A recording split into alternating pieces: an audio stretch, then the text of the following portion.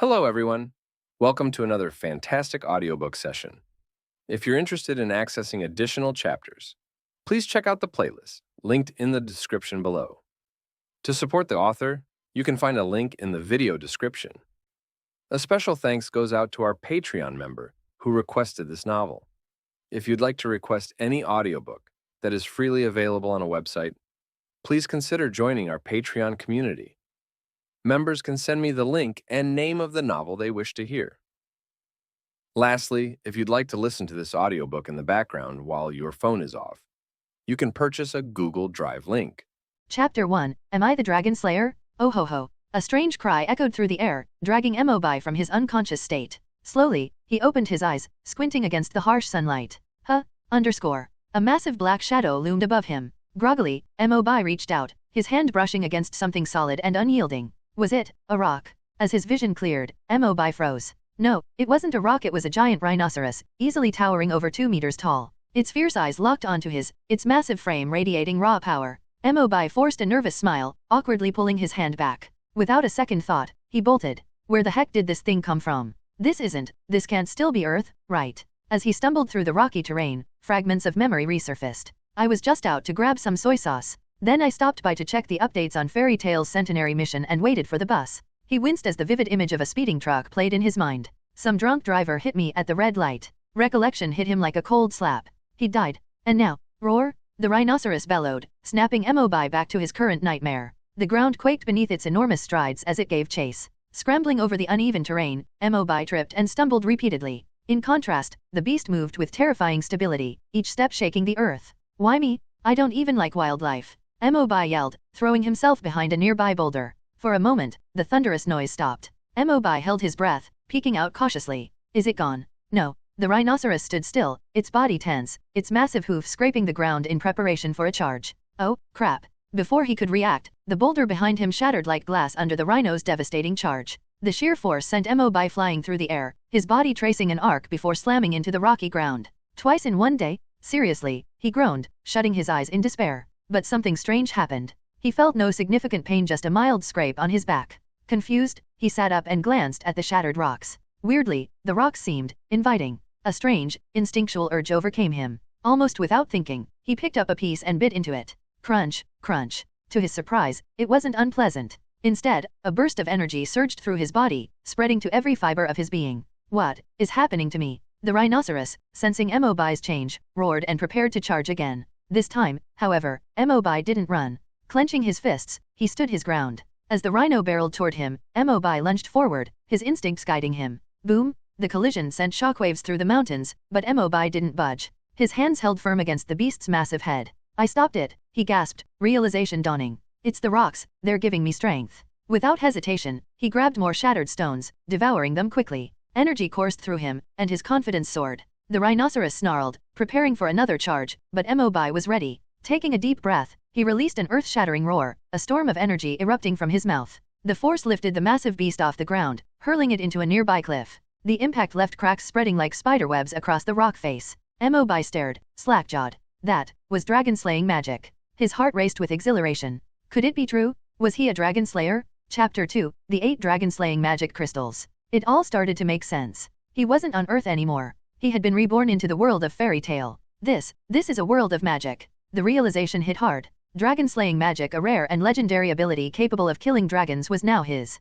What's more, dragon-slaying magic allowed the user to consume elements of their attribute to replenish and amplify their magic. In his case, it seemed to be rock or earth-based magic. So, I'm a rock-type dragon slayer, Hobe murmured. And that attack earlier must have been the cave dragon's roar. Closing his eyes, he focused on the magic within his body. Slowly, he became aware of a pulsating source of power, something solid, like a crystal, embedded deep within him. Following the sensation, he found himself in a dark mental space. Before him glimmered a dark brown, spindle-shaped crystal, radiating immense magic. Wait, there's more. Moving deeper into the void, Hobe encountered a fiery red crystal, its heat palpable even from a distance. A fire dragon slayer crystal, he exclaimed, instinctively absorbing its power. As the fiery magic merged with his own, he felt his strength grow exponentially. But it didn't stop there. One by one, he discovered more crystals. Thunder, the volatile energy of lightning coursed through him, electrifying his senses. Water, a soothing yet powerful flow of magic enhanced his abilities further. Iron, steely resolve and durability hardened his very core.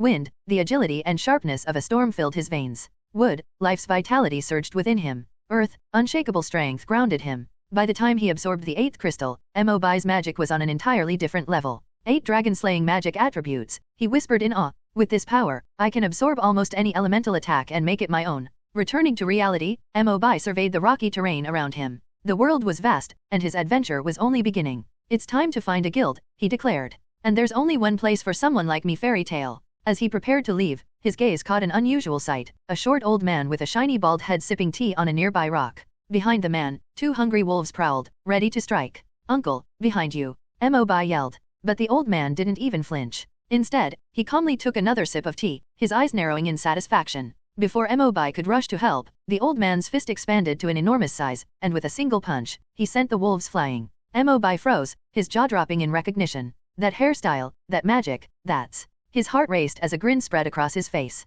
It's him, it's Makarov, the Fairy Tale Guild Master. Chapter 3 Fairy Tale President? Makarov. Fairy Tale, President Makarov. Although this president is usually just a bad old man who is not serious and a little lecherous, he is currently the most reliable person in Fairy Tale, and his strength is even listed as the top 10 magicians by the council. Mobai originally wanted to join the Fairy Tale Guild, but now he met President Makarov directly. When luck comes, it cannot be stopped. Perhaps it just made up for his skewed non-immunity physique in his previous life when he drew cards and took guarantees. After Makarov returned his arm to normal size, Mobai was about to step forward to talk, but the old man walked towards him with a smile on his face. Young man, thank you for reminding me just now. Ahem, actually, I didn't do much to help. Mobai wanted to say something more, but an awkward smile appeared on Makarov's face. I seem to be lost. Do you know how to get out of here? Puff. Mobai almost spurted out. Sure enough, everyone at Fairy Tale has an innate sense of relaxation. This sense of relaxation will not change with age and status. But then again, Mobai has only been here for less than an hour, and he doesn't have a map in his hand. You, a local, are still asking me for directions?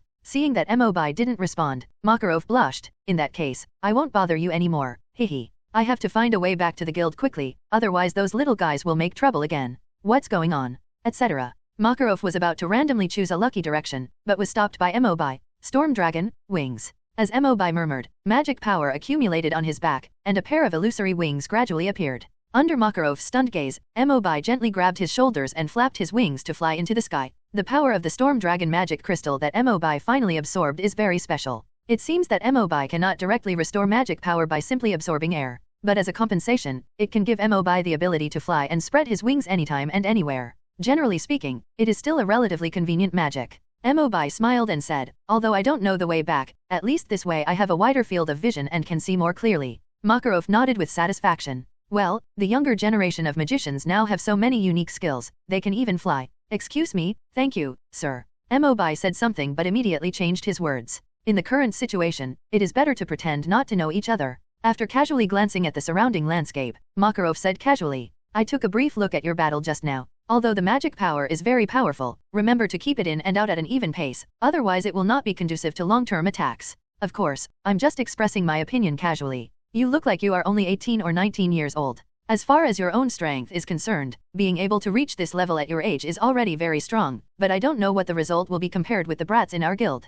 Hearing this, those familiar figures immediately appeared in Mobai's mind. Natsu, the fire dragon slayer wizard, Lucy, a wealthy star spirit girl who escaped from home, Gray who can't fight without taking off his clothes, and Mobai's favorite fairy queen, Erza. The adventure of this team is his youth. When he thought that he was about to be with them personally, Mobai couldn't suppress his excitement and speeded up unconsciously. Makarov pointed diagonally ahead and said, Did you see that big pine tree? You can reach Magnolia along this direction. Magnolia. That's right, the town where our guild is located has been developing here for about 100 years. Makarov said proudly. Mobai also made up his mind. He had already sent him back to Fairy Tale, so he conveniently pulled him into the guild. Isn't that too much? Thinking of this, Mobai tentatively said, What, uncle, I don't have a place to settle down yet. I don't know if I can. Able.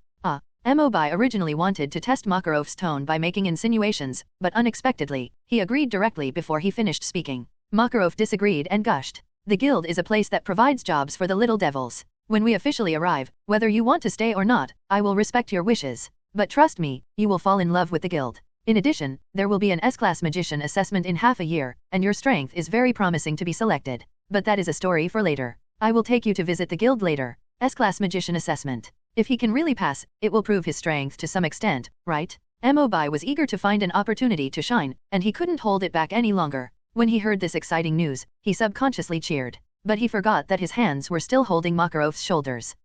As Mobai inexplicably felt his hands were empty, shrill screams came from underneath him. Take a look below. Makarov's face turned pale as if he had lost his soul, and he fell straight down like a kite with its string broken, with all four legs in the air. Mobai dived down quickly in embarrassment. Then, before Makarov fell to the ground, he grabbed his shoulders and flew into the air again. Ahem, sorry sir. Don't get excited, fly calmly. By the way, kid, I still don't know your name. Mobai, such a short name. Go through the woods in front, and it's not far away. Half an hour later, flying over the bustling streets and towns, under Makarov's guidance, the two finally stopped in front of a tall building. This is our guild fairy tale. Ugh. Makarov wanted to say something else, but his stomach suddenly turned upside down, and he squatted down while holding the wall and vomited. Next time, fly more steadily. Ugh. I can't stand it. The sound went in from Mobai's left ear and came out from the right ear, completely out of his mind. At this time, he was completely attracted by the guild in front of him. The house is not very high or very big. It may only be called a condensed castle, but the flag hanging in the center is particularly conspicuous.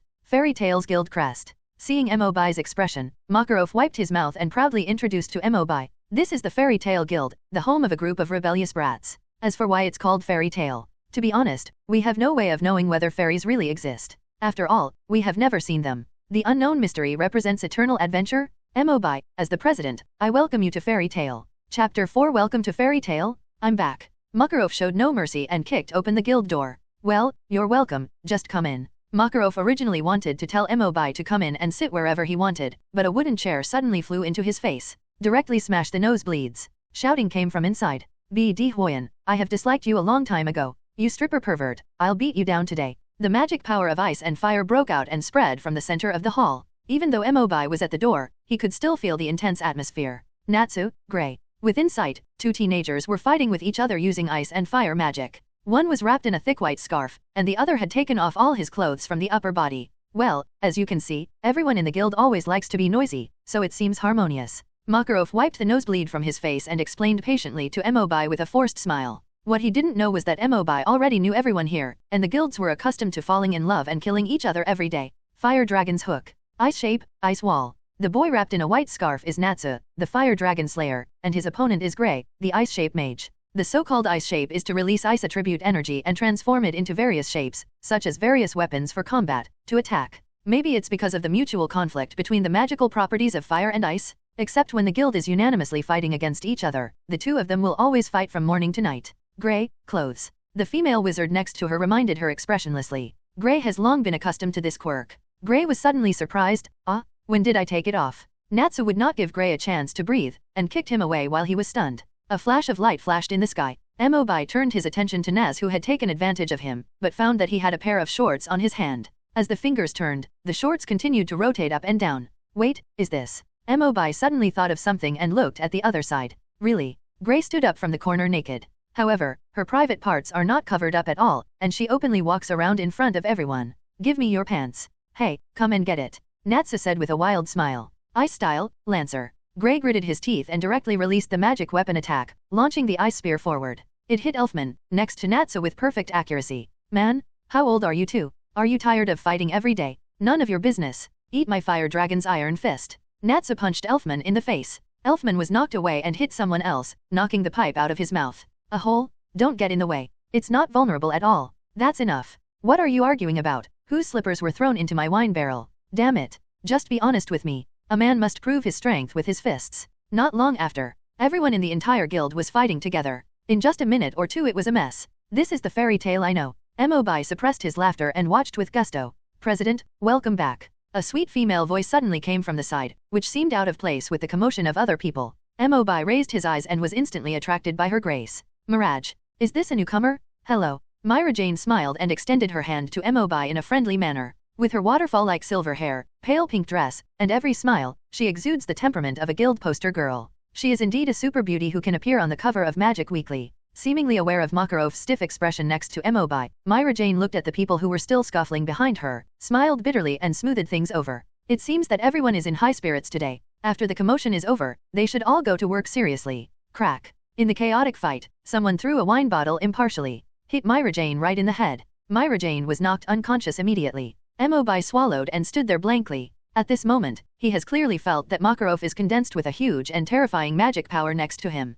You bunch of idiots, stop right now. Makarov's roar echoed throughout the guild hall. Immediately, almost everyone stopped their movements and looked over, except for Natsu and Gray who were still fighting in the corner. While everyone else remained quiet, the two of them still went their own way, and their voices were particularly harsh. Can you please put your clothes on before fighting with me? It's annoying when that thing keeps shaking. You still have the nerve to say that? Who took my underwear away? How do I know you're not wearing anything underneath? What is intolerable is unbearable. Makarov did not hold back after all, and directly activated the magic power in his body to enlarge his whole body. Shadows were cast on the ground, and their vision dimmed. Only then did the two realize that something was wrong, and they both looked up to Chak. Huh? President, when did you come back? Facing these two unrepentant villains, Makarov was not polite at all. He raised his leg and pushed both of them down with a kick. Simple, crude, and easy to use. No, I don't dare anymore. It wasn't until the sound of begging for mercy came from his feet that Makarov returned to his original shape, returned to Mobai again, and asked seriously. So, after understanding that the guild is a group of noisy guys, Mobai, are you still willing to join Fairy Tale? Willing. Mobai nodded without hesitation. Very good. You are welcome to join. Makarov responded to his call, and everyone seemed to have completely forgotten the commotion just now, and all gathered around Mobai. I'm the manly elfman, a newcomer. Let's fight with my fists right now. You look about the same age as Natsu and the others. What kind of magic do you know? The newcomers brought back by the president will definitely not be ordinary. The men and women pulled Mobai and asked him questions, and they were very affectionate. Everyone seemed to be familiar with each other, and there was no look like they had just met each other. It wasn't until Myra Jane approached with the magic emblem that Mobai was able to escape. This is the logo of our guild. As long as it is engraved on a certain part of your body, you will officially join Fairy Tale.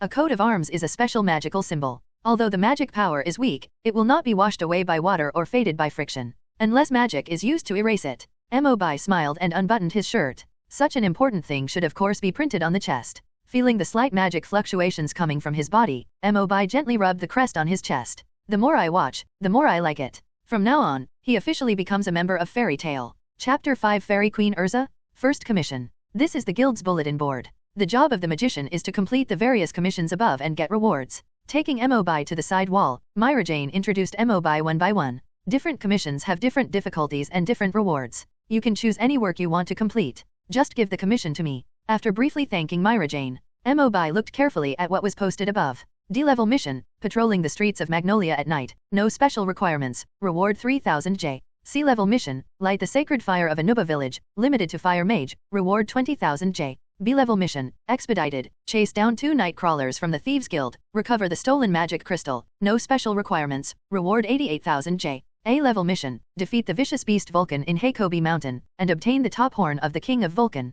no special requirements. The reward is 400,000 J. J is the general currency of Fairy Tale, equivalent to berry in One Piece, or gold coins in other otherworld novels. If you are working for the first time, it is recommended to start with a simple commission, Myra Jane suggested. Or maybe, there are still many people resting in the guild today and they find it too difficult, so we can form a team with everyone to complete the mission. Mobai was still hesitant. It's not that you can't find a job you like, but the commissions currently posted are too simple. The highest reward among the A-level commissions is just to conquer Vulcan. Vulcan is a creature that Mobai is naturally familiar with. A kind of ape-like monster, active all year round in the Hobe Snow Mountain, attacking travelers. It moves quickly and can be considered a difficult opponent. But after all, they don't have magic power in their bodies. To some powerful magicians, they are just minions. Mobai made a calculation in his mind. Although I am new here, judging from the past, my strength should not be weak. At least I can still be competent for some ordinary S-level tasks. Unfortunately, due to the difficulty and danger of S-level missions, you must obtain the approval of the president, pass the assessment, and be personally awarded the title of S-class mage before you are qualified to take down the order.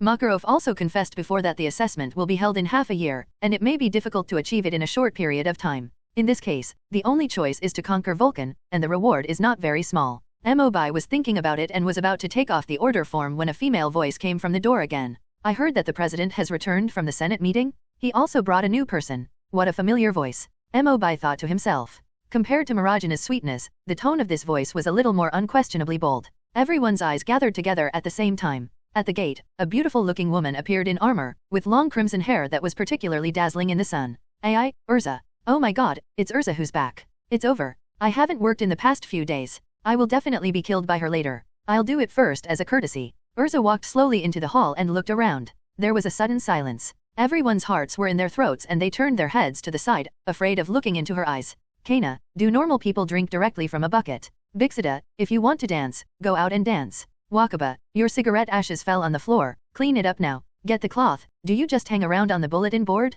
Go to work right away. And you? The wizards whose names were mentioned by Erza all had black lines on their faces, but they did not dare to refute, so they had to do as they were told. The biggest changes were in Natsu and Grey. Although the two of them had just been punished by Makarov, they were now ready to fight. But when they heard Erza's voice, the two immediately joined hands and became close brothers. Natsu, Grey, you should get along well during my absence, right? Erza asked. Of course, we are the closest family. Yes, we got along very well today, there was absolutely no fighting. Looking at the scene in front of him, Mobai couldn't help but curse in his heart. As expected of the Fairy Queen, not only is she powerful, she is also a disciplinary committee member. After almost picking out the faults of the entire guild, Erza approached Mobai. You are the newcomer Mobai brought by the president, right? I am Erza. If you have any questions, you can come to me at any time. 2 simple sentences, but they made Mobai feel considerable weight. Thank you. Erza shook her head slightly. You're welcome. Since this is your first mission, it's better to find someone to accompany you. It happens that my last job has been completed. When you choose the commission, I will team up with you to go there. Clam. The voice fell into the crowd. The guild members looked at each other and cast sympathetic glances at Mobai. It's so pitiful that Erza will destroy you as soon as you join the club. You said, Mobai wouldn't get interested in Erza just because he saw her beauty, and then happily go on a mission with her, right? If you dare to think that way, will you suffer the same consequences? I just hope that after this mission he won't break down and cry and quit the guild. I still need to find an opportunity to persuade him to refuse politely. The Dragon Slayer's 5 senses were particularly sharp, and the whispers reached Mobai's ears so clearly that he couldn't laugh or cry for a while. Erza, how could it be so scary? When I first watched Fairy Tail, my favorite was the Fairy Queen. Although he is one of the strongest S-class magicians in the guild, he is handsome and bold, and he also has the temperament of a leader. But often, deep down in the heart of this kind of girl, there is a side that few people know, and only the people closest to her can show it. Back in reality, Mobai stepped forward in 3 steps and took out the order directly. I choose the A-level mission to defeat Vulcan. Uproar. The onlookers wanted to say something, but Erza looked back and frightened them to the spot without moving. I admire your courage in choosing Class A for your first commission. But don't worry, even if you encounter danger, I will take you back to the guild safely. Erza turned to Mobai and said, Actually, I'm not that good. Mobai replied weakly. Erza smiled and patted Mobai's shoulder gently. I'm not saying you are weak, I just want to protect you. Give the order form to Myra for registration, and we will set off now. Before Mobai could react, he suddenly felt an unknown force on his neck. Immediately, his entire head was brought down, and his vision gradually became dark. Pfft. Erza has a habit of burying other people's heads in her chest. But can you take off your armor first next time? This thing is really hard. What's the difference between hitting it against a rock? Although this is considered physical intimacy. However, through the tough armor, Mobai did not take advantage of Erza at all, so he had to go to Myra Jane to register while covering his painful forehead. Everyone, let's go first. Until the 2 figures disappeared in front of the door. In an instant, the noise in the hall returned to its previous state. Makeo, I remember that you were kidnapped by Vulcan last time to be the village's wife, right? The first half is right, but what's the second half? With Erza here, they shouldn't have much of a problem. Are you kidding? The content of the commission is to get the head of the king of Vulcan, which is incomparable to ordinary Vulcans. Plus, it's Mount Hakaba. If there's a snowstorm, perhaps Erza can do it alone, if she brings someone new with her. Oh, don't worry too much. In the chaos, I suddenly heard the old man's voice, and saw Makarov sitting leisurely at the front desk, as usual, casual and uninhibited. President. Makarov said quite casually, don't worry about being in danger, this new member is very strong. Is that so? But speaking of Erza's return just now, where did you go, President? Isn't it because you were afraid of being scolded by her that you hid? Talk too much. Chapter 6, First Encounter with Vulcan? Dragon Slayer first shows his power? Hey Hobe Mountain. After just riding a carriage for dozens of miles, you can already see the snow-white mountains covered in silver. Mobai couldn't help but shudder. Erza looked ahead and said thoughtfully, climb this snow slope and you will reach the area where Vulcan is often found. While the weather is not bad now, try to find the king of Vulcan as soon as possible. Mobai moved forward step by step. Although the weather was still sunny, the snow covered his entire feet. Pay attention to safety and be careful not to step in the air or slip. Erza kept reminding her. Mobai followed behind him and smiled bitterly, I am also a magician. You don't need to think of me like a child, right? Yeah, indeed. But what is your magic? Erza asked. Well, you'll know later when we fight. Mobai Qian sold it out. But when he said it, he was still a little excited. As we go deeper into the snow, the road becomes steeper and the snow gradually becomes thicker, reaching up to our ankles. Mobai suddenly had an idea. I remember that I have a dragon-slaying magic crystal with water properties in my body. Maybe eating snow on the ground can increase my magic power. Just roll up a snowball and Mobai will throw it directly into your mouth. As the cold feeling melted from the mouth, the energy did recover, but it was pitiful. It is incomparable to the energy gained from swallowing rocks before. While Mobi was thinking, Erza beside him suddenly stretched out his arm to stop him. At 1 o'clock, there is Vulcan hidden on the hill. Ouch. As soon as Erza finished speaking, a group of white ape-like monsters swooped down from above and rushed towards the two of them. It was the Vulcan they wanted to attack. Vulcan has lived in Hobe Mountain all year round, and his body structure has already adapted to this place. The speed in the snow was actually faster, and in the blink of an eye he was face to face with Mobi. A rough estimate is that the number has reached more than 30. What makes Mobi ashamed is that these Vulcans don't seem to be interested in him. Instead, they all gathered around Erza, their lustful eyes scanning Erza's body unscrupulously.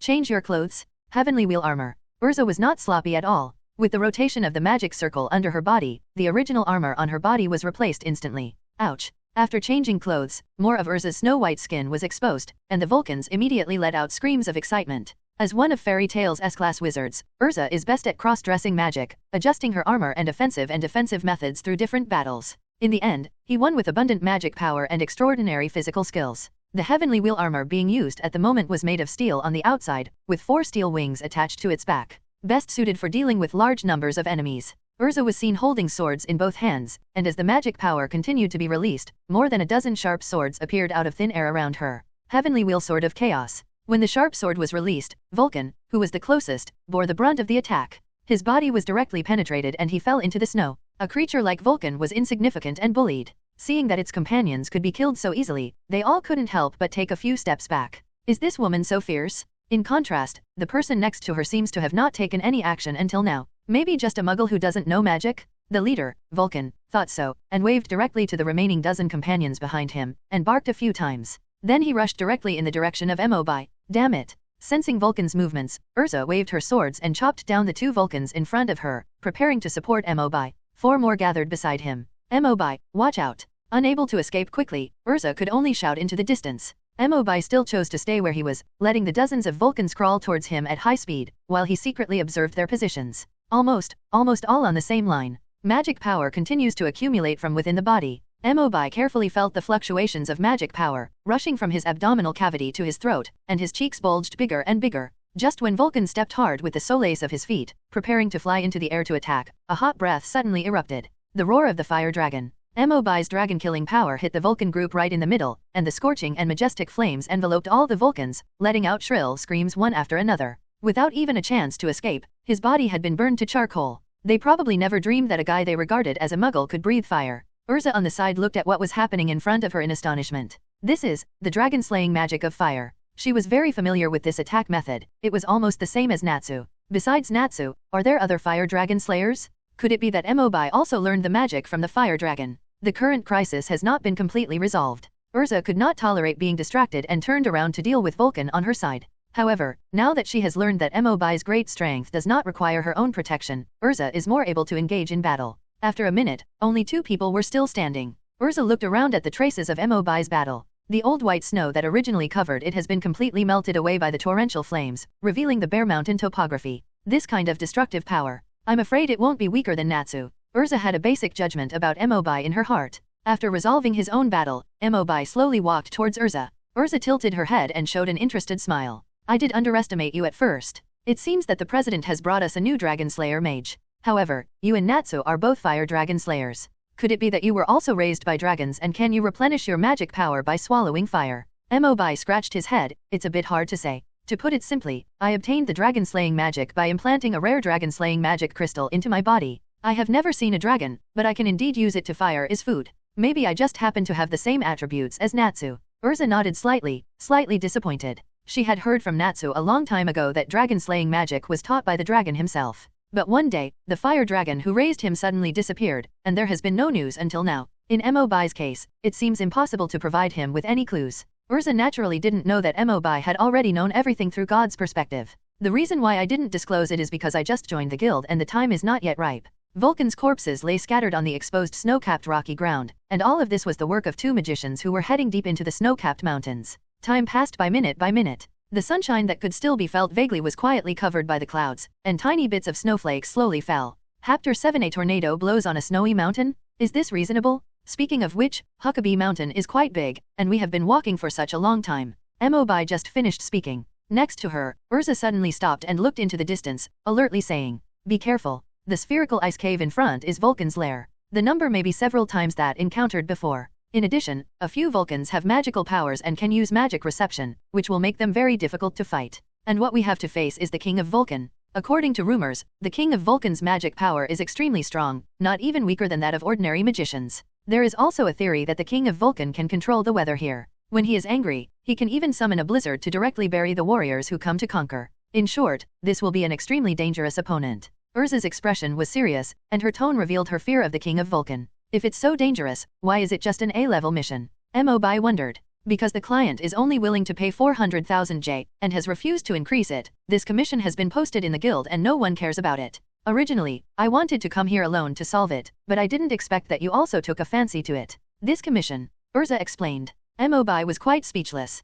What a ridiculous reason. Stop. Erza suddenly increased her volume and stared at the sky in the distance. The clouds there don't look right. There seems to be magic fluctuations. In just a few seconds, the two of them suddenly felt strong winds and snowflakes rolling up, making it difficult for them to maintain their balance. In the sky, dark clouds gathered quietly, which was disturbing. Get me. Erza suddenly thrust the sword deeply into the ground and shouted to Mobi. Mobi turned his head slightly and stared in the direction of the storm, his eyes sharp. Although his vision slowly dimmed, he still spotted a blurry black figure in the distance, slowly moving towards him. Suddenly, a huge funnel-shaped cloud pillar hung down from the clouds, connecting the sky and the earth. It rotates at an astonishing speed, carrying the power that seems to destroy everything. A tornado? A tornado blowing on a snowy mountain? Is this reasonable? It's the King of Vulcan. Although Hobe Mountain is covered with ice and snow all year round, there has never been such an abnormality. Erza speculated with a solemn expression. It seems that beast has realized that we are threatening it and wants to take action first. Mobi said while checking the surrounding environment.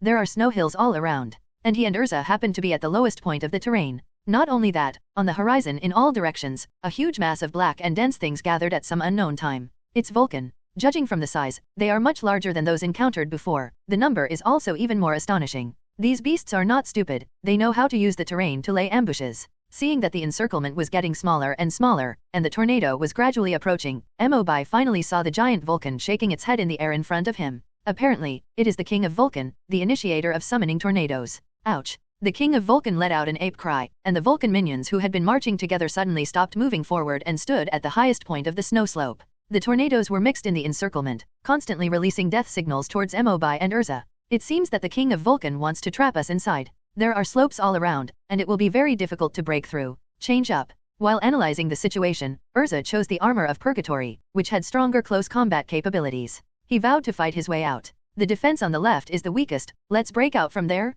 Follow me, Mobi. Erza's constant urging reached his ears. Mobi's eyes were always on the tornado that was getting bigger and closer, and a strange light flashed in his eyes. Maybe I have a way to solve that thing. What you up to? Mobi ignored Erza's question this time. His eyes were like a torch, and he took a deep breath in the direction of the tornado. Ouch. When the King of Vulcan saw Mobi's unusual behavior while still standing there, he thought he had been frightened by the tornado and roared mockingly. But the next second, it stopped laughing. Under the watchful eyes of dozens of Vulcans, the tornado that originally carried overwhelming destructive power seemed to be under human control at this moment. It turned into wisps of concentrated energy beams and continued to flow into Mobi's mouth. Super strong suction power, incredible. Seeing that the power continued to decrease, the Vulcan King hurriedly activated the magic power in his body to strengthen the tornado. As the magic power continued to pour out, the tornado suddenly exploded with stronger momentum, and the sound was shocking. It even directly involved several Vulcan minions who were approaching, and their bodies were torn to pieces in an instant. When Mobi saw this, he also exerted a little force to increase the frequency of inhalation. The King of Vulcan finally realized something was wrong. The human in front of me ate all the tornadoes he had summoned with all his strength without even using any magic. As the magic power continued to be consumed and fatigue invaded, the two ape arms of the King of Vulcan continued to tremble, and the momentum of the tornado weakened, until the last ray of storm energy surged in the direction of Mobi, allowing it to be absorbed. Erza's beautiful eyes also shone with confusion and shock. Did you inhale the storm into your body? Aren't you the Fire Dragon Slayer mage? The last trace of magic power in the King of Vulcan was finally drained out, and he lay helplessly on the snowy slope, breathing heavily. On the other hand, Mobi was full of energy and his magic power was even more abundant than when they first met. Mobi smiled confidently at Erza. When you eat it, your strength will come out. We'll talk about these things later. Next, it's time for us to fight back. The power of the storm was flowing in his body, and Mobi could feel it. This was a huge power that had never been seen before, far exceeding the magic power he had when fighting the rhinoceros. It's a pity. I thought that the storm dragon would be able to recover its magic power by eating air, but I didn't expect that it could only swallow the storm.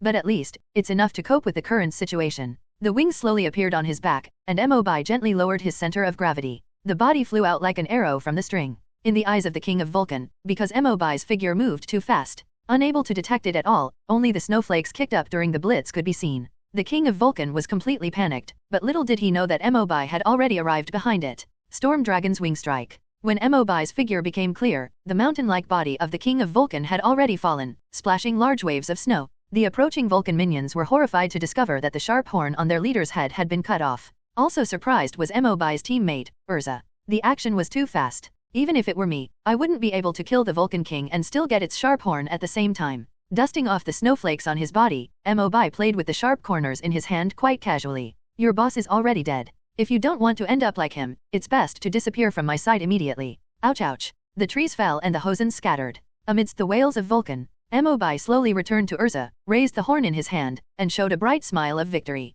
Chapter 8 How much are you hiding? In the evening, the sun began to slowly set in the west, and the sky was dyed orange-red. As the outline gradually blurred, the light gradually softened. Mobi and Erza had already walked out of Hobe Mountain. Looking at the getting dark sky, we decided to continue our journey tomorrow. Bonfire. 2 wooden skewers with fish skewered on them are baked on it, making a crackling sound and gradually releasing the aroma. Mobi was quite looking forward to this dinner, but the strange eyes of his teammates next to him always stayed on his side, making him feel uncomfortable. Ahem. Mobi tactically coughed twice, grabbed the half-cooked fish and put it in his mouth. The taste is fishy, but instead of spitting it out, Mobi bit faster. Not long after, a fish was eaten clean. I noticed that Erza was still looking at her with that look. Mobi finally couldn't hold it back. Sister, you have been staring at my face since just now. Are there magic words on it? No, I'm just curious about how much strength you hide. Haven't you seen them all? Fire Dragon Slayer Mage, and Storm Dragon Slayer Mage. Well, by the way, they can fly. What else? Erza's eyes never moved away from her position, always believing that Mobi had hidden his strength. Mobi felt guilty after being seen. A long while. Only then did a few more words come out of his mouth. Also, and the Iron Dragon slaying magic. What else? And the Brontosaurus. What else? There's water, wood, rock, soil, it's all gone. That's it. Mobi spread his hands helplessly and said. I thought Erza would question it, but she didn't expect her to laugh directly. 8 dragon slaying powers? It seems that I really underestimated you. An A-level mission of this level is too simple for you. Mobi shrugged non-committally. I heard you say before that besides Natsa, there is an Iron Dragon Slayer named Gajeel in the guild. As someone who has been there, Mobi is naturally familiar with Gajeel. And now I raise this question deliberately to take a look at the timeline and see what will happen next. Erza said, Gajeel. Speaking of which, he was not a member of our guild not long ago, but came from another hostile guild, Phantom Lord. After we fought against the Phantom Lord, Gajeel directly used his dragon-slaying power to destroy the guild. What you see now is the rebuilt fairy tale. But according to the president's wishes, since he is already a companion, the past matters will no longer be pursued.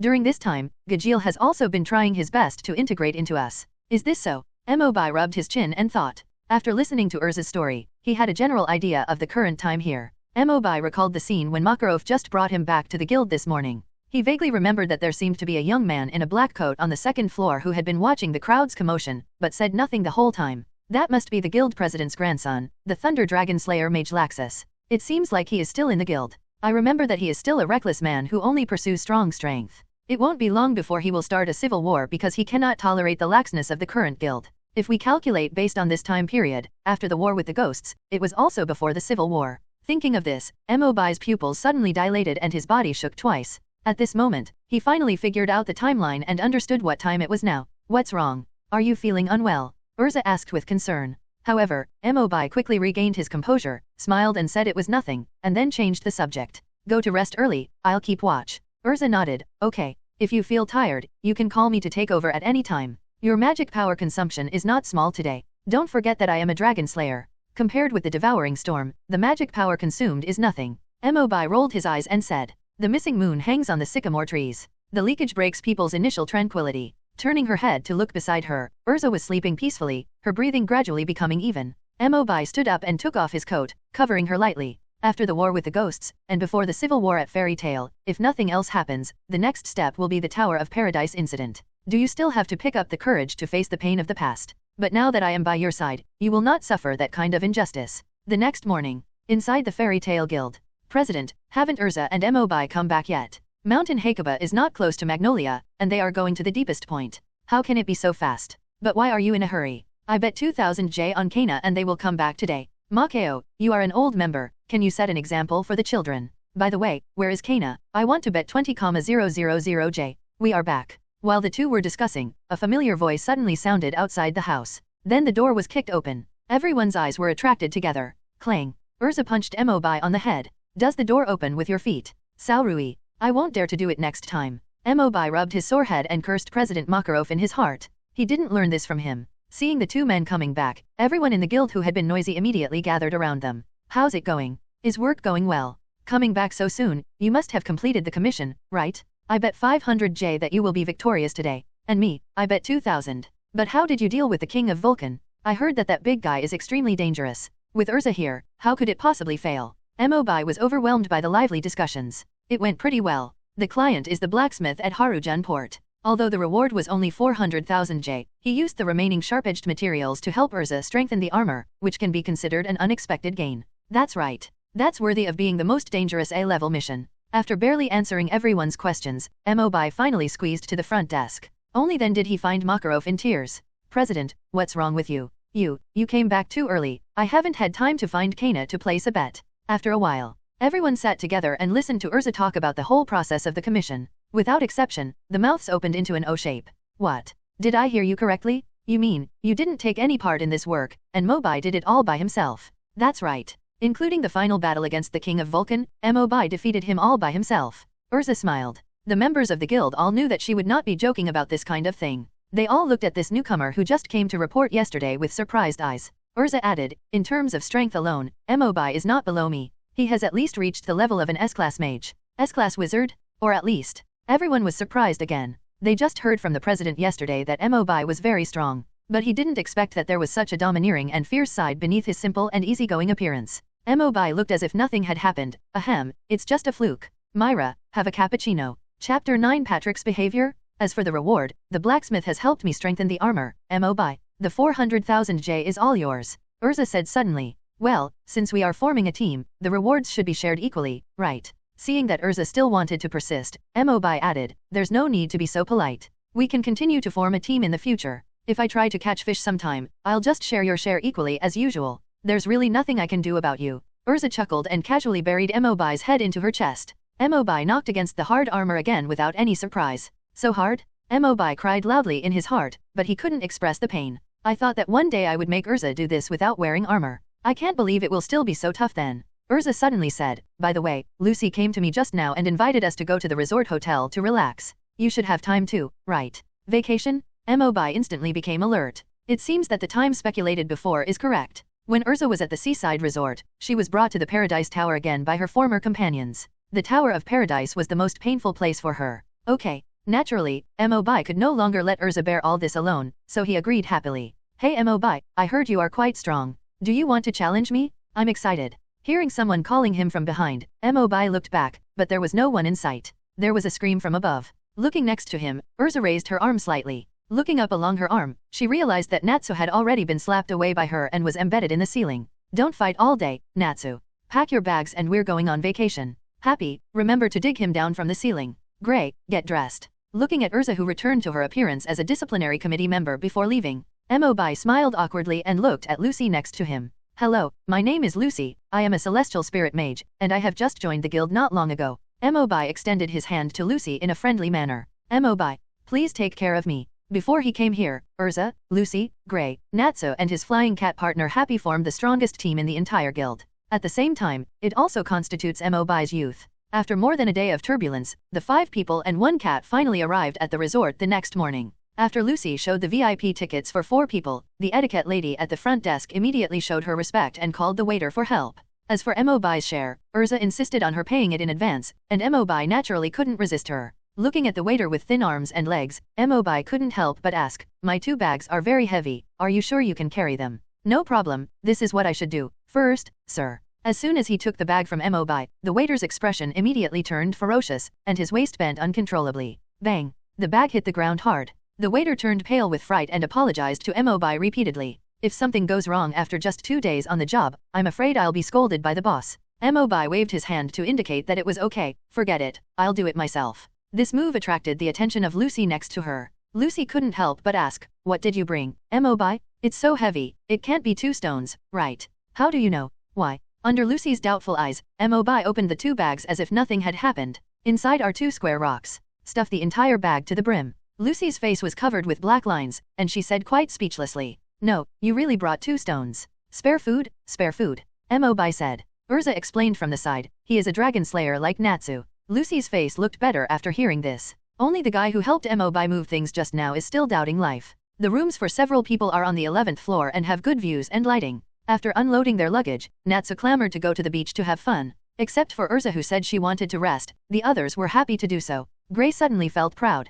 Ah sunshine, beach, I can finally take off my clothes without any scruples. Gray, you can take off your shirt and put on your underwear. Ah, when did I take it off? Why am I hanging out with this naked pervert? It just so happens that Erza isn't here, Flame Soul Dan. Let's have a good time today. I'm on fire. Stop, don't fight anymore. AI. Without Erza's control, Gray and Natsu started fighting each other with punches and kicks. Looking at Lucy's pleading eyes, Mobi could only shrug. He said he had no idea. That's all. Stay until the sun sets. Mobi looked at the golden clouds on the horizon and murmured to himself, it's almost time. Erza's former companion will be here soon, right? But he looked at Natsu and Gray who had been fighting all afternoon. At this time, both of them were beaten to death and turned into 2 pig heads with bruises and swollen faces. Mobi sighed helplessly. It seems we have to drag them back to the hotel first. Until these 2 idiots are settled. Lucy Happy also returned to the room. Standing alone in the hotel corridor, Mobi did not return to his residence, but walked to the deepest part of the corridor and stopped in front of the door at the end. This is Erza's room.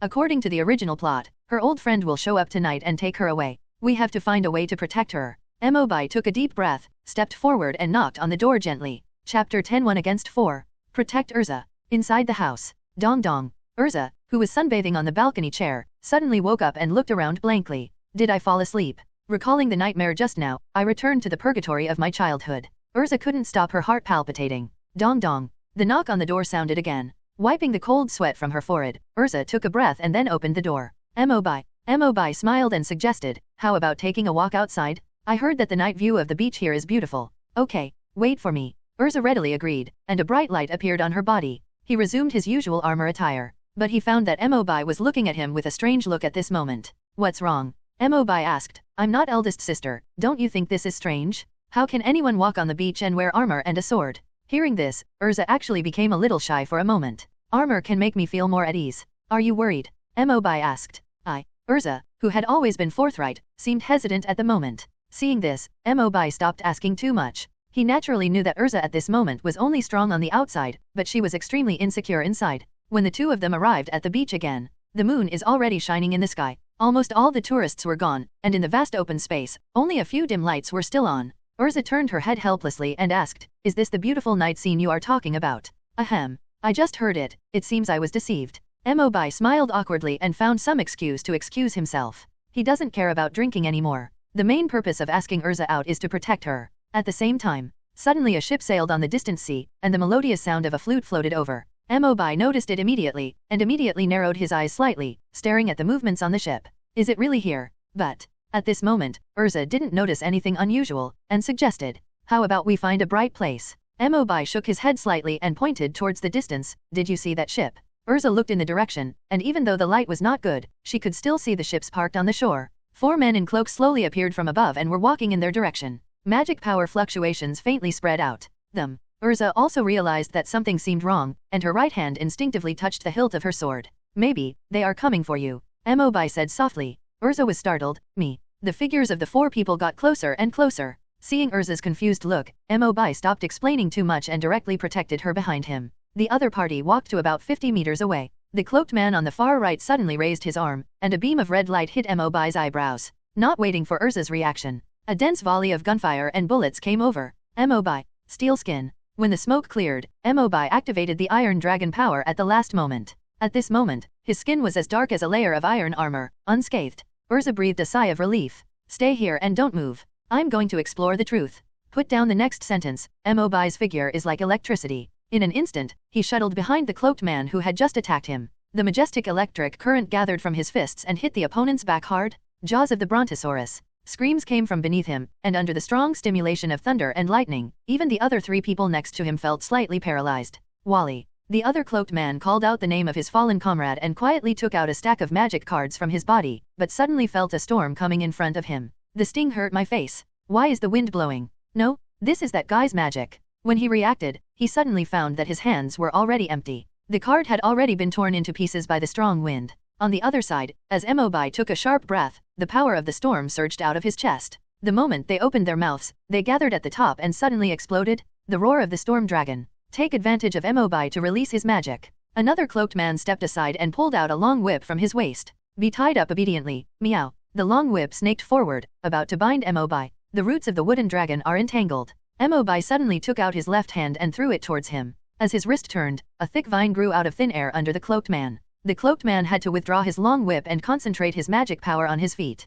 as the magic power continued to bombard the vines. However, the vines became more and more lush and strong, constantly climbing up from the ground, until they tightly bound the cloaked man's body, making him unable to move any more. After taking care of the three people in one go, Mobi looked into the distance and was about to take the next step. The tall cloaked man at the end suddenly exuded a strange magic power. Mobi's mind sank, his vision became dim, and his hearing also decreased. It was as if the whole person was isolated from the world and the mute button was pressed. Dark moment. In the blur, a tall cloaked man suddenly appeared behind Mobi, but Mobi was still groping forward and never looked back. Purple-black magic power gathered from his hands. Aiming at Mobi's head, the cloaked man's palm suddenly struck out, but at the moment of contact, Mobi's figure disappeared instantly. Sensing something was wrong, the cloaked man hurriedly withdrew his magic power, but Mobi's calm voice came to his ears. Sorry, my 5 senses are stronger than those of ordinary dragon slayers. Fire Dragon's Iron Fist. The flames shone brightly, and the firelight illuminated a large area of the beach. The exploding fire fist landed on the cloaked man's abdomen and was rushed away by the huge magic power.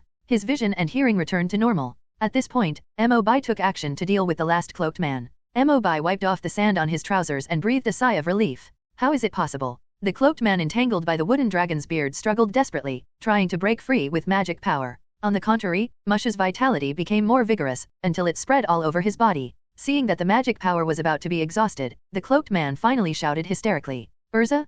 Kill us. It's a female voice. Who are you? Ever since Mobi fought the 4 people just now, Erza felt vaguely familiar with them. At this moment, she finally approached the girl who was speaking and took off her cloak. Miliana? Why is it you? Underneath the disguise, it turned out to be the face of an old friend with tears streaming down his face. Erza's heart trembled as scenes from the past flooded into her mind. Miliana had already snorted softly, gritted her teeth to stop her tears, turned her face to the side, and ignored Erza. Where have you been all these years? Of course I want to live a good life on the Tower of Paradise, sister. Hearing the voice from behind, Erza looked back and saw the faces of the other 2 cloaked men who had been knocked down by Mobi. Wally? Xiu? You? Seeing that the 2 cloaked men wanted to get close to Erza, Mobi stood between them with an expressionless face. Having seen Mobi's terrifying strength, Xiu Zi knew that it was impossible to match him, so he laughed sadly. As expected, sister has finally lived the life she wanted. With such a powerful companion willing to stand in front of her, no wonder she abandoned us in the first place. Be careful what you say, Mobi warned coldly.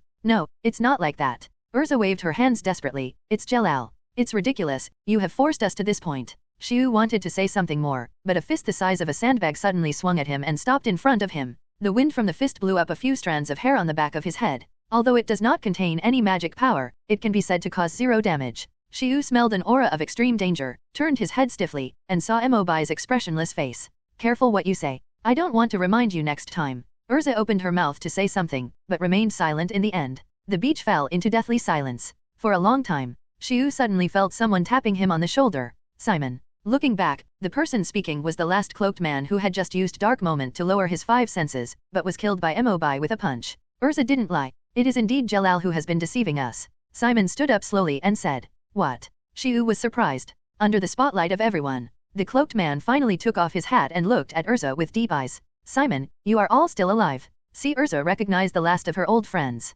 Mobi gently raised his hand and removed the wooden dragon's whiskers that bound Miliana, then walked to the center of the 5 people and said, maybe there is some misunderstanding. It just so happens that now is a good opportunity to explain it clearly. However, if I still plan to hurt Erza, I won't hold back like I did just now. Chapter 11. Do you think I look like a living sacrifice? Simon was about to tell. Erza walked up to Mobi and paused, forced a smile, and spoke first. When we were taking a walk just now, you asked me if I was worried. Just this afternoon, I dreamed that I had returned to my childhood and was taken to the Tower of Paradise to do hard labor and be a living sacrifice. It was a time that I least wanted to recall. Mobi waved his hand and interrupted before she finished speaking. I don't want to tear open your scar. How about we listen to what this big man has to say first? Erza did not compromise this time and shook her head resolutely. No need, you will know these things sooner or later. Well, Mobai looks like he really can't do anything to you. This fairy queen is so stubborn that it's heartbreaking sometimes. Erza recalled for a moment, closed her eyes lightly, and recounted the most painful past. 10 years ago, the cult that believed in dark magic captured countless laborers from nearby towns.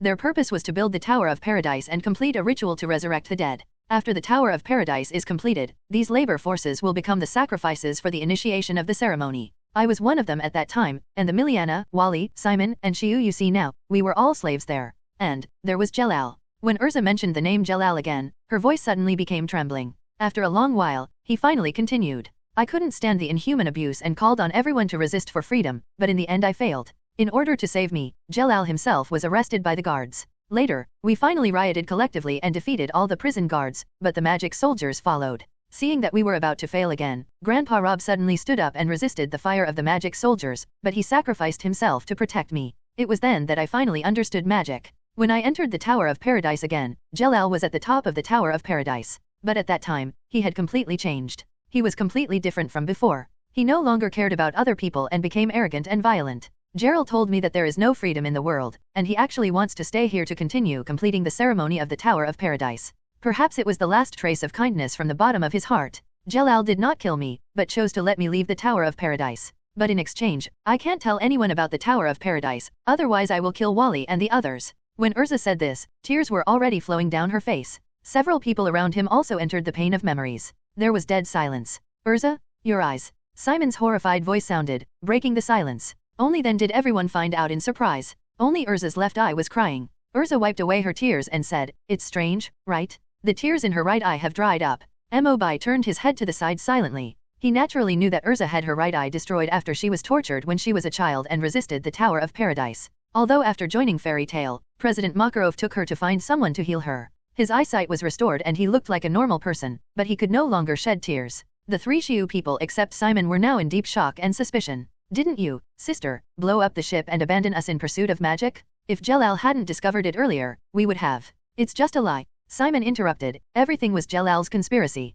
He was the one who blew up the ship, and he was the one who betrayed us. How is it possible? Looking at Shiu and others who were in disbelief, Simon sighed and continued. When Erza was choked and threatened by Jelal, I was by the side. Unfortunately, my power was too small and I couldn't stop him at all. Over the years, I have been pretending to be ignorant, just to find out Jelal's true purpose and stop him. But before that, I still want to make it clear to you that Erza has never betrayed us. Regret flooded into my heart. The 3 of them had already lowered their heads, not daring to look into Erza's eyes. Yes, I'm sorry. Mobai thought for a while and then asked in a deep voice. The fact that you came to attack Erza this time was also Jelal's order, right? Simon nodded silently, that's right. The Tower of Paradise has been built, but 2 more things are needed. One is the magic elf power of the council, and the other is a magician with the power of the Holy Ten as a living sacrifice. And as far as I know, the magical elf power may already be under Jelal's control. Magical elf power is an extremely powerful and terrifying magic power. It has always been reserved as a destructive weapon by the council, the highest authority in magic here.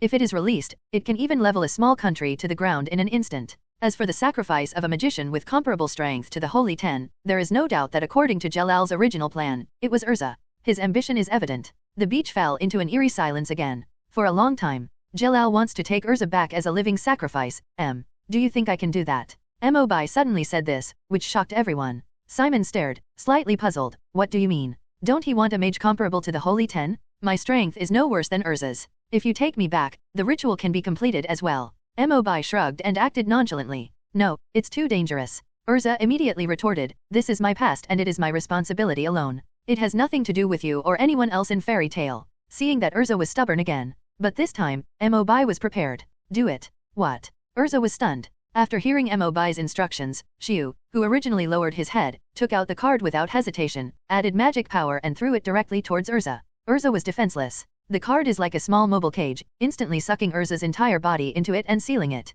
Let me out. What do you want to do? Mobai chuckled, walked up and patted Shiu on the shoulder. Well done. Holding the card carefully, Shiu mumbled and explained. I'm sorry, sister. When Simon was talking just now, your partner already whispered to me to prepare for action. We can't let you get hurt anymore. This is my business and has nothing to do with Mobai. I will go with you to find Jelal and send Mobai back to the hotel immediately. Erza shouted. Mobai paid no attention to this. He waved to several people. Let's go to the Tower of Paradise. You can take me as a living sacrifice back to pay your bills. On the sea, the ship sailed for a long time, and Mobi sat alone on the deck, waiting quietly to dock. Speaking of which, shouldn't the Dragon Slayer be immune to all forms of transportation? I seem to be fine. Maybe it's because the dragon slaying power hasn't been fully awakened yet. When thinking wildly, heavy footsteps came from behind. It was Simon. Are you really sure you can deal with Jelal? Although I have seen your strength before, our magic is not at the same level as Jelal's. To be honest, Mobi doesn't have a clear idea of his current strength. After all, it was the first time to face such a powerful opponent.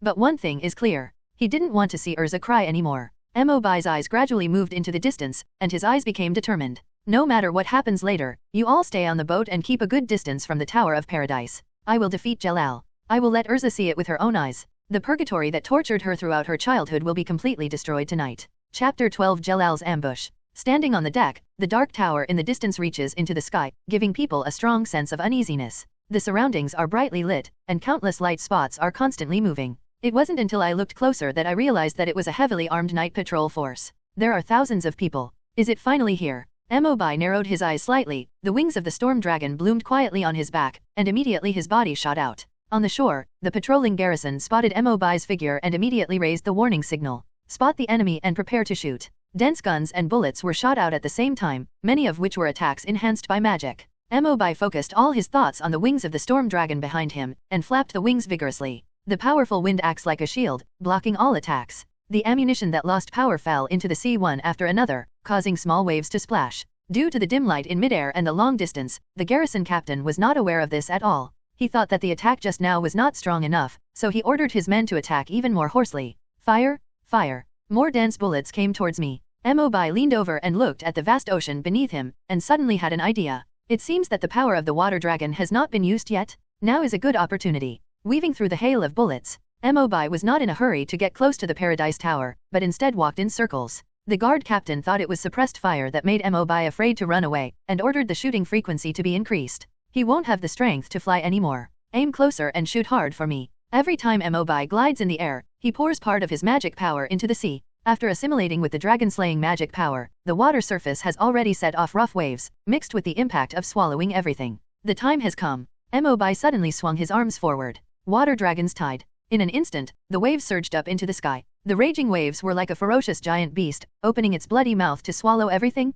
See? Tsunami. The guards who were originally complacent and thought they had taken advantage were now frightened to death. Staring at the horrifying scene in front of him with wide eyes, his heart was filled with fear and despair. Boom. As Mobi's arm fell, the water completely released its force and crashed down. Regardless of whether the guards tried to hide or escape, they were all involved and became the nourishment of the sea. The washed shore takes on a new look. Only the Tower of Paradise still stood there, and conventional attacks did not seem to cause serious damage to it. Mobi didn't pay too much attention to this. His goal was always the same, Jelal at the top of the tower and the core device of the Paradise Tower. At the same time, Tower of Paradise, top of the tower. In the dim room, the light was so weak that it was almost impossible to see the surrounding environment clearly, but a figure stood out. A blue-haired young man was looking down at everything that had just happened. Instead of anger, there was a bit of a sneer on his face. It was a blue-haired young man at the top of the tower, looking down at everything that had just happened in a condescending manner. But his face did not show the slightest anger or dissatisfaction. On the contrary, there was a bit of an unpredictable sneer.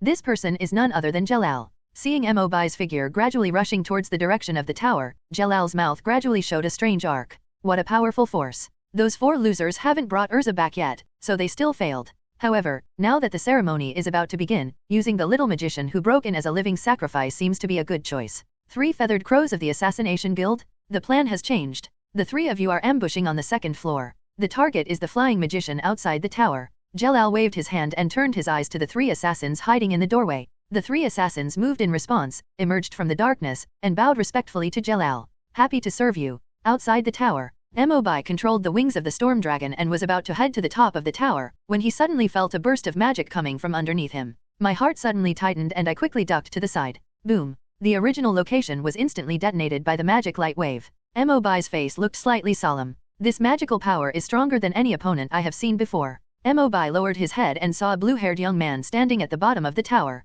The young man has a handsome face, but there is a strange scarlet mark on the right half of his face, which looks slightly ferocious. Gerald. Seeing the blue-haired young man in front of me, Mobi clenched his fists tightly, and his eyes almost burst into flames. Thinking that most of the sufferings Erza had suffered were due to this person, Mobi wanted to punch him away. Wait, why would Jelal single-handedly come out to cause trouble for me at this time? This should be the critical moment for the launch of the Tower of Paradise ceremony. I remember that Jelal has the strength of one of the top 10 magicians of the Holy Saints. It would be easy for him to control a few thought bodies to attract attention. The missing body is a clone created by magic. For some powerful magicians, it is not difficult to create the missing body. Mobi felt more and more something was wrong. The Jelal who just attacked him at his feet was probably a six-eared macaque who was just trying to divert his attention. Thinking of this, Mobi left Jelal alone and rushed to the top of the tower. As long as the center of the Paradise Tower can be attacked, Jelal's true body will definitely show up to defend. Fire Dragon's Iron Fist. A fire fist hit, and the magic wall on the top of the tower instantly cracked, and Mobi pushed it hard. Directly opened the door hardcore. But as soon as he stepped into it, the scene in front of him suddenly became blurry. The magic power in Mobi's body was running wildly, and only then was he able to see the true landscape clearly. Originally, the top floor was supposed to be the center with the Tower of Paradise, but it was completely empty. He looked behind him again at the position he had just entered, only to find that at some point, he was very close to the ground. This is the second floor. I see, the most important core device for the Tower of Paradise will definitely not be directly exposed. This should be the magical illusion set up by Jelal, a special protection mechanism. Although in my mind I am flying towards the top of the tower, in reality I am swooping down. Just when Mobi was hesitating, a woman's voice suddenly sounded in his ears. Unfortunately, I want to inform you that the journey has come to an end, the handsome young man from the Magisters Guild. No one who has been targeted by the three feathered crows of the Skull and Bones Society at the same time has ever been able to leave alive. Look up. Among the three people, one has long hair and holds a guitar, and the makeup on his face is extremely colorful. One is wearing an owl hood. At first glance, they look like two perverts. Only the woman in the middle carrying the long knife looks normal. Owl, eagle, turtle dove, the three-feathered crow who assassinated the Union. As a time traveler, Mobi is no stranger to them. Magic is quietly brewing at Mobi's fingertips, and fighting spirit is ignited. I originally wanted to go directly to the top of the tower. Although there were a few twists and turns, it's not a bad idea to push all the way up from here. Take a break, you three can come together. Chapter 13 Climb the Tower? Fierce battle with the three feathered crows? Assassination has been regarded as an unreasonable way of fighting for hundreds of years. All regular guilds are prohibited from accepting assassination commissions. However, due to the generous bounties, some dark guilds that do not abide by the rules of the Senate are often happy to perform this work. The Skull and Bones Society where three feathered crows belongs is exactly such an organization. Do you like rock and roll? Baby. The eagle on the right screamed, and its long nails swept across the guitar, making bursts of strange sounds. The Dragon Slayer's hearing is already very sensitive, and this bomb is also very difficult to hear. When the news reached Mobi's ears, he was inexplicably angry. If he were put on the street to perform as a performer, not only might he not make a penny, but he would also be thrown rotten eggs. If I remember correctly, this guy's magic is to control other people to become puppets through music, so we need to get rid of him first. Thinking of this, Mobi's body surged with thunder and lightning, his magic power raged, and he was ready to attack at any time. So reckless? Is it my music that makes you so crazy? Eagle sneered and played the guitar harder. As the sound pressure continued to increase, a purple-black energy wave gradually formed and hit Mobi. But at the moment when he was hit in the chest, Mobi's figure turned into a golden light on the spot. It flashes briefly and then disappears. After image, when the expression on Ying's face was suddenly replaced by panic. At this moment, he was horrified to realize that an even more turbulent thunder power had appeared beside him. Boom. The owl and the turtle dove quietly watched the place where the energy exploded. The eagle that was screaming arrogantly was now electrocuted into a piece of coke. Storm dragon wings. After taking out one person, Mobi quickly flew to the air for a bird's eye view. At the same time, the owl wearing an owl hood was also imbued with magic power and activated the rocket thruster behind it. I almost forgot, this guy can also fly. Taking advantage of the bazooka thruster, Xiao Xiao jumped left and right in midair. Whenever Mobi wanted to get close to him to end the battle, he quickly dodged and distanced himself. Mobi was so annoyed that he just wanted to end it as soon as possible and go to the top of the tower, where the power of thunder quietly emerged from his palm. There's a chance. Just when Mobi seized the owl's flaw and prepared to attack, he realized the murderous intention coming from behind under his feet. Moonless flow Yiksha flashes in the sky. A Karaga's powerful magic slashed into the air, and Mobi had to free one hand to use the rock magic. The cave dragon's shield. A rock shield several meters high emerged in time. I don't know how many times I blocked the turtle dove's attacks. Although it was riddled with holes, it managed to maintain its intact form. When Mobi was thinking about how to deal with the two people at the same time, Xiao Xiao suddenly accelerated and rushed towards him in his field of vision. As expected of the Assassination Guild, they take advantage of every opportunity to kill people. It's a pity that the action is still half a beat slow. With his absolutely sharp five senses, Xiao Xiao's rapid impact is not worth mentioning in Mobi's eyes. The moment before the two parties come into contact, Mobi dodged slightly sideways, reversing the situation in an instant. The opponent's sneak attack provided him with an opportunity to attack. Iron Dragon's Steel Fist. Mobi turned iron with one hand and struck the owl flying in front of him. In an instant, Xiao's body began to fall uncontrollably, and the force of the fall penetrated the entire second-floor road and fell to the bottom of the tower. After confirming that there was no movement from the other party, Mobi looked at the last remaining woman. Your slashing is very fast. But looking at it now, all your magic power is used to increase the amplification of the long sword, right? Turtle Dove smiled slightly. No wonder Jelal would let 3 feathered crows deal with you alone at the same time. You are very strong. I will make no reservations about the next blow. What I wish for. Weoflow Garuda Flash Flame. Flash Fire? Mobi suddenly became interested, as if a certain keyword was triggered in his mind.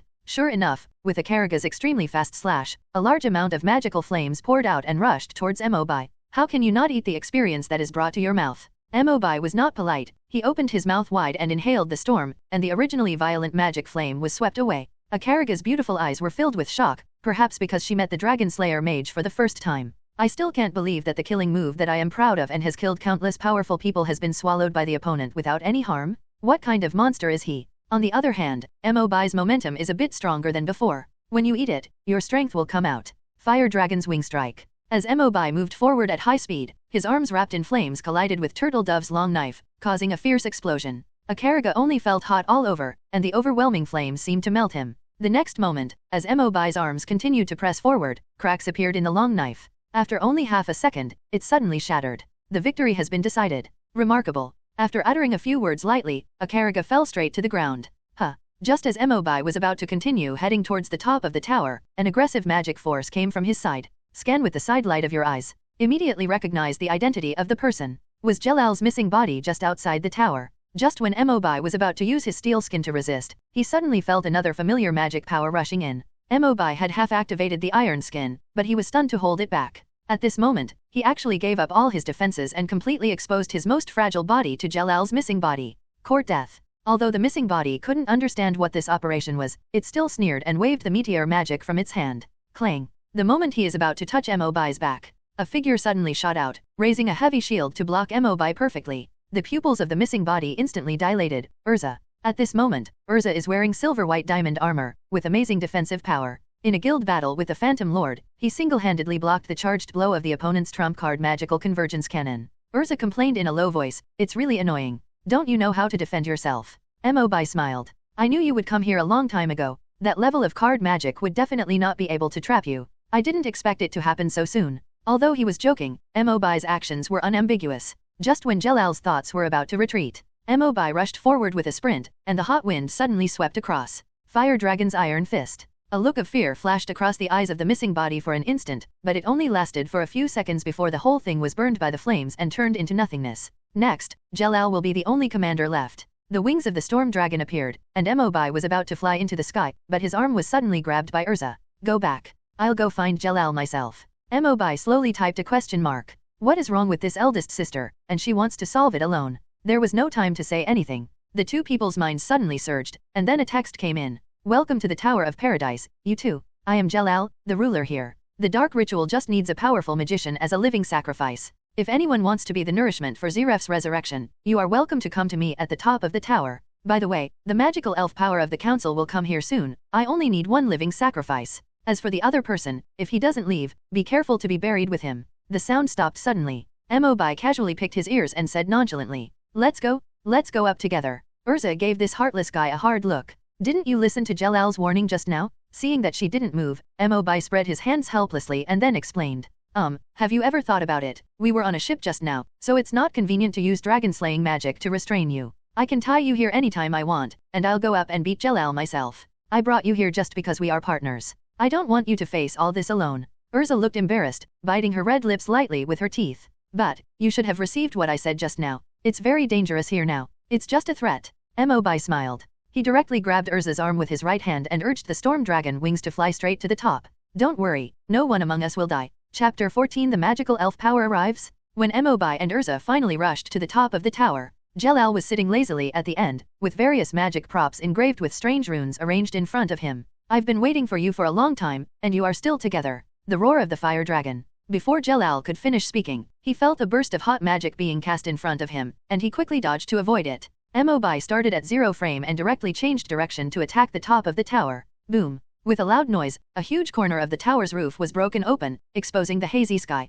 Only then did Jalal realize that Mobi had no intention of attacking him at all. His original goal was to destroy the Tower of Paradise. If I'm not mistaken, the core devices of the Paradise Tower are all here. As long as they are destroyed, your plan will collapse, right? Mobi said with a smile, and raised his foot to crush the magic prop next to him. You. Jalal had blue veins popping out on his face, filled with murderous intent. He was obviously very angry at Mobi's shamelessness. Let me guess, is the central system here? Boom? Or, maybe it's in the machine over there. Looking at the unscrupulous Mobi, Jalal couldn't bear it anymore and raised one hand directly above his head, and his magic power exploded. 6 consecutive stars? The celestial body flashed brightly and crashed into Mobi at extremely fast speeds. Mobi, however, acted as if he didn't see it and continued to cause havoc in his own way. Clang. The light faded. However, there was no scene in Jalal's sight of Mobi being seriously injured by a blow. Instead, he saw a giant silver shield, which resisted the impact just now. The person who controls the giant shield is none other than Erza, who is wearing a diamond armor and looks majestic.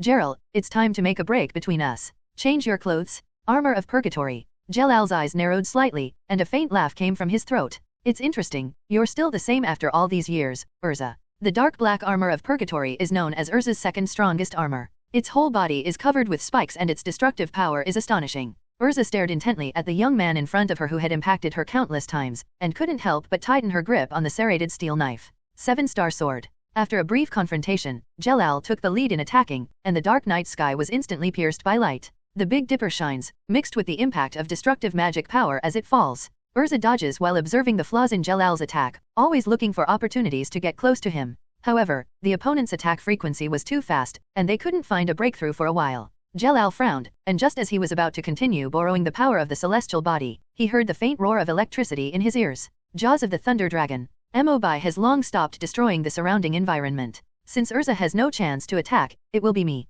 Sneak attacks may be a villain's behavior. However, the bewitched Jalal in front of him was indeed a villain who deceived his companions and took human life lightly. Mobi played dirty tricks on him and was confident. As Jalal was knocked back by a single blow, Erza finally had a chance to breathe and readjusted her stance to prepare for the fight. Ha ha ha ha ha. A ferocious laughter reached his ears. Mobi and Erza both focused their attention on Jalal, who was slowly getting up.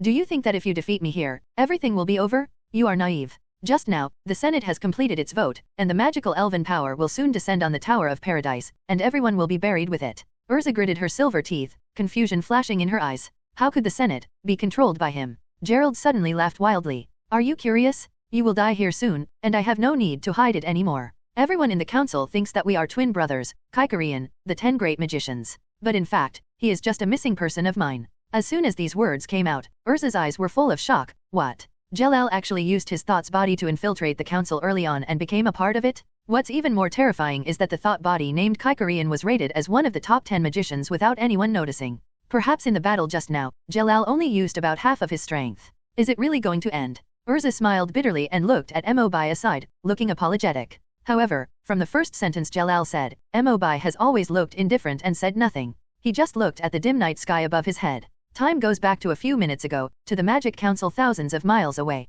This place represents the highest authority in the wizarding world. At this moment, the congressmen were looking at the magic crystal ball in the middle, and the atmosphere was serious. The Tower of Paradise? Is it the device that uses a large number of living sacrifices to resurrect the dead? Isn't this something that should have been destroyed 10 years ago? We only discovered it recently. And according to intelligence, the person in charge of the Tower of Paradise. As the reporter spoke, he turned his attention to the youngest member of parliament. And this youngest congressman actually looks exactly like Gerald. The controller of the Tower of Paradise is most likely Senator Chikaline's twin brother, Jalal. Upon hearing this, Chikalian's eyes did not waver much, and he slowly spoke under the focus of everyone's eyes. I think everyone here knows how dangerous the Tower of Paradise is. Now that the ceremony is about to start, extraordinary measures must be taken immediately to contain it. Extreme measures, you mean? Magic elf power. Chikalin's sonorous tone shocked the other congressman. After a long time, a hoarse voice came from the corner. The magic elf power is too dangerous. I think we should consider it in the long term. Besides, isn't Jalal your biological brother?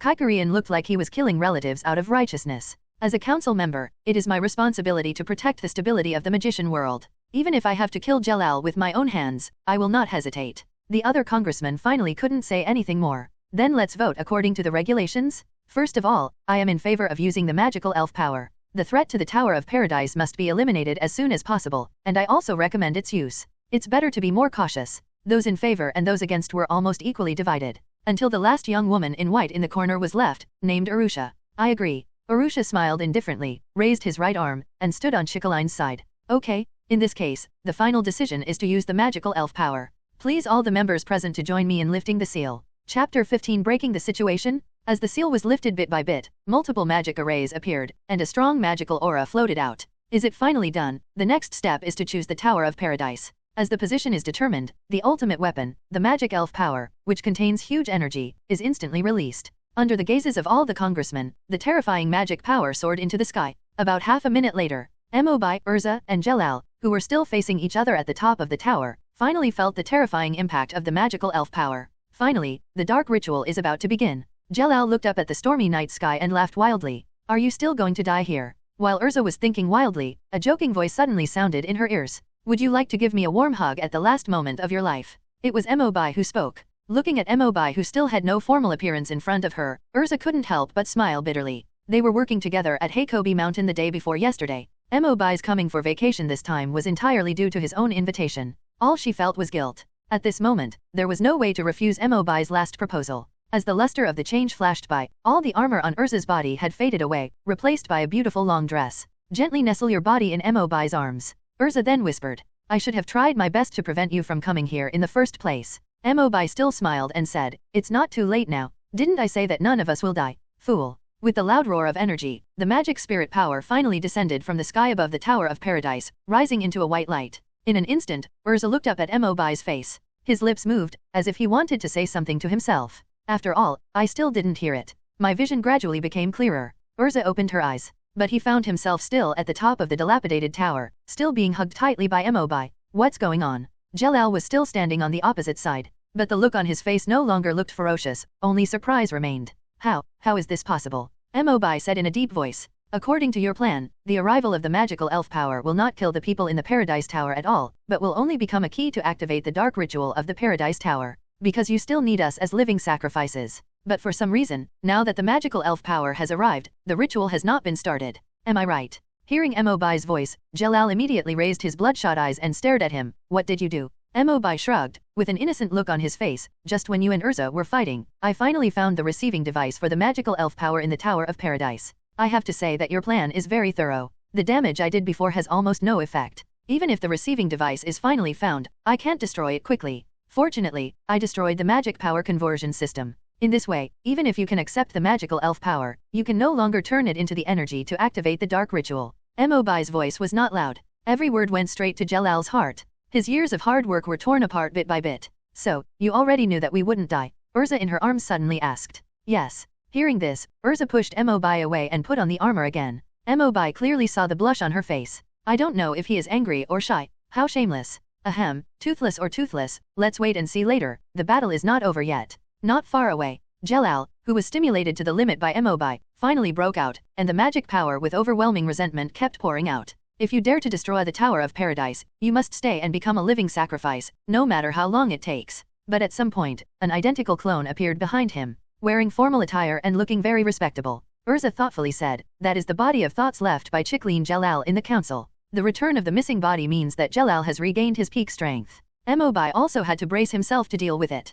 A hint of bloodthirst appeared on Kaikarian's cold face. He took 3 steps and 2 steps at a time and jumped directly to the top of the tower. The moment his figure disappeared from Hobe's sight, the magic power in Jelal exploded again, even several times more terrifying than before. He is letting his missing body act as a transformation device for the magic spirit's power. Hobe suddenly realized.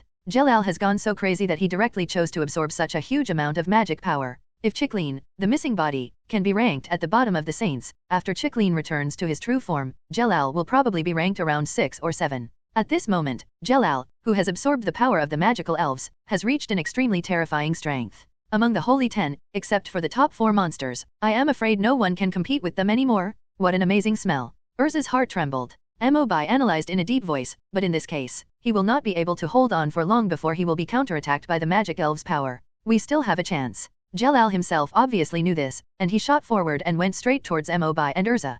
Pay attention to defense. Steel skin. Jelal's speed and strength increased linearly with the power of the magical elves, and his left and right arms released magic power at the same time. Hobe could still persist in resisting, but Erza gradually fell into a disadvantage. A slight cracking sound sounded. Erza's strongest defensive diamond armor was blasted out of the gap. Seeing that the situation was not right, Mobi simply jumped in front of Erza and allowed the huge celestial magic to bombard the left side of his body. The cave dragon's shield. The moment the brown dragon slayer shield opened, Erza's diamond armor shattered, and she was seriously injured. It's ridiculous. Seeing that Erza fell beside him, Mobi had no way to retreat and once again released his magic power to block. Mobi. Sheltered under the cave dragon's strong shield, Erza stood up again to hold on to the severe pain in her body. Can we still fight? Erza nodded slightly and activated her disguise magic. In the blink of an eye, with insight, Erza no longer relied on any armor for defense. The upper body is only wrapped with a bandage around the chest, and the legs are covered in flame pattern bloomers. The demon sword Hongying held it tightly in her hands.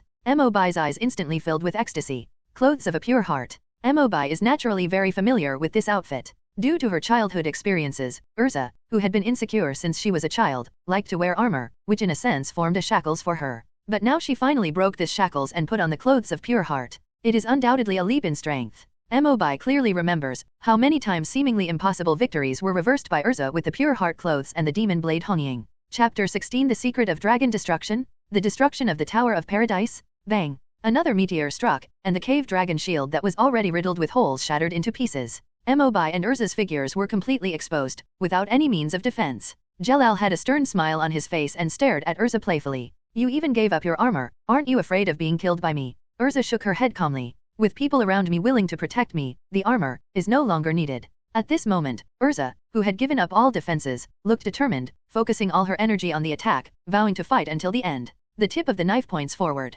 Let's end it. Looking at Erza charging over, Jelal's lips curved slightly. Raise your left arm above your head again to draw down the power of the celestial body. The bombardment of magic tore apart Erza's body mercilessly. Without the protection of her armor, she was enduring unprecedented pain every second. However, due to the disappearance of the armor, he gained more agility and successfully rushed in front of Jelal. The demon sword Hongying was chopped down. Jelal was on guard and set up a wall of starlight in front of him in time, blocking the attack instantly. It's useless, Erza. Your fate is to become a sacrifice for Ziref's resurrection. Looking at Erza, who was at a disadvantage, Mobi frowned. At that time, it seemed that Natsu had eaten part of the magical elf power and finally defeated Jelal with the Dragon Slayer secret, right? However, I have only mastered magic for a short time. Can I really release the secret of dragon slaying? And with Jelal's missing body, I can't directly absorb the magical elf power. A bold idea flashed in Mobi's mind. Wait, maybe I can try to combine multiple dragon slaying magics and activate them at the same time. Seeing that Erza was still resisting despite the pain all over her body, Mobi no longer hesitated and tried to activate multiple dragon slaying magics in his body at the same time.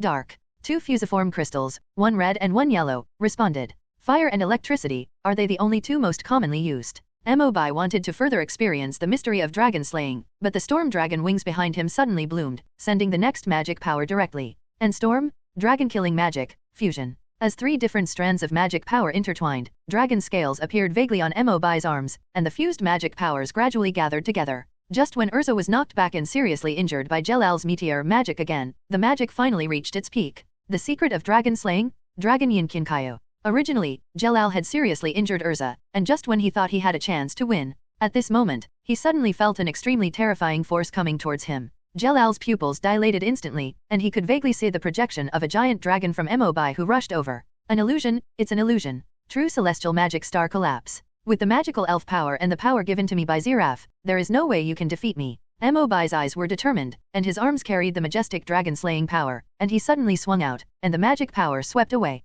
The might of the eternal dragon is intertwined with the celestial stars. An unprecedented vibration erupted, and the entire paradise tower trembled. Inserting the demon sword downwards, Erza climbed up with difficulty. Looking at the collision of the 2's most powerful killing moves in front of her, she also felt unprecedented pressure. But what was in his eyes was obviously shock and concern for Mobi. Is he trying to defeat Jelal from the front? The 2 people facing each other stared at each other, as if they were going to tear each other apart in the next second. As the magic power continues to pour out, the surrounding space seems to be cut off. Jelal gritted his teeth and was about to use the body of thought, Chiklin, to further gain the power of the magical elf power. Suddenly, severe pain spread throughout his body, and his eyes trembled suddenly. It just so happens that at this time, the backlash. Feeling that the opponent's aura was weakening, Mobi seized the opportunity and waved down his arms wrapped in dragon-slaying magic. When Jelal wanted to defend again, he was already unable to do so. Boom. After the smoke dissipated, Mobi's body was in a half-bowed state, breathing heavily. It was obvious that the initial release of the dragon-slaying secret was a huge consumption.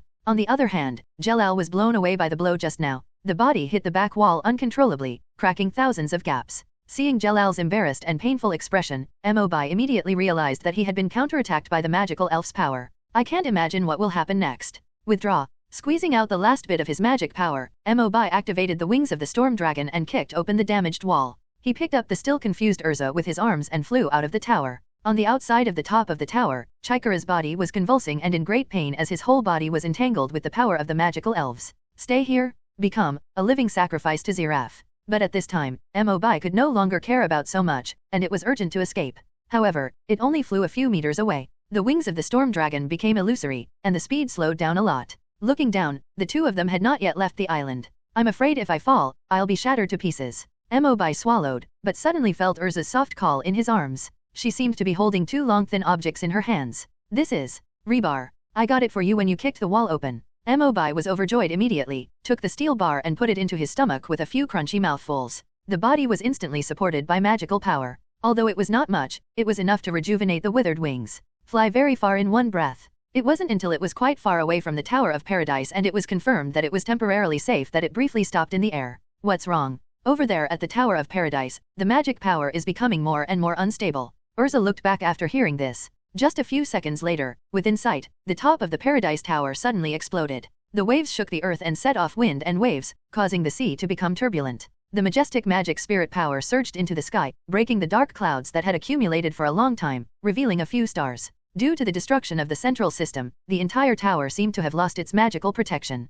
Coupled with the tremendous pressure from the battle between a few people just now, it gradually collapsed at this moment. Completely cover up the past sins here. Boom. When the smoke and dust dissipated, only ruins remained. The painful memories of the past were buried together with the boy she had loved when she was young. Tower of Paradise, Gerald. He stared blankly at the scene happening in front of him. After a long time, Erza finally put her head to Mobai's ear and said in a small voice, "Thank you, Mobai." Looking at the pale and weak Erza in his arms, Mobai gently stretched out his fingers to wipe away her tears. "Erza, your right eye is crying too." "Yeah." Mobai was finally relieved. Both eyes shed tears normally. The knot in my heart was untied. At this point, the nightmare that has haunted Erza for 10 years comes to an end. Chapter 17. Not a buddy? On the ship. "Simon, sister, are they really okay?" Shiu asked. Looking at Shiu's worried eyes, Simon didn't know how to explain it. Before leaving, Mobai specifically told him to keep a certain distance from the Paradise Tower no matter what happened and never leave the ship. At this moment, there is no other way but to choose to believe. "Look over there." Wally's horrified voice came. Then a terrifying wave of magic power passed by, and the four of them looked into the distance in horror. The towering black tower in front suddenly collapsed. Tower of Paradise. "Where's Erza? Did you see Erza come out?" No one answered. The sound of distant collapse was deafening. However, all four of them lowered their eyes with sad expressions. "Wait, look over there. Is it Erza-chan, and her companions in the guild?" Miliana's voice of surprise brought everyone back to reality. Looking in the direction of her finger, there was actually a black shadow not far away, flying slowly towards them at the moment. "It seems like they are really. Looks like he was injured, but luckily he came back alive." Simon couldn't help but take a breath, his eyes filled with shock and ecstasy. That Mobai, really, did it. Destroy the Tower of Paradise, destroy the dark ritual, and return safely from Jelal's hands. How capable is he? Under the frantic beckoning of the four people, Mobai finally put away the storm dragon wings in midair. Holding Erza in his arms, he stood firmly on the deck. "Fortunately, I lived up to my fate." Place the seriously injured Erza in the cabin. Mobai took the initiative to let everyone reminisce, and he was responsible for driving the ship to take everyone back to the resort. The screen changed and we came to the cab. Looking at a lot of complicated levers and buttons in front of me, Master Mo fell into deep thought. I let them rest for the sake of being cool, but now they remembered. I don't even know how to sail a boat? At a time of great distress. Crunch. The door opened. A strong man walked in, and Mobai looked up. "Simon." According to the original plot, after the Tower of Paradise was activated, Simon blocked a key attack for Erza in order to save her. He was fatally wounded and died in the Tower of Paradise. Mobai had obviously noticed this a long time ago and deliberately didn't let him follow him. It indirectly saved his life. "Pull the leftmost gate up, and I'll help you with the rest." "Ahem, thank you very much." Under Simon's guidance, Mobai was in a hurry, but he finally got the ship moving. Sailing. For a long time, Simon finally couldn't hold it back and suddenly said, "Actually, I've been in love with Erza ever since we were captured together in the Tower of Paradise when we were little." Puff. Mobai didn't hold back. "No, buddy, you like her, tell me, what's going on?" Simon did not have as big a reaction as Mobai, explaining, "Thanks to you this time, the Tower of Paradise can be destroyed, and Erza can be safe. You are partners in the same guild, can you please take care of her in the future?" No problem, no problem." Mobai agreed vaguely, and then asked, "Then what are your plans next?" Erza invited us to join Fairy Tale, Shiu temporarily agreed. But we have already agreed to leave when the ship docks. Firstly, we don't want to cause any more trouble to Erza. Secondly, we have broken the shackles of 10 years and also want to go outside to pursue true freedom. When Simon said this, he suddenly emphasized his tone again. Please take good care of Erza. Definitely. After a while. On the beach, Mobi gently picked up the sleeping Erza and stood on the beach of the resort. Thanks to Simon's dark moment magic, she has already blocked out the interference from the outside world at this moment. Able to sleep soundly and well. I'm really sorry for what happened earlier, young man. Before parting, Wally thought of the indiscriminate attack on Mobi last night and couldn't help but feel guilty. Thank you also for helping us see Jelal's true face, Miliana added on the side. Other than thanking them, the four of them really didn't know what to say. After all, it was such a big help. The moment the Tower of Paradise fell, the haze in their hearts began to dissipate. Mobi smiled lightly and waved his hand gently. Don't you plan to stay any longer? Join the Fairy Tale Guild. We are here. I'm afraid it will bring back my sister's painful memories. Mobi heard this and didn't ask any more questions. Good luck to you. The melodious flute sounded across the sky. The first warm breeze of the morning blew. Mobi watched the ship carrying the four people go further and further away until they could no longer see their waving figures. Completely disappeared on the horizon. The morning light flashed across Erza's face, and she opened her eyes dimly. Woke up. Erza said in confusion, where is this? Simon and the others. After they put us back at the resort, they left. Being bound by the Tower of Paradise for so long, perhaps the pain of these 10 years can be healed only by seeing more of the outside world. All right. Erza nodded regretfully. Looking around, he noticed that his body was half suspended in the air. I don't know when I was lying in Mobi's arms again. His posture was exactly the same as when he escaped from the Tower of Paradise. Well, you can put me down now. I've been hugging him all the way, not even for a while. Mobi curled his lips. Without armor, Erza's body is very light. It felt soft to the touch in his arms, and the warm breath kept blowing on him. Mobi really couldn't bear to let it go. Mobi Erza. Walking on the beach facing the rising sun, I heard a familiar shout in the distance. 3 people and a cat were running quickly towards them. Natsu, Gray, Lucy, Happy. Looking at his guild partners, Mobi couldn't help but feel more at ease. Running until she was in front of her, Lucy bent down to take a breath, and then asked with concern. Where have you been? I haven't seen anyone since last night. Wait, why are you covered in wounds? It's nothing. Erza asked me to fight yesterday. No, the fight just ended. Feeling Erza's murderous gaze in my arms, Mobi Tactics coughed twice, then quietly leaned into her ear and whispered. Maybe you think there is no need to hide these things between partners, and I respect your thoughts, but there will be plenty of opportunities in the future. Let's have a good rest first. Don't forget, we only have 3 days here for vacation. It's too late to think about sad things. Erza reluctantly agreed and turned to the 3 of them with a pale smile. Sorry Lucy, I made you worry. I'm a little tired. I'll go back to the hotel with Mobi first. Oh, okay. Looking at the 2 people's slightly intimate figures walking away from each other, Lucy suddenly felt that her face felt a little hot, and she quietly walked next to Natsu and asked in a low voice. Natsu, do you feel that? There seems to be something wrong with Erza and Mobi. Is there any? Natsu slowly typed out a question mark, scratching his head and head, but he couldn't figure out what Lucy meant. Is there nothing wrong? Lucy patted her head helplessly. Oh, I really can't explain it to you. Natsu's flying cat Happy came out of nowhere, quietly flew among everyone, and suddenly asked loudly. Does Lucy also want to be held by the princess? Lucy blushed immediately. No. Chapter 18. I originally wanted to keep a low profile, but now I know the result. A few days later, the 5 people and 1 cat who had a great time finally returned to the guild. Push open the door. We're back. Silence fell. Mobi was also confused. What's going on? Is it the wrong way to open it? Why is the guild so quiet today? Looking inside, the hall seemed to be no different from usual. Myra Jane sat at the front desk, and Makarov lay lazily beside him. Everyone else is basically in their respective positions. But at this moment, no one answered. Until he realized that everyone's eyes were looking over and focused on him. Mobi finally noticed the abnormality. No. Why are you all staring at me? Are there magic words on my face? Mobi was a little at a loss. He lowered his body slightly and walked forward slowly like a thief. However, he unexpectedly noticed that everyone's eyes were still focused on him. Wherever you go, they follow you. Ahem. Makeo, what are you doing? Mobi grabbed someone casually and asked in a low voice, half asking for help. Makao stretched out his arm tremblingly, grabbed a copy of the Wizard's Weekly from the side and handed it over. His eyes never moved elsewhere. It's really strange. Mobi muttered softly and flipped through the magazine randomly trying to find the reason. Then I saw an eye-catching report. I was dumbfounded on the spot. The Senate was attacked a few days ago, and the Holy 10 Great Wizards chick reign turned out to be the memory body of Jelal, the ruler of the Tower of Paradise. After investigation, it was found that Jelal and Arusha colluded to steal the magical elf power. Their real purpose was to activate the dark ritual of the Tower of Paradise. After stabilizing the situation in the Senate, Lahar, the captain of the 4th Forced Supervision Force, led the army to the scene, only to find that the Tower of Paradise had just been destroyed and collapsed. In the end, only 2 flying mysterious magicians were photographed in the air. It is inferred that these 2 people are most likely the destroyers of the Tower of Paradise. Turning the next page, a blurry back photo came into view. However, it can be vaguely distinguished from his posture and wings. This is what was photographed when he flew out with Erza in his arms? This TM. Mobi was embarrassed in place. From the shooting point of view, the Senate's army happened to be in a different direction from Simon's ship.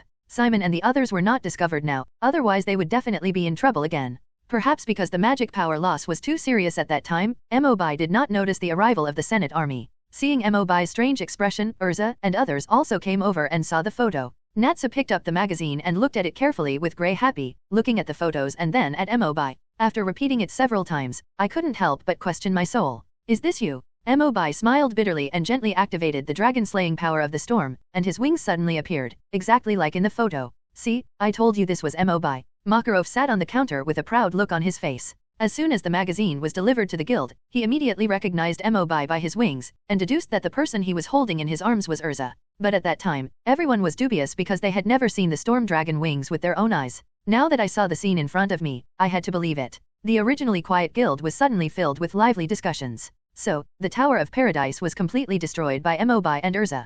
I have only heard from the president that the newcomers are very strong, but I didn't expect them to be so strong. But how did they defeat Jalal? His missing body has the strength of the Holy Ten, isn't it? Lucy's big watery eyes were filled with disbelief. The teammate who played with her in the sand for 3 days actually took the time to destroy a dark ritual device? So secretive? Is it really you? When did it happen? Erza smiled wryly and nodded. On the night of the first day of vacation. I'm sorry, I couldn't tell you right away. I originally planned to go back to the guild and explain. Under the constant pressure from everyone, Mobi had to admit that it was indeed him and Erza who did it, and briefly described the process at that time in a few sentences. However, he deliberately did not mention the name Jalal. Worry once again brought back the painful memories of Erza who had just come out of it. Members of the guild also found blind spots in his words. Wait Mobi, you just said you used dragon-slaying magic? Same as Natsu and Gajil? Are you eating fire or iron? It looks like everything can be eaten. What? What are your attributes? Water, fire, wind, rock, wood, earth, thunder, and iron. I have 8 attributes.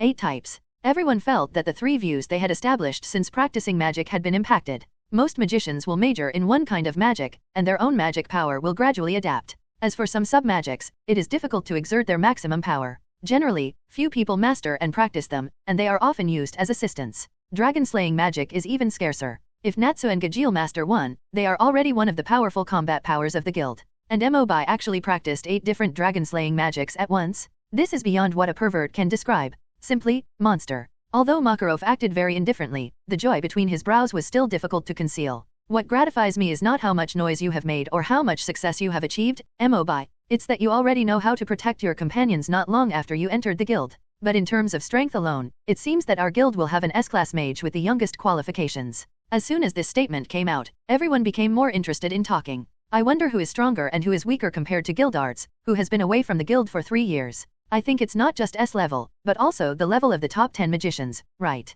But the Holy 10 is just a false name, used to recognize powerful magicians who have made outstanding contributions in the magic world. There are many powerful people who are not among them because they are low-key. I think the next president will be Mobi. Puff. Makarov finally couldn't hold it back anymore and spit out a mouthful of hot tea, then shouted, I'm not dead yet. You can go away, whatever you have to do. Amid boos, the guild members finally dispersed and returned to their previous relaxed state. What no one noticed was that a blonde young man wearing a black coat stood on the 2nd floor. There is also a lightning-shaped scar on the young man's right eye, which looks slightly fierce. Mobi, it's interesting. Through this battle, apart from redeeming Erza, Mobi also had 2 biggest gains. The first is to master the simple secret of dragon slaying and have a direction for improving strength in the future. The second is to finally understand his full strength. If Jalal, who is blessed by the magical elf power, was briefly ranked around the 15th place among the saints, I dare not say that he can 100% surpass Jalal. After all, his defeat was due to the backlash of the magical elf power. Mobi is at least on par with him. In terms of magic power itself, it is even slightly better than President Makarov. Chapter 19 Mobi's Natsu? Mobi was about to turn around and leave. Hey Mobi, since you are so strong, come and fight with me, I'm on fire. This passionate and aggressive voice. Without looking back, he could guess it was Natsu. Mobi spread his hands, but I just came to Magnolia not long ago, and now I don't even have a place to live. If I don't look for a house, I will sleep on the street again tonight. This is easy, Lucy. Natsu had a rare bright idea and directly summoned Lucy, who had also joined the guild not long ago. Lucy is quite experienced in where to rent a house. In this way, Mobi seems to have no reason to refuse. Besides, he was quite looking forward to giving Natsu a try. Mobi rubbed his palms. In this case, why don't you go outside and fight now? Wait, I have something else to ask you. What? Naz, who had always been straightforward, suddenly became cautious, and Mobi couldn't help but wonder. Under Mobi's doubtful gaze, Naz finally revealed the truth. You are also a dragon slayer, right? In other words, you were also raised by a dragon. Mobi immediately guessed what Naz wanted to know. As the first-generation dragon slayer mage, Natsu was raised by the fire dragon Igneel and taught dragon slayer magic.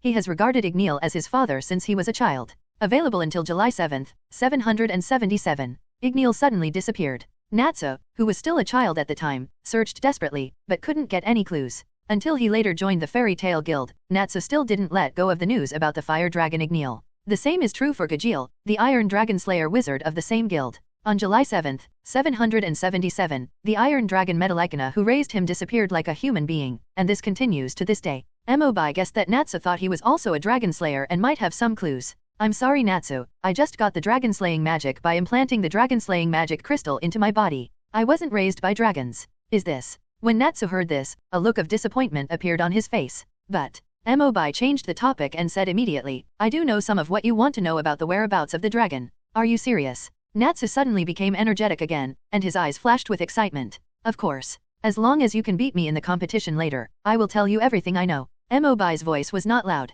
but it fell like thunder into the guild hall. The crowd gathered together again without knowing when. They don't care what Mobi said about the whereabouts of the dragon, they only care about whether there will be a fight later. So, Mobi accepted Naz's challenge in disguise. But the question is, how can Natsu win? Have you forgotten that he is beaten by Erza every day until he can no longer take care of himself? I bet a pack of spicy strips, Natsu will be slapped away. Where is Kana? I want to place a bet on Mobi to win, 10,000 J. Hey, pay attention to the rules of the cards on both sides before placing your bet. The red card area represents that you think Natsu will be beaten away by Mobi within 5 minutes, and the blue card area represents that you think Natsu will be beaten away by Mobi in 5 minutes. Looking at the noisy guild members, Erza committed the disciplinary committee problem again and glanced at Makarov aside. President, aren't you going to take action to take care of them? Well, it's okay for everyone to play occasionally. Seeing Erza speak, Makarov had no choice but to put on a smile and secretly hide the hand holding the money bag behind his back, but murmured in his heart. Really, I originally wanted to place some bets with Kana. In the crowd.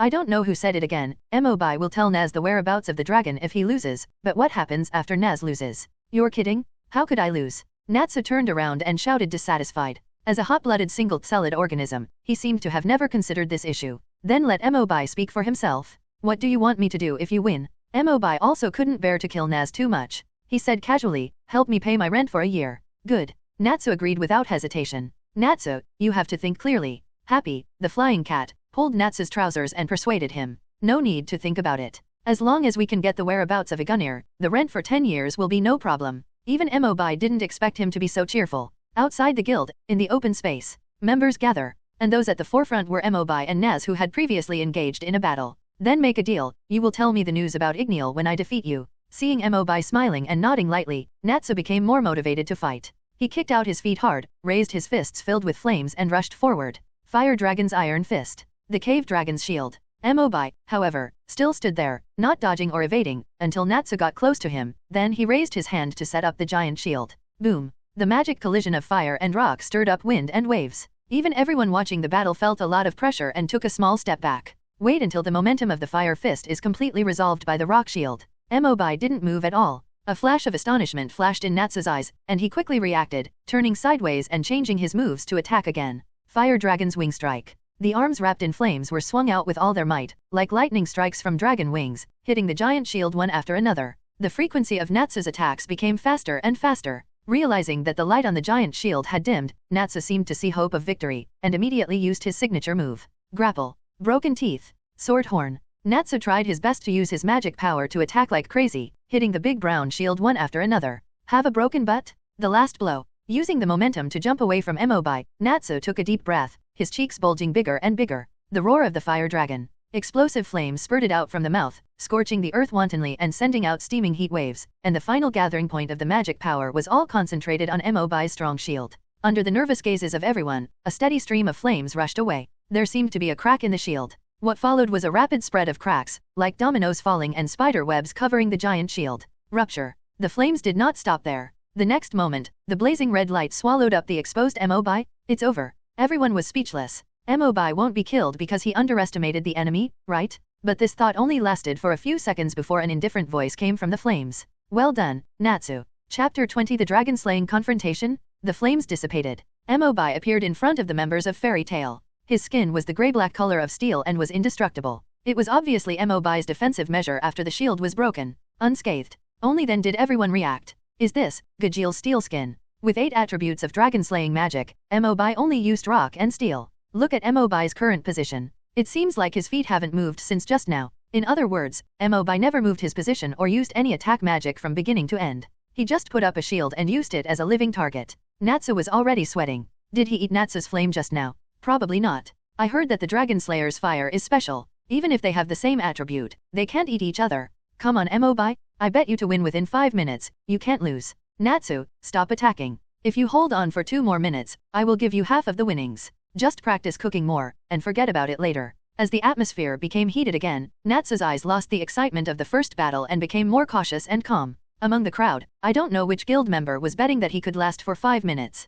Perhaps he was afraid that Natsu would be defeated with the next blow. He actually threw a burning torch directly in Natsu's direction. Natsu, go on. Thank you very much. Natsu was instantly overjoyed. With the flames, he could continue to replenish his magic power. Immediately he jumped in the air and was about to reach out to take the torch, but his eyes suddenly darkened. Looking intently, Mobi jumped up and arrived in front of him without knowing when. Mobi smiled apologetically. Then he flew up and kicked Natsu back to where he was, and the torch fell firmly into his hand. Natsu's face was filled with black lines, but he was helpless. I could only watch helplessly as Mobi put the fire and wood handle into his mouth. Mobi didn't forget to wipe his mouth. When you eat it, your strength will come out. Don't steal my lines. Natsu stomped his feet in anger. But the situation in front of him obviously would not give him a chance to show his temper. Mobi is also a dragon slayer. After eating the fire and the wooden handle, Mobi's magic power was enhanced, and his right fist burst out with even hotter flames. At this moment, he finally took the initiative to attack. The moment Mobi took action, Naz was about to raise his arms to resist when he suddenly heard a deep voice.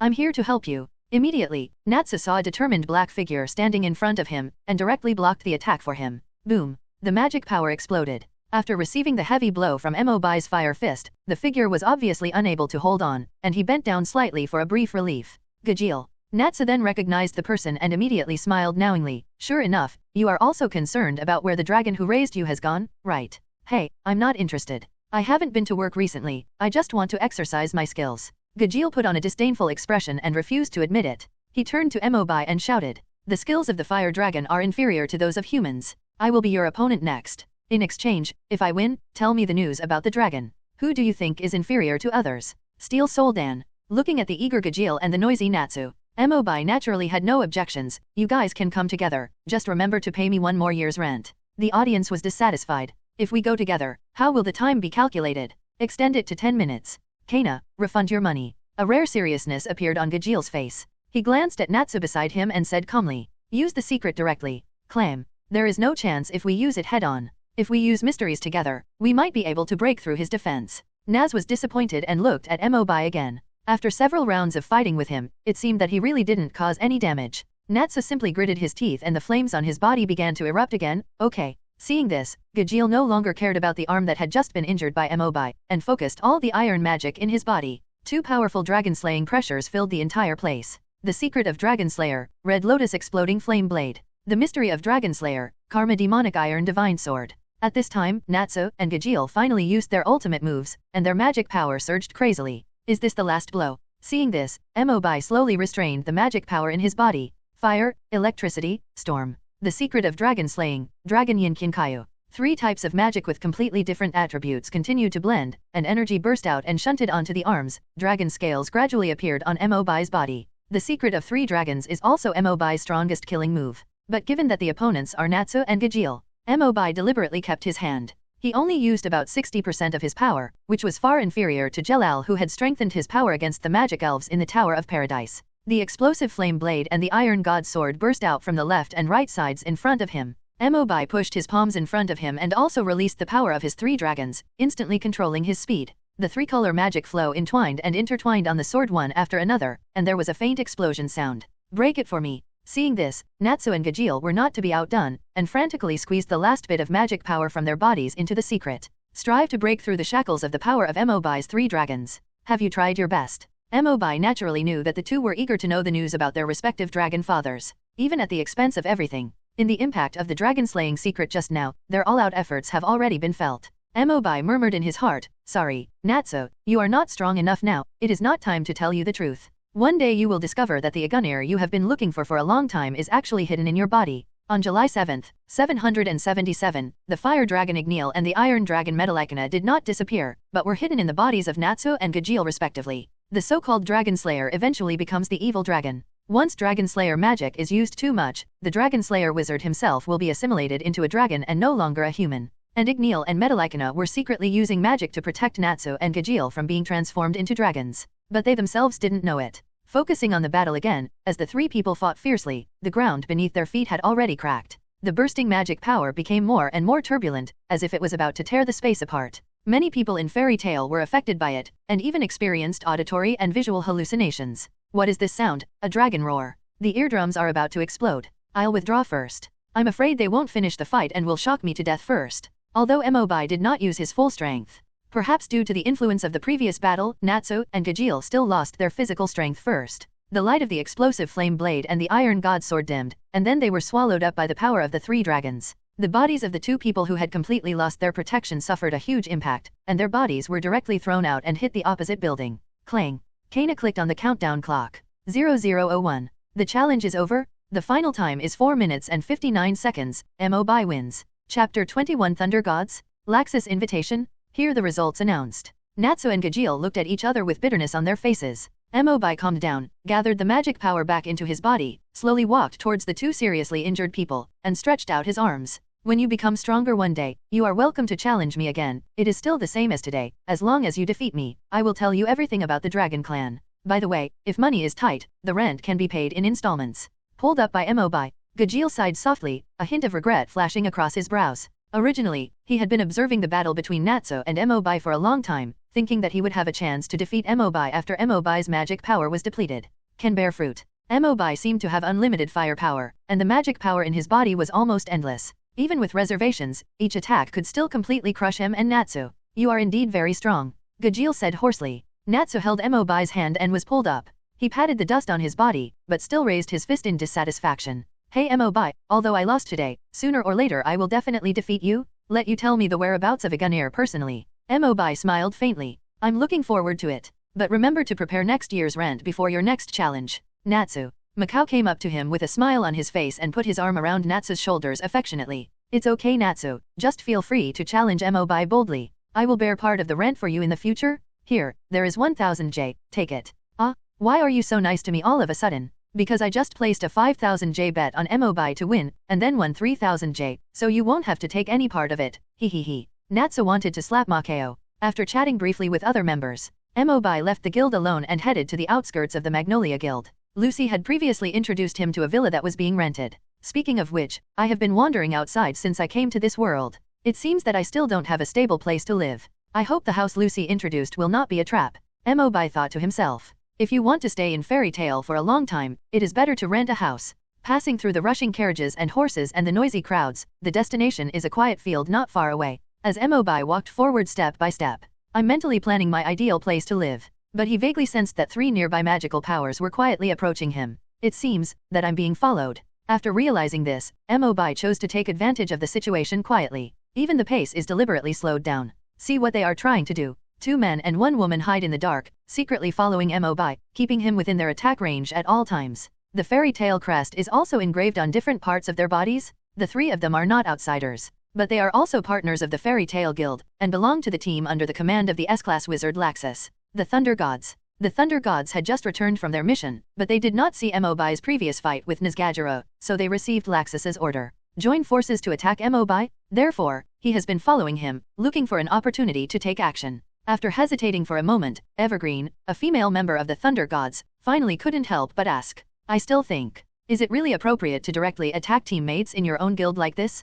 What if the magic power is too strong and something unexpected happens? Another person, Fried, immediately scolded. This is Laxus's order, just follow it. He has his own intentions. Before Evergreen could respond, an imperceptible light suddenly flashed in Fried's eyes, and he immediately shouted in a low voice, "The opportunity has come, prepare to act." At this moment, Mobi happened to walk to an open space, seemingly unprepared. For the Thunder Gods, this is the best opportunity for a sneak attack. Superior. The three simply stopped hiding and released their power to attack Mobi. Dark words, severe pain. Light kill cannon. Evergreen also gritted his teeth and released his ultimate move, Goblin Machine Gun. Several magic light beams emitted almost simultaneously, but Mobi still walked forward unhurriedly, still not guarding or dodging. Judging from the past experience of the three Thunder Gods working together, Mobi would be seriously injured if he received such a combined blow at the same time. Boom. The moment the magic power came into contact with Mobi's body, a huge explosion occurred, and a black hole crater was blown directly in place, stirring up thick dust. But the three of them looked intently. But all he saw was a flash of lightning, and Mobi was still walking forward without looking back, unscathed and with a steady pace.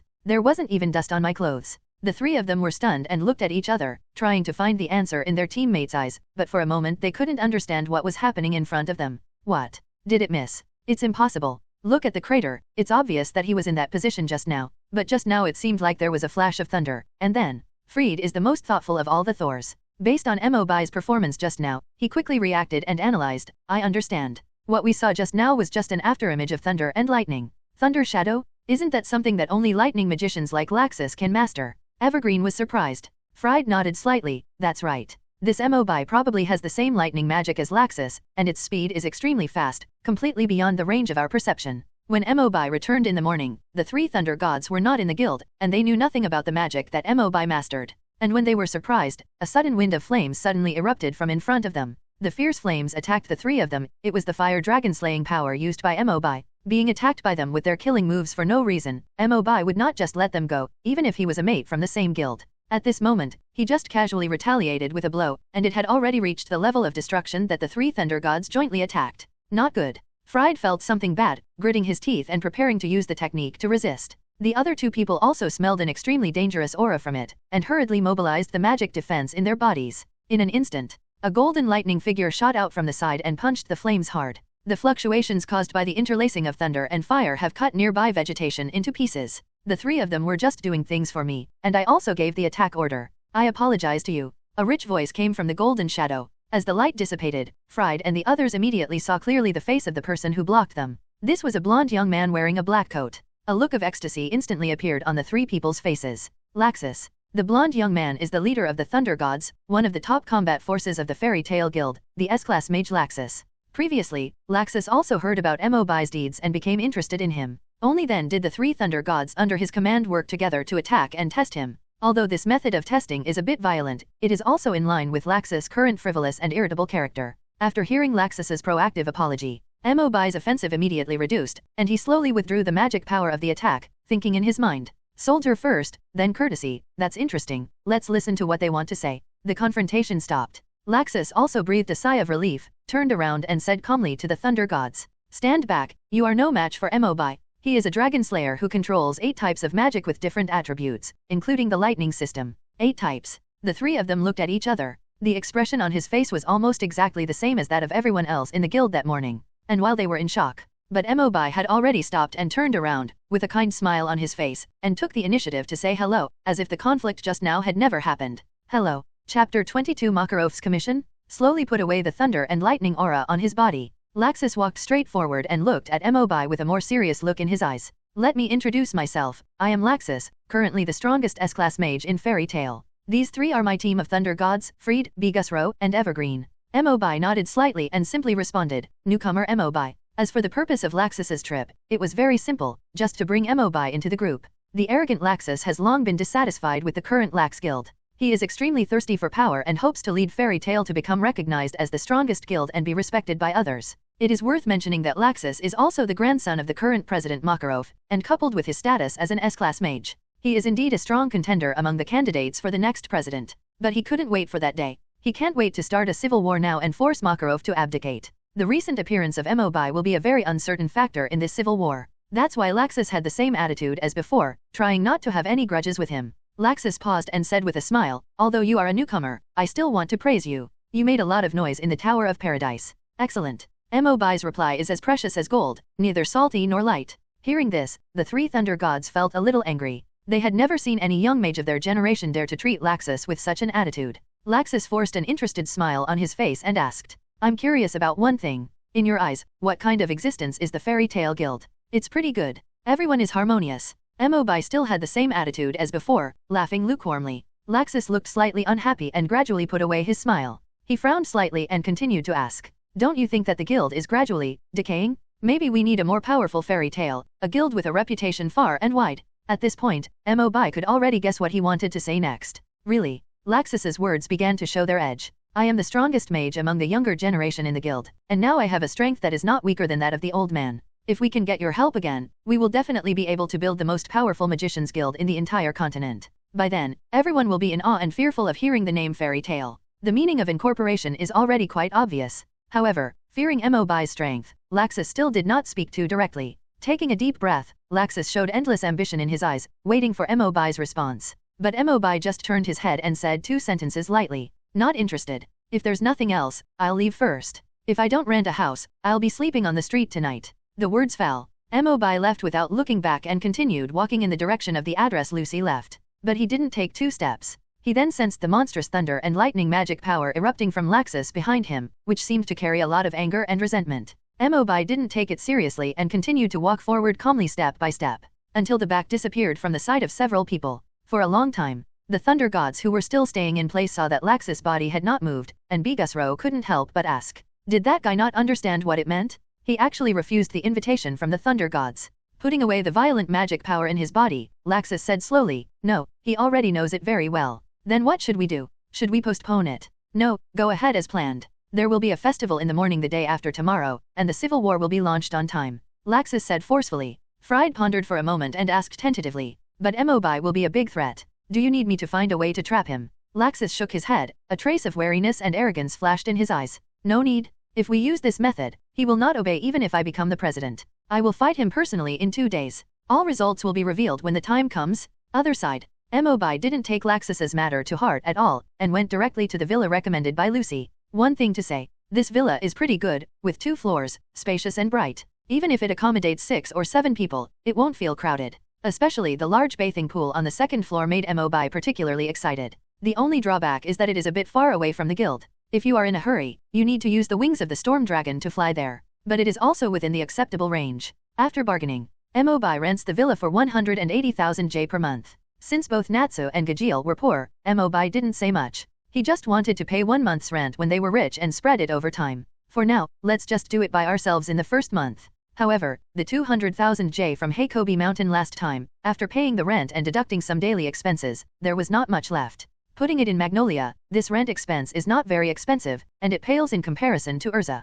Erza has more than 100 pieces of clothing that can be used for cross-dressing. Although the girl's apartment is spacious enough, there is obviously too much clothing to store in one room. Erza simply rented 5 rooms, opened all the middle walls, and enjoyed the treatment like a presidential suite by herself. Correspondingly, she has to pay 500,000 J in rent every month. Looking at his shy wallet, Mobai couldn't help smacking his lips. "I still need to accept more commissions. Before I become an S-class mage, I still need to go out with Erza and others to get high-paying commissions, otherwise I'm afraid I won't even be able to eat." The next morning, after arriving at the guild, Mobai did not see Erza, Natsu, and others, and was planning to find some commissions suitable for him to complete independently. But he found a short old man squatting at the bulletin board. It was as if he was waiting for himself. "President." At this time, Makarov's face no longer had the laughter that he used to have when joking with everyone. Seeing Mobai, Makarov immediately said seriously, "Come with me, I have something to discuss with you." Mobai thought to himself. In the past, even if he received criticism from the Senate, or if other guild members carried out the commission and destroyed half of the town, Makarov would always laugh it off. To make him so serious, there was only one possibility. There's something wrong with the people in the guild, and it's probably a safety issue. Maybe the president is also aware of Laxus' recent abnormality, right? Mobai followed Makarov to the innermost room. "Lock the door." After making sure that no one was following him, Makarov asked about Mobai's current situation. "Have you been a member of the guild for a while? How do you feel about adapting? Is the commission going well?" Mobai said speechlessly, "President, I only worked once, what do you think?" "Ahem, is that right? Maybe I remembered it wrong." Mobai rolled his eyes. "If you have anything to say, just say it." After hearing this, Makarov cleared his throat, regained his solemn demeanor, and said in a solemn voice, "What I'm going to tell you now involves a certain team in the guild that contains S-class magicians. Laxus and his thunder gods. Tomorrow is Magnolia's harvest festival celebration. According to their character, they would not participate in such an event, but they rushed back at this time. In addition, Laxus's recent behavior has become more and more abnormal. He always conflicts with other people for no reason, and even gets violent. I suspect they might do something to harm the guild. Makarov's words just confirmed Mobi's previous guess. As Laxus's grandfather, Makarov naturally knew his grandson's character very well. He obviously realized something. Mobi couldn't help but smile bitterly and said, "President, actually, Laxus and the Thunder Gods came to see me yesterday." "What?" Makarov was instantly shocked. "Did they hurt you?" Mobi shook his head gently. "Laxus came to me and said that he wanted to change the current situation of the guild and build the most powerful fairy tale, and he wanted my help. However, I think the current guild is very good. Everyone is very harmonious, and it's only when they are noisy every day that it looks like a guild." Only then did Makarov's mouth curve up with excitement, his eyes showed approval, and he jumped up on the table and patted Mobi on the shoulder. "Sure enough, coming to you today is the wisest choice." Mobi smiled and then asked, "What specifically do you need me to do, President?" Makarov thought for a moment and said righteously, "They are likely to take action at tomorrow's Harvest Festival celebration. Once I have no time to worry about it, you are the best person to suppress Laxus. In order not to cause commotion, I have only mentioned this matter to you. I must ensure the safety of my partners." After Makarov finished speaking, he paused for a moment, and then his voice became trembling, and he added, "Even if Laxus is my biological grandson, but once he does something to harm his guild mates and the residents of Magnolia, I will never tolerate it." Mobi sighed lightly, naturally knowing Makarov's current dilemma. On the left side of the scale is the grandson who was raised by one hand, and on the right side is the guild that he has devoted his whole life to. Makarov has devoted almost all his love to these two sides, but now, a conflict between the two is likely to break out. Mobi didn't want to interfere too much. He just clenched his fists and assured Makarov, "I will protect everyone in the guild, as well as Magnolia." Makarov's old face finally showed a smile of relief. "Please." Chapter 23 The Civil War begins?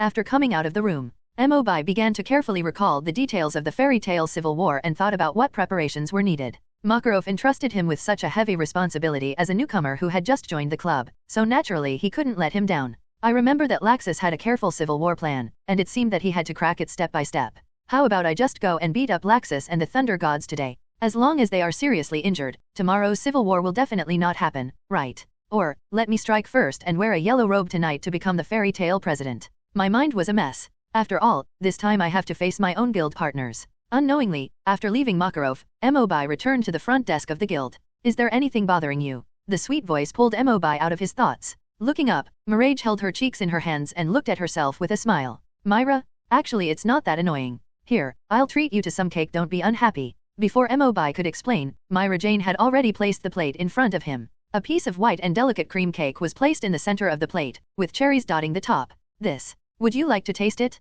I just made it this morning." After a brief hesitation, Mobi chose to pick up the spoon and take a big sip. "Ouchie, the cake is stuffed in the mouth and the speech is unclear." Myra Jane said with a smile, "If you like it, come to me at the front desk anytime and I'll treat you to something." I don't know if it's because of the sweetness of the cake or the healing of Mirajana's smile. Mobi felt relieved immediately. The light bulb in my head seemed to light up all of a sudden. He seemed to have a preliminary idea about what Makarov told him. "By the way, Myra, is there a magic item shop in Magnolia? Is there any craftsman who can do stone carving?" Myra Jane tilted her head and thought for a moment. There seemed to be many prop shops in the north of the city. As for stone sculptures, I remember that there is a stone shape mage living there. Stone shape, a magic similar to Grey's Eyes shape. They are all condensed into other objects using magic power. "Thank you very much." Swallow the rest of the cake whole. Mobi wiped his mouth casually, left the guild and headed straight to the north of the city. This trip to the north of the city is likely to be related to the final outcome of the civil war that is about to happen tomorrow. Early next morning. Ever since I got up, the noise in the town has been faintly heard. Even if you live in the suburbs, you can still hear it vaguely. Did the event start so early? As for the streets, posters for the Harvest Festival were posted everywhere, and the number of pedestrians coming and going was twice as many as usual. If it weren't for Makarov's mission, he would really want to take a stroll. At this time, the Fairy Tale Guild was also very lively. In addition to most of the magicians in the guild, many residents of the town also gathered. The hall was packed. In 5 minutes, the Grand Most Beautiful Miss contest will begin here. As soon as he entered the hall, Mobi heard the heated discussions among the townspeople. It is said that Fairy Tale will have beautiful wizards joining this year. I am looking forward to what they will look like. Of course I support Myra Jane. She is the cover girl of Wizards Weekly. Without her, I would not even read that magazine. Don't you think Erza is also beautiful? In my dreams, I want to be stepped on by the Fairy Queen. I'm Miss Levy's dog. Push through the noisy crowds. Mobi finally saw the familiar short figure. President. Makarov also nodded, his expression slightly relaxed compared to yesterday. So far, we haven't seen any action from Laxus and the others, so let's just watch the game first. Mobi has black lines all over his face, such a perverted old man. But as someone who has been there, if nothing else, most of the plans for the Thunder God's next actions are under Mobi's control. It looks good to admire the swimsuits of the ladies from the guild. It shouldn't delay things, right? Etc. Having dealt with 3 members of the Thunder Gods before, as a Dragon Slayer mage, Mobi naturally remembered their respective magical auras. At this time, he was sensing one of the magic powers approaching. This magic power is evergreen? Is it really here? Makarov on the side did not know this. Mobi, who do you think will win in the end? Myra Jane? Erza? But I think Lucy has a good figure, and Juvia. What do you think? Mobi? Hey, where are the people? Although he said that, Makarov was still thinking about the matter between the Thunder Gods and Laxus in his heart. Coupled with Mobi's sudden disappearance, he had even more doubts. I hope there won't be any accidents. Makarov sighed lightly, straightened his body, and focused his eyes again on the center of the stage in front, waiting for the curtain to open. After a while, as the music sounded, the originally quiet crowd became lively again. Every citizen of Magnolia, welcome to Fairy Tale's annual Harvest Festival. The Fairy Tale Most Beautiful Miss Contest will be held soon. Without further ado, I would like to invite contestant number 1, Kaina Aropelona. Amidst the applause and cheers, the lights focused, the curtain opened, and the beauties in costumes stepped out. But when everyone saw her face, they were all stunned. Hello everyone, I am today's contestant number 1, Evergreen from the Thunder Gods. After a few seconds of silence, the audience immediately heard a large discussion. Is it Evergreen? Why is she also participating in the competition? She's not Kaina either. So, all the Thunder Gods have returned to the guild. Let's not talk about this for now. The game will continue. Where is the next contestant? Where is Arbisksa?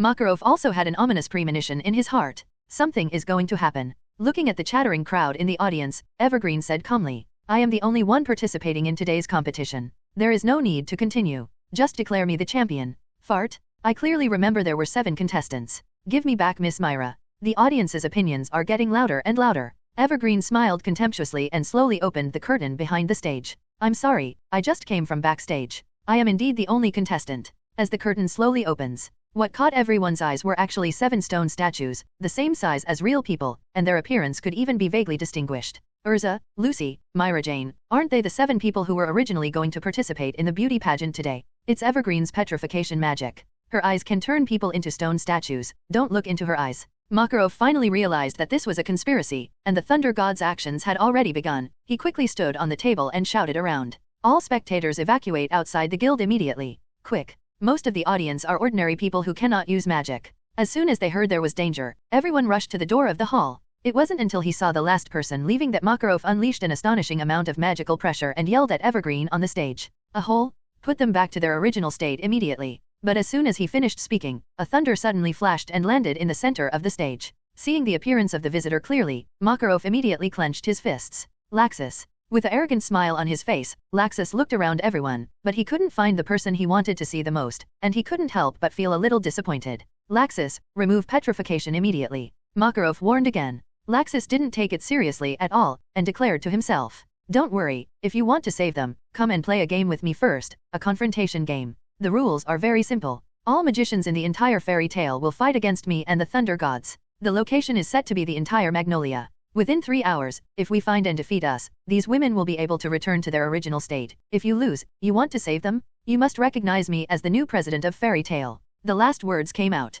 Laxus finally showed his fangs and revealed his true purpose. Don't take the joke too far. Makarov yelled. Finally, an astonishing amount of magic power erupted, and the originally short body continued to grow in size, until it became a giant as tall as the entire guild. It's the president's enlargement magic. This kind of magic fluctuation is so oppressive. Laxus is going to suffer. While everyone was discussing, Laxus showed a disdainful smile and chose to ignore Makarov's warning. According to the rules, defeat me within 3 hours, otherwise there is no need to discuss anything. I now declare that the fairy tale civil war has begun. Seeing that Laxus was still stubborn, Makarov was about to burst out his magic power to teach this rebellious grandson a lesson. Suddenly a flash of lightning flashed in front of him. In an instant, everyone's sight was blocked. There was so much light in front of me that it hurt my eyes. When everyone regained their vision, there were only 7 lifelike stone sculptures left on the huge stage. Laxus, isn't he no longer in the guild? Evergreen can't be found either. He probably took advantage of the gap just now to escape together. This is too bad. We are not really going to war with the Thunder Gods, are we?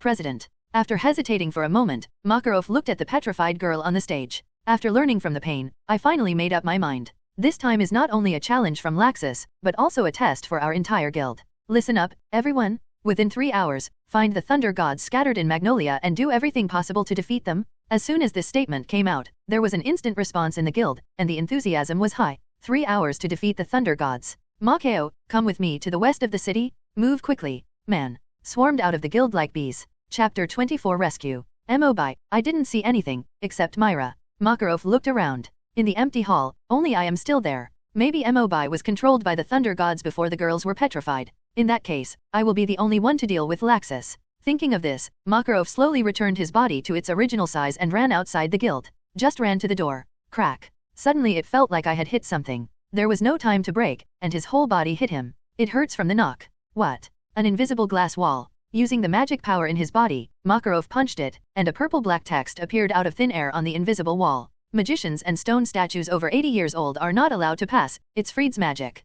Fried is one of the 3 thunder gods who is good at using spells and word magic. Once the spell is successfully cast, the rules must be followed unless it can be completely crushed with extremely strong magic power. Makarov sighed lightly. The spell in front of him was obviously specially designed to trap him. Fried had been planning for a long time, and almost every time he passed the guild entrance, he would secretly strengthen the spell. In a short period of time, it may be difficult to eliminate it. Just as he was thinking about what to do next, he saw 2 people walking through the inner hall as if nothing had happened. Natsuka-jil, are you still here? I was hungry just now and couldn't go to the kitchen to find something to eat. Natsu lowered his eyebrows and lowered his eyes, obviously finding nothing. On the other hand, Gajil next to him was holding a pile of iron pots and pans and chewing them happily. By the way, didn't there be a celebration? Where have everyone gone? Looking at these 2 relaxed guys, Makarov suppressed the urge to vomit blood in his heart. No time to explain. I suspect that Mobi has been controlled by Laxus and the others. Go to the town to search immediately, find Laxus and defeat him. Upon hearing this, Natsu immediately screamed with excitement. You want to fight Laxus? You allowed this? I'm on fire. Once upon a time, Natsu challenged Laxus many times, but without exception he was punched away. This time, he got Makarov's permission, and without asking any reason, he grabbed Gajil's arm and ran out. Walk slowly? I haven't finished eating yet. Crack. The sound of impact reached my ears. Makarov's eyes almost popped out of his head in shock. Natsu and Gajil, who were originally very motivated, actually bumped into the magic barrier at the door. Damn it, what is it? Why can't I get out? Rubbing his sore nose, Natsu became furious and continued to hit him with punches and kicks. The ceiling of the guild was shaken. The magic barrier is still intact. Makarov was worried that these 2 idiots would dismantle the guild again, so he hurriedly stopped him. Stop it now, I have a question for you. You 2 are over 80 years old too. According to the rules of the spell, magicians and stone statues over the age of 80 are not allowed to leave the barrier. According to the elimination method, it seems that there is only one possibility of being over 80 years old. Looking at the unreachable world outside the guild again, Makarov let out a long sigh. Is it possible that we just have to bow to Laxus? After a few seconds of silence. You can't say that. Hearing the familiar voice, Makarov raised his head suddenly. However, he found that the newcomer to the guild whom he had previously entrusted with an important task had appeared in front of him at some point and was looking over with a smile. Mobi. Wait, the ones behind you are, Erza? Lucy. Makarov looked behind Mobi in disbelief. Shockingly, they were the 7 girls petrified by Evergreen. The girls were dressed up and looked like they were just getting ready to participate in the beauty pageant. Looking at the center of the stage, the 7 stone sculptures are still standing there. President. Erza called tentatively. Makarov briefly recovered from his shock. What, didn't Evergreen petrify you just now? That's all thanks to Mobi. Erza replied softly. He showed a smile and looked at Mobi aside. Mobi. Makarov's eyes were filled with joy of surviving the disaster. Under the expectant eyes of everyone, Mobi then spoke slowly and talked about what just happened. According to my analysis, Laxus wants to launch a separatist war without everyone knowing. The Miss Most Beautiful contest in the morning is undoubtedly a good opportunity. After learning about Evergreen's petrification ability, I speculated that she would take action at that time, so I went to the north of the city and bought 7 1-to-1 stone sculptures of girls. When I sensed Evergreen's arrival, I quietly sneaked into the girls' locker room backstage and hid. Mobi was so excited that he accidentally told the truth. The girls looked at each other, all blushing. They don't have the magic to change clothes like Erza, so they can only go to the locker room and use the most traditional method, taking off their clothes and putting them on again. In this case, wouldn't Mobi see everything? Ahem, it's not what you think. I just wanted to monitor Evergreen. I didn't see anyone except Myra. Marajana's face turned crimson at a speed visible to the naked eye, and she shyly asked, "What did you see about me?" No, I didn't see anything, nothing. Seeing that the description was getting darker and darker, Mobi quickly got back to the topic. At that time, I only saw that Evergreen was about to take action, so I used the lightning to shine through her eyes, took all the girls out while she was not prepared, and then put the stone sculpture back in place. As a result, Evergreen thought it was Laxus who was acting and did not check the authenticity of the stone sculpture carefully. Mobi spoke carefully, for fear of saying the wrong word again. After learning that Mobi was protecting themselves, the girls' expressions softened and they thanked him one after another. After experiencing the ups and downs of his mood, Makarov was even more excited and burst into tears. Mobi, I really saw you right, woo-woo. You are too happy too soon, President. Mobi still had a smile on his face, took out a bill from his pocket and handed it over. The stone sculptures were urgently made, costing 400,000 J each, and a total of 2.8 million J. I gave my name to the guild, and the boss said I could pay on credit, and only charged me 3 million J. Remember to check out, dear. The moment he saw the amount, Makarov's face changed at the speed of light, as if he had lost his mind. His eyes darkened. He staggered a few steps and almost fell down. Finally, I had no choice but to squeeze out a few words from my throat. Prodigal son, you. This can be regarded as completing the mission you gave me, right, President? At least, I have ensured everyone's safety. Next, it's the Thunder Gods and Laxus. Mobi fulfilled his mission gloriously and was full of joy. Chapter 25, Carrying Private Goods? Mobi was about to leave the guild to find Laxus. Suddenly he was stopped by Erza again. Mobi, come here. Clam. Mobi's heart tightened. Erza was squatting beside her stone sculpture, gently stroking it with her jade hand, looking at it carefully. But every time she glanced at a place, Mobi's heart lifted a little higher. This stone sculpture of mine doesn't feel right. Is there any? Mobi swallowed when he heard this, and instead of stepping forward, he took a few steps back. His eyes looked away hurriedly, not daring to look at Erza. But this unnatural behavior attracted the attention of other girls, and they all gathered around Erza. Why are you so nervous? Is there really something wrong with this stone sculpture? It sounds like yes. A certain position is larger than other stone sculptures. Is Erza that big? What? This is too obvious. It's bigger than Erza's. The skirt seems shorter too. Mobi won't bring private goods when customizing stone sculptures, right? Do you still remember the photos in the magazine? He was holding Erza out of the Tower of Paradise. The 6 girls looked at Mobi in unison, their expressions surprisingly consistent. It seems like he knows some ulterior secret? Look at Erza again. Her gaze was still on the stone sculpture. But this kind of unresponsive reaction directly made Mobi feel invisible and huge pressure. What? Now is not the time to talk. Wait until this battle is over. The battle is over. Mobi stammered. Halfway through his words, the wings of the storm dragon suddenly appeared behind him. Then he rushed straight to the door of the hall and left in a hurry like a jingle bell. Only then did Erza slowly stand up. President, I think the workmanship of this stone sculpture is very good. Can I move it back to the apartment? Makarov couldn't help but be stunned for a moment. It turns out that she was just admiring the stone sculptures. Mobi, however, had something in his mind and immediately expressed his anger. Okay, that's very Erza. Wait, she just said she wanted to move the stone sculptures away? Makarov rolled his eyes, raised his head with a smile on his face, and stretched out 5 fingers. No problem, only 500,000 J.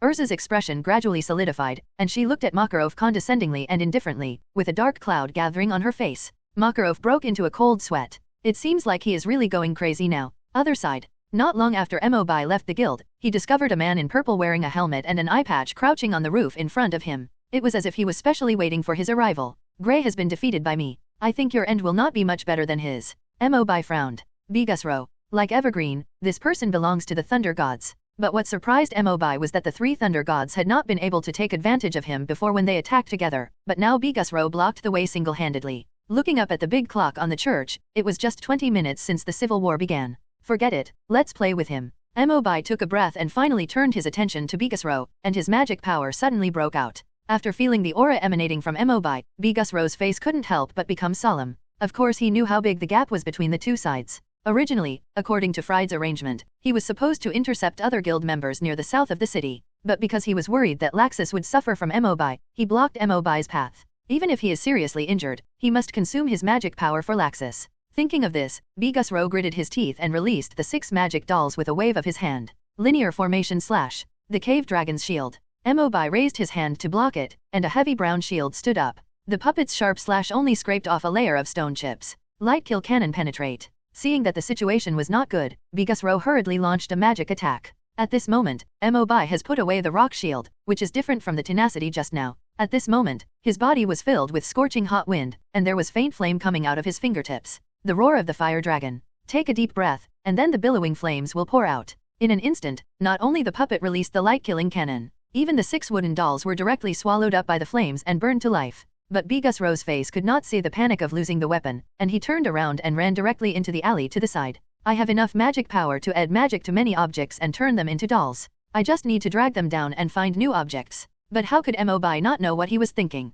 Naturally, without giving him a chance, he instantly transformed into thunder and lightning and chased after him. In a dark alley, just when Bigusro caught a glimpse of the discarded dolls in the trash can, and a glimmer of hope ignited in his heart. But suddenly he felt the violent energy emanating from behind. Thunder magic. Turning around in horror. However, he found that Mobi had already approached him at some point and raised his fists. Jaws of the Brontosaurus. Thunder roared in his ears, and as Mobi dropped his fists, Bigusro felt like the world was spinning. He was knocked back completely out of control, and even his limbs were paralyzed and unable to move. He could only let his body roll on the ground a few times before he reluctantly stopped. The dust cleared. Bigusro's body was in the shape of a big character, lying on his back in the middle of the road, looking straight at the sky. At this moment, he finally realized why the arrogant Laxus showed strong fear of the newcomer that day. A dragon slayer of 8 elements, there is no way, the difference in strength is too big. Is it still a failure after all? Laxus, be careful. I prayed silently in my heart. But after a few seconds, Bigusro felt something strange coming from his body, and the numbness from the thunder and lightning gradually disappeared. Can you move? Looking at the part of the body where Mobi attacked him just now, there was no visible trauma and not much pain. It turned out to be the effect of powerful magic and paralysis. I thought I was seriously injured. Bigusro, who finally came to his senses, turned his head with difficulty and stared at Mobi's leaving figure. After a long time, I dug out a few words from between my teeth. Why, you have, oh no, you have the guild crest of fairy tale on your tongue. I won't be cruel to my companions. However, you are out of this game now. Mobi's voice fell from the air. The volume was not loud, but Bigusro no longer had the desire to fight. He took out the magic tool from his waist and gently activated it. Brilliant magic fireworks are launched into the sky. Mobi didn't take this to heart. After flying for a long time, I noticed the magic power fluctuation coming from the suburbs south of the city. There seems to be someone fighting over there? It's still early anyway. Let's go over and start a fight. Chapter 26. Why do you think you messed with her? The countryside west of the city. Fried was wearing a red robe and holding a western sword. He was looking down at Myra Jane and Elfman at the broken bridge. And this man is the strongest among the thunder gods, who is good at writing spells. The spell that trapped Makarov and others was his masterpiece. Elfman, you have already been defeated by Alba once, so you are considered out. You are not qualified to fight again. If you look closely, you can see that Elfman's upper body is naked and already scarred. Apparently he had just been through a tough fight. Stop talking nonsense. If you are a man, accept my challenge. Of course Myra Jane knew Elfman's character, and he would not stop until he beat him unconscious. Quickly holding his arm, forget it, let's go back to the guild first. Elfman, however, remained unyielding, staring at Fried as if he was watching a jackal confronting him. There is no way to communicate with someone who breaks the rules. Fried closed his eyes and shook his head slightly. He didn't take the other party's warning to heart at all, and turned around to leave. Stop. Without Marajana's attention, Elfman broke free of his arm and rushed out. Fried's understatement was obviously what irritated him the most. Be careful, he has the strength of a quasi-S-class mage. Myra Jane reminded hurriedly from behind. Elfman, who was furious, obviously couldn't listen to this. Receive the soul of the Beast King. With the appearance of the magic circle, Elfman's already very tall body further grew. As his skin hardened and his strength increased, his body actually took on the posture of an orc, and he rushed towards Fried with his teeth and claws open. Receiving magic is the magic that Myra Jane, Elfman, and Lysina learned together when they entered the Fairy Tale Guild. Able to receive the power of monsters or animals in a short period of time and strengthen itself. Once you have reached a certain level of cultivation, you can even forcibly absorb demons for your own use. Facing the menacing Elfman, Fried took his time and sighed lightly, still maintaining his original indifferent expression. Obsessive. The moment the Beast King waved down his giant arm, Fried suddenly dodged sideways and waved the tip of his western sword from the air several times. Purple-black words appeared out of thin air and were immediately engraved on Elfman's arm. What? Elfman only felt pain and itching on his arm. He stretched out his hand to activate his magic power to wipe it away, but to no avail. Dark words, severe pain. The western sword was tucked into his waist. When he looked at Fried again, he found that one of his pupils had also turned dark purple, like a devil's eye. After being defined by dark words, you will feel severe pain from every nerve ending in your body every second. As soon as he finished speaking, Elfman, who had originally planned to continue the attack, suddenly fell to his knees, and his face that was originally full of fighting spirit was now covered with ferocious twists. Every inch of skin on the body felt severe pain as if it was being torn apart. Elfman finally couldn't help but howl in pain, and the soul of the Beast King continued to dissipate, returning to his original human appearance. Myra Jane looked at the scene happening in front of her in horror. Regardless of the danger, he rushed forward, habitually wanting to protect Elfman behind him. Unexpectedly, Fried had already noticed it and had planted a spell on her only path. Myra Jane was trapped in place and unable to move again before she could take 2 steps. Myra Jane begged, Elfman can no longer fight, let him go. Fried was neither sad nor happy, like a machine without emotions, and asked Elfman coldly, do you want to continue fighting? Even though half of his body was already spasming with pain, Elfman still managed to squeeze out 2 words through clenched teeth. Continue. When Fried heard this, he stopped holding back as if he had received some kind of permission. As the color of his purple-black pupils deepened, the magic power displayed also increased. The Western sword danced rapidly. Panic. Fear. Pain. Several more dark words were written, and Elfman's expression became even more ferocious. But he used all his strength to hold the ground with his right fist to prevent himself from falling down. Seeing that her brother was in so much pain that he couldn't even speak, Myra Jane was already in despair. Please, let's go back to the guild now, and don't hurt Elfman anymore. Fried, on the other hand, looked indifferent, not caring about Marajana's constant begging for mercy, and the speed of writing in his hand did not slow down at all. The tip of the sword was swung countless times. Dark words containing greater magic than before fell. Death. The last 2 words of Fried's voice were not high-pitched, but they were particularly trembling in Marajana's ears. Marajana's pupils dilated instantly. Die. But just when the dark words were about to fall, but Fried suddenly felt the sudden storm in front of him, and subconsciously dodged back. But he found a familiar figure with wings flying past in front of him, carrying Elfman who was struggling on the spot.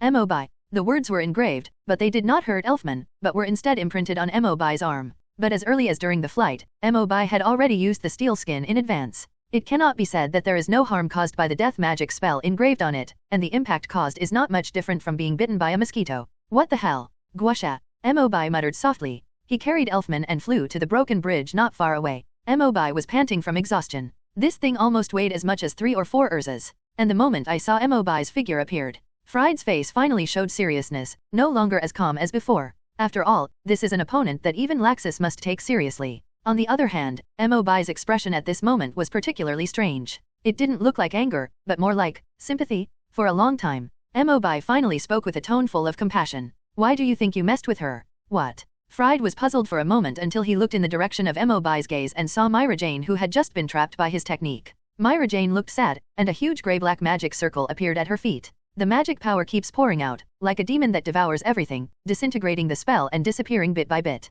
What a terrifying magic power! Fried's face was horrified. He had only seen this kind of oppression in Laxus before. At this point, Mobi can only mourn for a minute for him. Well, after all, he is an old man in the guild. Don't you know that Myra Jane had another title a few years ago? S-Class Mage, Demon Myra Jane? Peak strength, not even weaker than Fairy Queen Erza. It's just that due to some reasons, his personality has changed drastically. From the original fiery and vicious person who fought with Erza every day, he has become the gentle and weak person he is now. The terrifying magic power in his body also fell asleep. Perhaps because she had just heard the word death, the image of Lysina leaving this world emerged in Marajana's subconscious. She had already lost Lysina, and she could not lose Elfman, her only relative. The magic power that has been dormant for a long time has finally been awakened. Mobi murmured to himself, looking at Fried with an even sadder look. Chapter 27 Elfman, my sister is a man? Receive the soul of Satan. As Marajana's power was reduced, her attire was no different from that of a demon, completely different from the gentle waiter before. Fried's hand holding the western sword trembled uncontrollably. A fierce light suddenly appeared in Marajana's eyes, and she stepped forward with all her strength, running quickly, and arrived in front of Fried in an instant. Dark letter wings. The panicked Fried finally wrote the dark words for flight at the last moment and flashed into the air. The broken bridge he was on just now was not so lucky. It resisted the full blow of Marajana's satanic soul and was smashed to pieces. Big beads of sweat fell from his forehead. Only then did Fried realize what Mobi had just meant, that look, as if he was looking at a corpse. The smoke cleared. Myra Jane, however, firmly targeted Fried. Dark and mysterious Satan wings sprouted from behind, leaping into the air. The demonic claws kept biting like hungry wolves, and the attack frequency was extremely intensive. Fried, who was not good at close combat, had no choice but to block with a western sword, but it was full of flaws. Myra Jane seized the opportunity, landed a palm on Fried's chest, and shot him down from midair. Fried's body suddenly fell, and he was about to fall on the broken bridge. He immediately activated the Wings of Words and escaped from the disaster. S-Class Mage, Demon Myra Jane. Her strength has far exceeded the previous plan. Fried's penance-style magic uses magic to create written rules to restrict the opponent's actions. This also resulted in his stubborn and rigid character, and he even had to make a careful plan for everything he did. But when the plan was ruthlessly crushed, Fried obviously lost his previous composure. Dark madness. Not far away, Myra Jane had caught up with him at some point. As the purple-black magic circle appeared in his right hand, dozens of dark arms emerged from it, all rushing towards Fried. If he doesn't use his strongest killing move at this moment, I'm afraid it will be over. Dark Ladder's light bomb. Fried gritted his teeth, threw the western sword directly into the river aside, intertwined his hands into a seal. A light bullet that also contains huge magic power emerged from it. Seeing that the dark arm in the wild flow was about to touch Fried, the light bullet suddenly exploded, instantly blowing him to pieces. Success. Seeing that Marajana's attack was neutralized, Fried had a glimmer of hope of victory in his heart. However, he was soon crushed to pieces again. When the smoke cleared, Myra Jane was already ready for the next attack. Small black holes continued to condense between her palms, and a dangerous smell spread. Soul Exterminator. Fried wanted to resist again, but found that the light bullet he had just used with all his strength had almost exhausted the magic power in his body. Despair surged into my heart. It turns out it was just a simple test. There was a major mistake in the plan. There was no way I could defeat her. No matter it was speed, attack, or frequency of shots. Boom. The majestic and thick purple energy wave burst out from the black hole instantly. A frightening demonic wind blew up, and the sky above turned faintly dark. Although the battle zone is close to the outskirts. At the same time, the generated fluctuations were directly transmitted into the town of Magnolia, attracting many residents to stop and look here. It seems dark. It couldn't be the magicians from Fairy Tale, right? I hope they won't demolish my house again this time. Faced with such a powerful offensive, resistance has no effect. As Fried was swallowed whole by the Soul Destroyer, the wings of words behind him disappeared and his vision blurred. In an instant, it was as if there were thousands of steel needles piercing the nerves throughout his body. Under the constant stimulation of pain, his consciousness became clearer. I'm afraid the pain now is almost the same as the one I gave Elfman just now. I didn't expect it to be attached to myself now. Fried laughed to himself, completely lost his ability to fight, and fell to the ground. But Myra Jane, who was so angry, didn't seem to intend to end it there. He actually jumped in front of him and grabbed his neck, causing the two of them to fall rapidly together. The body fell completely. Fried was lying flat on the ground, and all he could see in front of him was Marajana's demonic and ferocious face. And she is full of magic power, ready to summon the claws of the devil on her head at any time. Is it over? Fried closed his eyes peacefully. Be ready to leave this world. But 10 seconds passed. The expected blow did not come. Fried opened his eyes with difficulty. Marajana's claws filled with magic power still stayed in the air, but the hatred in his pupils was slowly dissipating.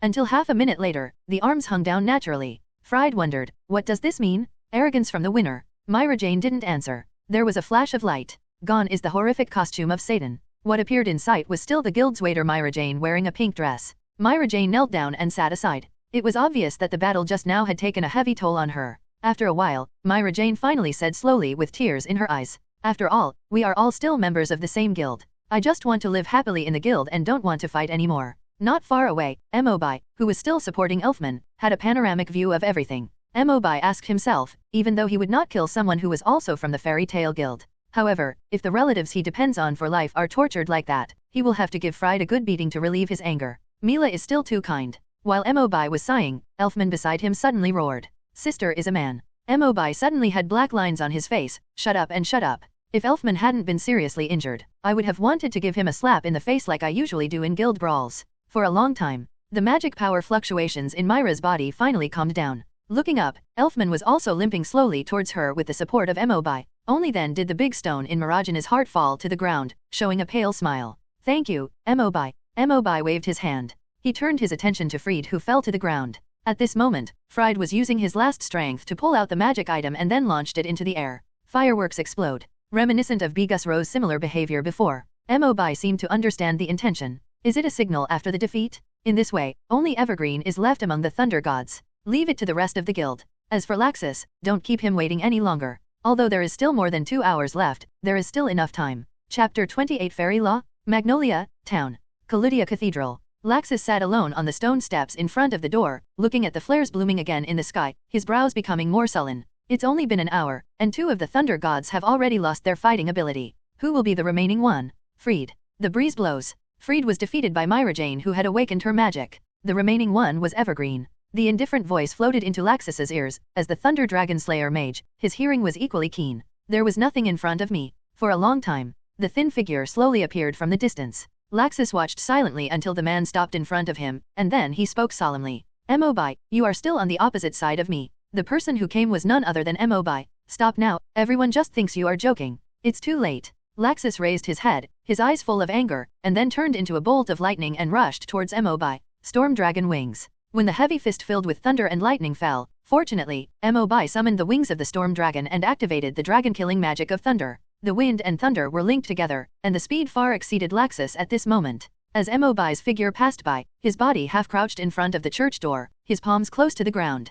The earth dragons crack. The dry soil cracked open in an instant, like an ugly scar, approaching Laxus. Don't pull out any tricks like this. Laxus snorted coldly, as if he was mocking Hobe for using too weak a skill. Stabilizing his lunge, he actually ignored the shattered ground and harnessed the thunder and lightning again to launch an onslaught. Thunder Dragon's Collapse Fist. Fire Dragon's Iron Fist. Unlike before, Mobi chose to confront Laxus in order to understand his strength in detail. It has to be said that Laxus, as one of Fairy Tail's 5 S-class magicians, is indeed very powerful. The force of this punch was even stronger than Natsu's before. I am the strongest person in the guild. I have surpassed the old man. Do you think you can beat me? Laxus roared, his bloodshot eyes flashing fiercely, making people shudder. If the children next door saw his ferocious face, they would probably cry on the spot. Boom. Another strike that was accumulating violent thunder struck directly at the vital point, but Mobi noticed it again and dodged into the air in time, taking advantage of the opportunity to dive. Thunder Dragon Square Heavenly Halberd. The brilliant flames of the Fire Dragon. In the blink of an eye, Laxus has been fighting Mobi for dozens of rounds. The burst of speed and frequency of attacks from both sides also consume a huge amount of magic power. Watch for the right moment. Laxus finally escaped from the entanglement and retreated to the center of the church, breathing heavily. The sound of slow pacing came. Mobi walked in calmly, looked at Laxus' dilemma and said, "We are both dragon slayers of thunder. I think we should all know what your weaknesses are." As early as when he was watching anime, Mobi had studied all the battles of Laxus. Finally, the real reason why he is so ridiculously strong is found. Similar to Ray in the first version of the cell, Laxus, who uses lightning magic, is ahead of other magicians in terms of attack power and speed. Other abilities are slightly fragile. Although the explosive power is extremely strong in a short period of time, once the battle line is extended and falls into a protracted battle, the endurance of the magic power is another big problem. After experiencing it firsthand as a lightning-attributed dragon slayer, Mobi became even more convinced of this. But because Mobi itself has 7 other attributes, as long as you don't rely too much on the speed and burst of thunder and lightning in battle, you can avoid the lack of durability. In the dilapidated church, the roof had already been overturned by the magical collision just now. In the center, Laxus is still thinking about finding Mobi's weakness. Suddenly there was a subtle magic fluctuation above the head. Although the movement was very small, as a dragon slayer mage, these naturally could not escape his perception. Above, fireworks exploded. Seeing it all, bringing Laxus ultimate despair. Magic flare? The third one. Mobi also looked up, with a trace of relaxation on his face. It seems that Evergreen has also failed. The thunder gods have all been wiped out. How so? Laxus thought of the scene of 3 flares blooming, and then explored the nearly depleted magic power in his body. There was a vague feeling that the situation was over. Do you want to continue fighting? Mobi asked tentatively. Silence. Laxus didn't answer. His head was still raised high, as if he hadn't heard anything. After a while, only then did he turn his eyes filled with endless hatred on Mobi. If the old man hadn't brought you back to the guild after appearing out of thin air, I would be the new president of Fairy Tail now. Laxus' body was a little unbalanced as he was carried away by anger. After the catharsis passed, under Mobi's silent gaze, Laxus activated his magic power again. But unlike before, there was no trace of thunder and lightning in his body. Mobi frowned. Want to use that trick? Closing his eyes lightly, Laxus slowly condensed in his palms, and a ball of white light emerged, flickering slowly. The individual is quite small and exquisite, but it is mixed with terrifying magic power that has never been seen before. Laxus suddenly opened his eyes and poured all his magic power into them. The ball of light instantly enlarged, and the energy became more unstable, as if it would explode at any time. Fairy Law. Fairy Law, as a terrifyingly powerful super magic, is called the 3 major magics of Fairy Tail together with Fairy Ball and Fairy Shine. Once activated, it will cause a devastating blow to all enemies within the casting range. Previously, Makarov had used the laws of the fairies to defeat Joseph, the president of the Phantom Lord, who was also one of the 10 holy wizards, with one blow. Laxus's arms trembled slightly. He was too involved in the previous battle and poured too much magic power into it. At this moment, even activating the goblin's legal magic is a bit reluctant. The light shines unsteadily. Finally it enveloped the entire Kalyasha Cathedral. It's a pity that the casting range is only large enough for you, Mobi. As a newcomer who has just joined the guild, this may be a little cruel to you, but this is what I want for Fairy Tail, a guild with only the strong. At the same time, outside the church, Erza, who had just defeated Evergreen, was still looking for traces of Laxus. Just as I was walking near the church, I suddenly sensed a powerful magical force. This kind of fluctuation is the law of the fairies. An ominous premonition came to mind. Erza panicked and broke into the church, only to find it was too late. Laxus finished chanting the fairy law. Mobi was still in a daze. The magic is about to begin. Mobi, get out of the church quickly. Huh? Big sister. Regarding the coming devastating blow, there was no trace of panic on Mobi's face. There was even a little surprise of meeting Erza. Laxus, who was about to cast magic, naturally would not give the two a chance to discuss it, and instantly detonated the magic in his hand. Thousands of feet of white light enveloped everything, as if the entire church was placed in heaven. It's too late. Maybe it was an instinctive reaction. The moment the goblin's law was released, Erza rushed forward without hesitation and stood in front of Mobi, although it was too late to bring him out safely. But at least he was protected under armor. Fairy Law. Chapter 29 Laxus Farewell. The light faded. The magic gradually disappeared into the air. Erza regained her vision. Look down. The armor actually showed no signs of wear and tear. Hobe, who was protected by him, was rubbing his sleepy eyes at the moment, as if the terrifying magic just now had never been released. Are we all okay? Of course it's okay. Hobe smiled bitterly and reached out to gently smooth the crimson bangs on Erza's forehead. But let me tell you, eldest sister, your first reaction was to protect me behind your back. I am very touched. On the other hand, Laxus, who was opposite the two of them, had a face full of shock and confusion. Too empty? How could it be? I have clearly activated the fairy law, and my magic power has indeed been consumed. Why? Erza came to her senses. The scene during the war with the Phantom Lord came to mind. As one of the 10 holy wizards, Makarov successfully used the fairy law to defeat Joseph in one blow. Erza explained, Laxus, I heard the president mention something about the laws of super magical fairies. Although this magic is powerful, it will only work on the enemies that the caster truly considers in his heart. In your heart, you may not regard us as enemies. Laxus roared crazily, unable to accept the facts, and shouted, Impossible? Anyone who prevents me from becoming the president of Fairy Tale is my enemy. Hobe added lightly, but none of us were injured. You can fool your body, but you can't fool your heart and magic. Laxus suddenly raised his head, his eyes fixed on Hobe and Erza, who still had 50% or 60% fighting ability, and his whole face became twitching. His last trump card has been used. The overall situation has been determined. Laxus thought about countless endings, whether it was success or failure. There was even a plan to directly launch the Goblin Law on the entire town of Magnolia once they were in dire straits, and completely eliminate those who disobeyed them. But I never expected it would end like this. How could this happen? With endless unwillingness and a body with depleted magic power, Laxus finally straightened up and collapsed. Loss of consciousness. Hobe can also be regarded as completing the personal commission Makarov gave him previously. I remember that during the Civil War, Mist Gang would also come back to fight Laxus, right? Maybe it was too early? I haven't seen anyone else yet. Due to the spells arranged by Fried in advance, the guild civil war did not cause harm to the residents of Magnolia.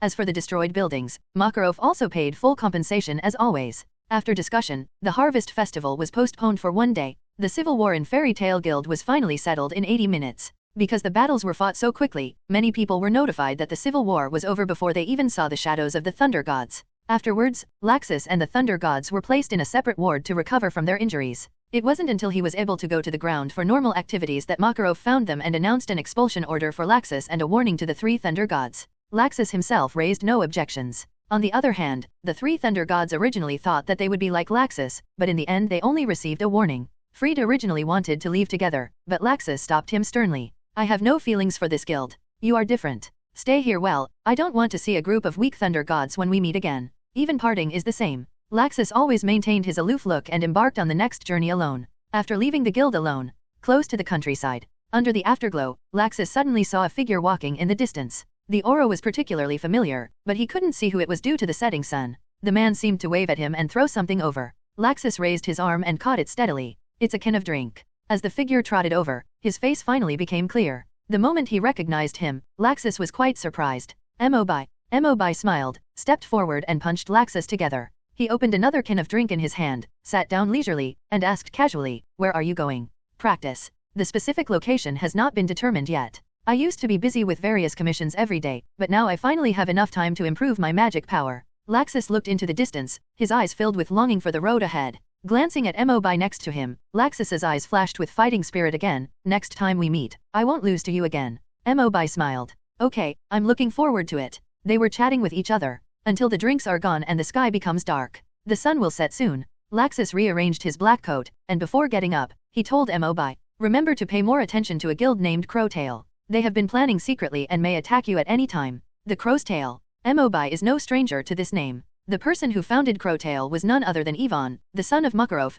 the father of Laxus, and one of Fairy Tale's strongest wizards. Because he had done something to harm his guildmates, Makarov expelled him from Fairy Tale. Since then, Ivan has held a grudge and founded the Dark Guild Crow's Tail to accumulate strength and prepare for revenge. Ivan even planted Gajil as a spy for this purpose, specifically to deliver unfavorable information about the Fairy Tale Guild. However, he didn't know that Gajil had been instigated as a double agent from the beginning, and all the information passed to him was wrong. Hobe nodded solemnly and said, I understand, I will be careful. One more thing. Facing Laxus's hesitation, Hobe tilted his head and couldn't help teasing. I don't usually see you like this. Why do you want to leave and turn your mother-in-law on? After hearing this, Laxus spoke out the last words in his heart. I no longer belong to Fairy Tale. I may not appear again for a long time. Take care of the old man for me. Sure enough. Before leaving, the thing he couldn't let go of the most was the old man who quarreled with him every day. However, Mobai did not want this parting to be so sad and regretful, and responded directly and half-jokingly. Don't be so pessimistic. If I become the president one day, the first thing I will do is call you back.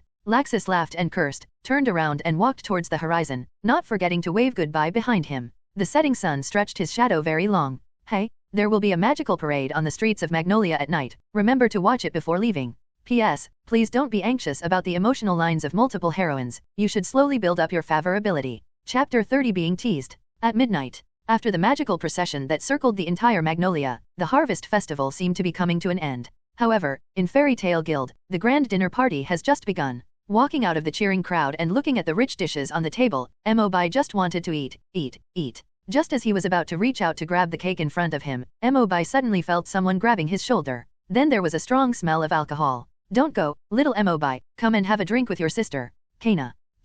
After seeing the other party's face clearly, Mobai couldn't help but shudder. Kana, the famous female drunkard in the guild, is the first among the younger generation of wizards to join Fairy Tale. She usually wears revealing clothes and does not hesitate to show off her impressive figure. But perhaps because of his heavy drinking, he drinks almost all the time except during working hours, and now he doesn't even have a rumored boyfriend. Kana had a half-drunken smile on her lips. As she spoke, she walked directly to Mobai, hugged his neck and leaned into her arms. Before Mobai could react, he felt his eyes go dark and his sight disappeared. The face seemed to be supported by two soft objects. The smell of alcohol mixed with warm body fragrance penetrated into the nose. Well, until I saw him being covered and unable to breathe. Kana then let go with a satisfied look, and then took the wine glass from the side. Speaking of which, I was saved by you when I was participating in a beauty pageant. I haven't even had time to thank you yet. Let me toast you with this glass of wine. Mobai suddenly wrinkled into a bitter face. Even before time travel, his drinking capacity was extremely poor. He would drink the first 2 glasses of wine, and he could never stand the spicy taste. That's why I even tremble when I see Kana. At a banquet, what I fear most is being drunk by this female drunkard. I don't know how to drink. At this point, Mobai had no choice but to admit it honestly. What? Do you have to let me feed it to you? Kana refused. No.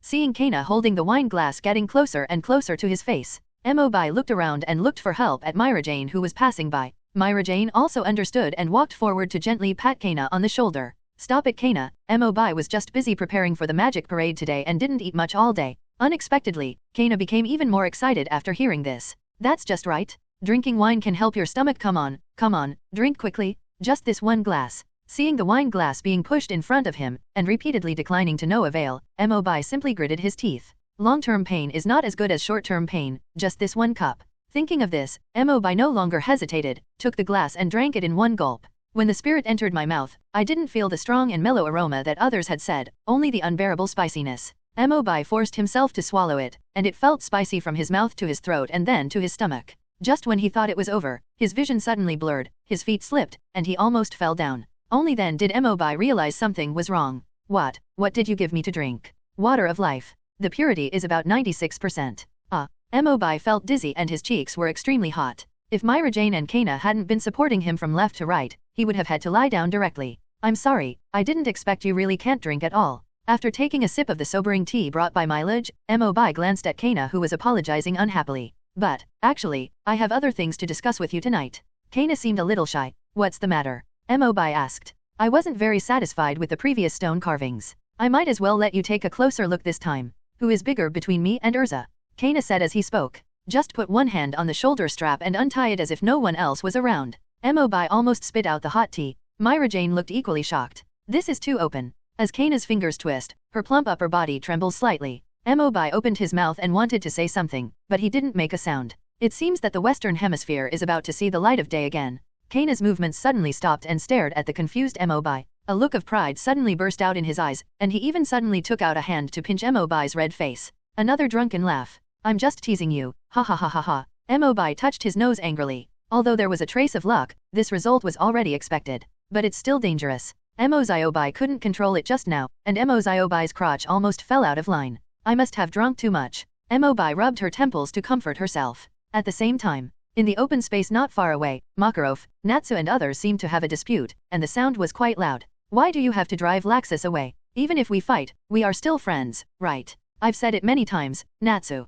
Although Laxus is my grandson, he has done something to hurt his companions and must leave the guild. But that's enough, let's end this matter. Questioning voices also came from behind Mobai. Laxus was kicked out of the guild. What do you think? Perhaps leaving the guild for a short time will be helpful to Laxus's training, right? He has lived under a halo since he was a child and has always longed for a truly objective evaluation. At least now he can concentrate on improving his strength without any scruples. Besides, even after leaving Fairy Tail, the president and everyone in the guild will still care about Laxus, right? Maybe it's the numbing effect of alcohol. It wasn't until he finished saying these words that Mobi realized who the person he had just spoken to was. Sister, when did you come here? Erza smiled and said, the civil war and celebrations are over. Now, it's time to discuss the stone carvings. Mobi was startled. How could she still remember this? Erza immediately said, where did you buy the stone sculpture? I think the workmanship is good, and I would like to customize one. Mobi breathed a sigh of relief. Just in the north of the city, there is a store opened by the Stone Shape Mage. I thought Erza was here to cause trouble.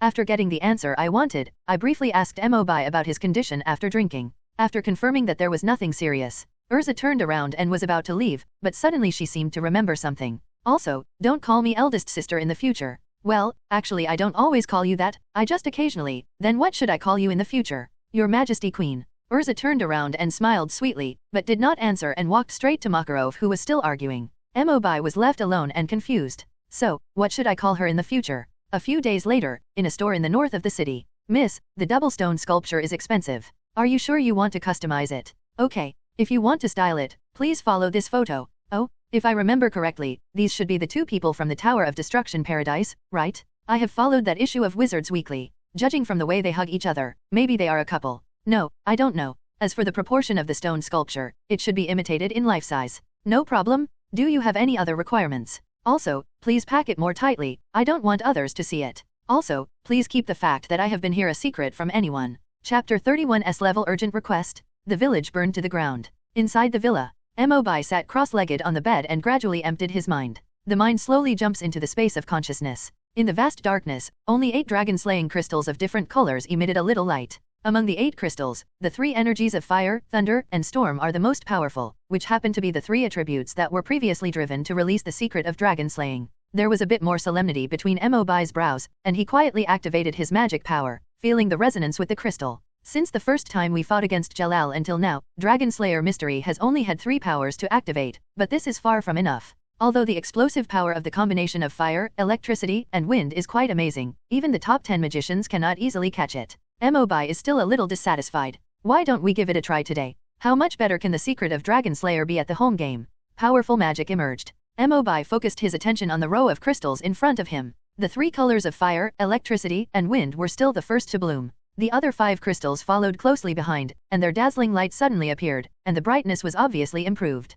Mobi felt happy and was about to increase the magic power infusion. But the 5 crystals dimmed in this moment and immediately returned to their original state. It still doesn't work. Mobi frowned slightly. After a brief period of regret, I began to calmly analyze the reasons. Originally the Dragon Slayer crystal was bright, but it quickly dimmed again. It seems that there is a lack of some specific elemental power as a stimulus. For example, if the next battle takes place on the ocean, maybe we can use the power of the water element there to activate the 4th Dragon Slaying crystal. By then, the power of Dragon Slayer Mystery should be even more powerful. Make a decision secretly from your heart. Mobi finally left the conscious space and opened his eyes, only to realize that the sun was very high. I looked up at the clock and saw that it was already past 10 in the morning. When he first entered the consciousness space, it was still dark outside. Time is fast enough. Mobi smacked his lips helplessly. At this time, I guess Erza and the others have already set off to do the commission. It seems they can't make it in time. As early as when he was first invited by Erza to join the team, Mobi has already told everyone that his time is often not very stable.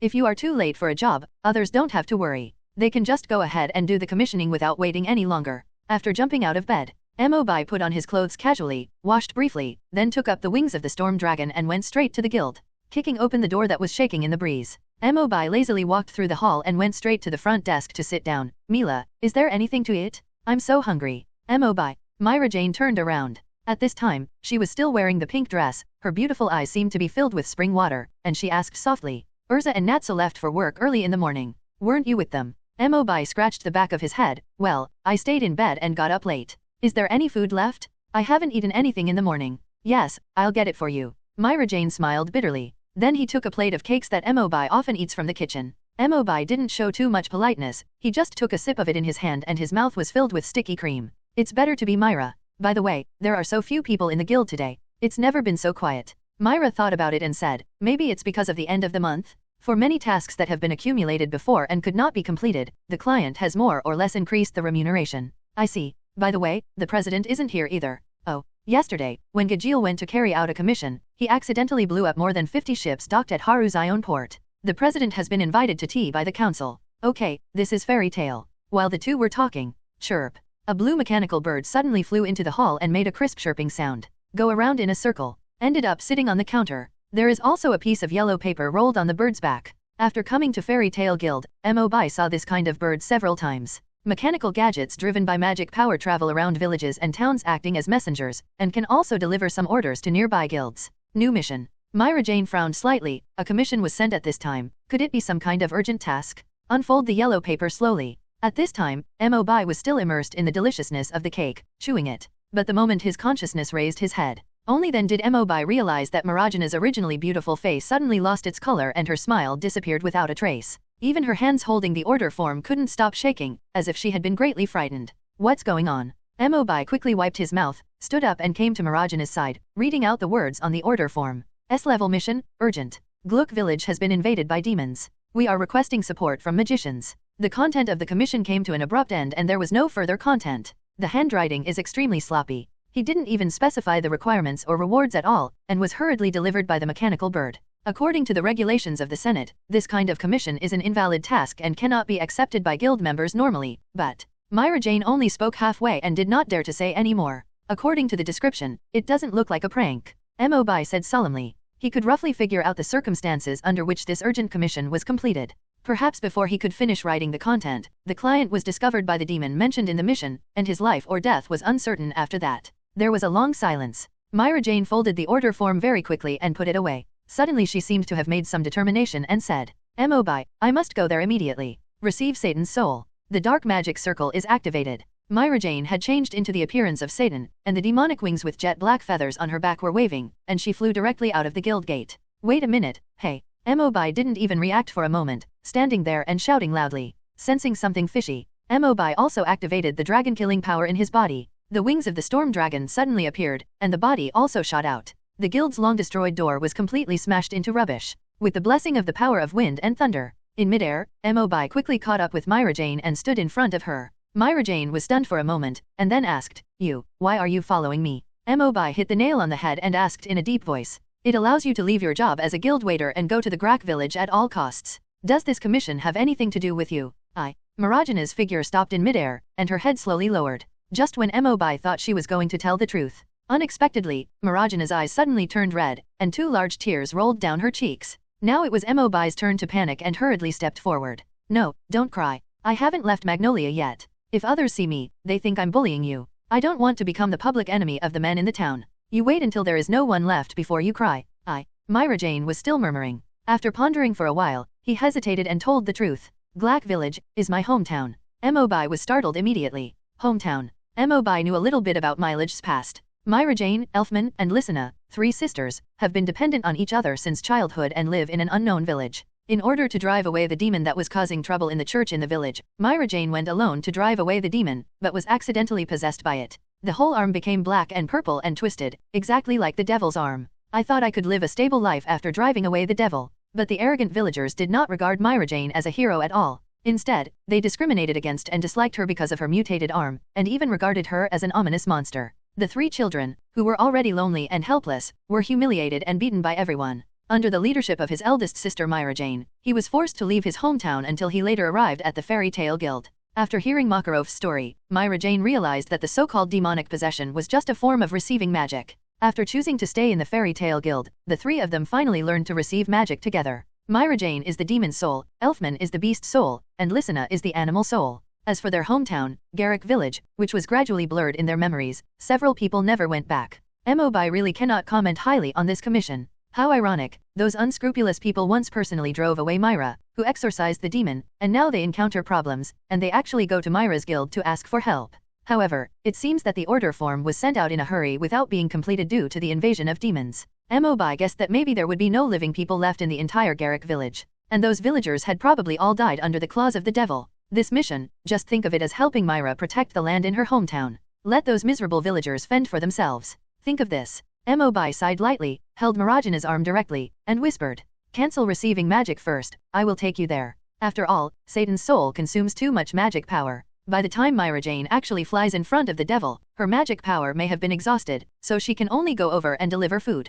Thanks. Chapter 32 The Temple of Evil Spirits. The Devil's Guild? The distance between Garrick Village and Magnolia is much farther than Mobi imagined. Almost without stopping. Wait until night falls completely. Only then did they barely approach the jungle on the outskirts of Garrick Village. As if he smelled something, Mobi suddenly said seriously, Myra, be mentally prepared. What? The Dragon Slayer's 5 senses are sharper than ordinary people. The further I go, the more I smell the smell of burning fireworks. Seeing that Myra Jane did not respond, Mobi also remained silent and continued to urge the storm dragon wings to move forward. As the two people continued to get closer, finally stopped on a hill. Just ahead is the village of Gluck. The terrain here is high, and you can just overlook the whole village. But it was only a glance. Marajana's pupils suddenly dilated and her eyes were frightened. He covered half of his face with his hands, shaking constantly. Mobi was expressionless. In front of the two of them, the village that was supposed to appear had turned into a sea of flames. After a while, jungle clearing, next to the fire. Myra Jane and Mobi sat opposite each other, and the atmosphere was frighteningly quiet.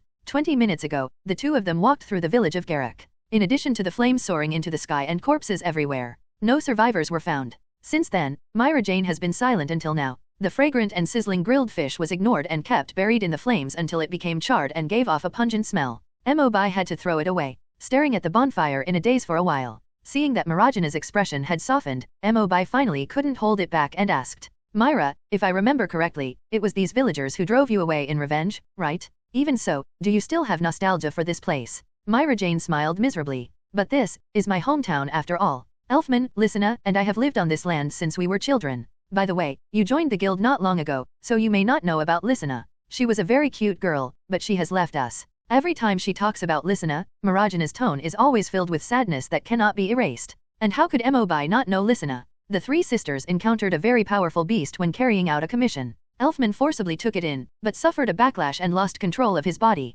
Lysina firmly believed that she could wake her brother up, but Elfman, who had lost his mind, was so jealous that he attacked Lysina directly. When Myra Jane rushed to the scarred Lysina, she discovered that her body had slowly turned into nothingness. Since that incident, Marajana's temperament has changed drastically, from the violent bad girl to the gentle and considerate one she is now, and the terrifying magic power in her body has fallen asleep. Elfman is no longer as weak as he was as a child. They all thought that their sister Lysina was dead, but they still couldn't figure out why her body turned into nothingness at the last moment of her life. Mobi naturally knew about this, that Lysina was actually still alive, but was just sucked into a parallel time and space. But it is also difficult to explain now. Mobi didn't mention much, just stretched out his hand to wipe the tears from the corners of Marajana's eyes. Lysina just went to another world. She definitely didn't want to see you sad. Take a rest for a while. Let's look for traces of the devil tomorrow morning. It's not their turn to rule this beloved homeland yet. As Mobi spoke, he suddenly felt a slight pressure on his shoulders. At the beginning of the film, Myra Jane was leaning on her at some point. Under the mixture of pain and exhaustion, he fell asleep lightly, as obediently as a baby.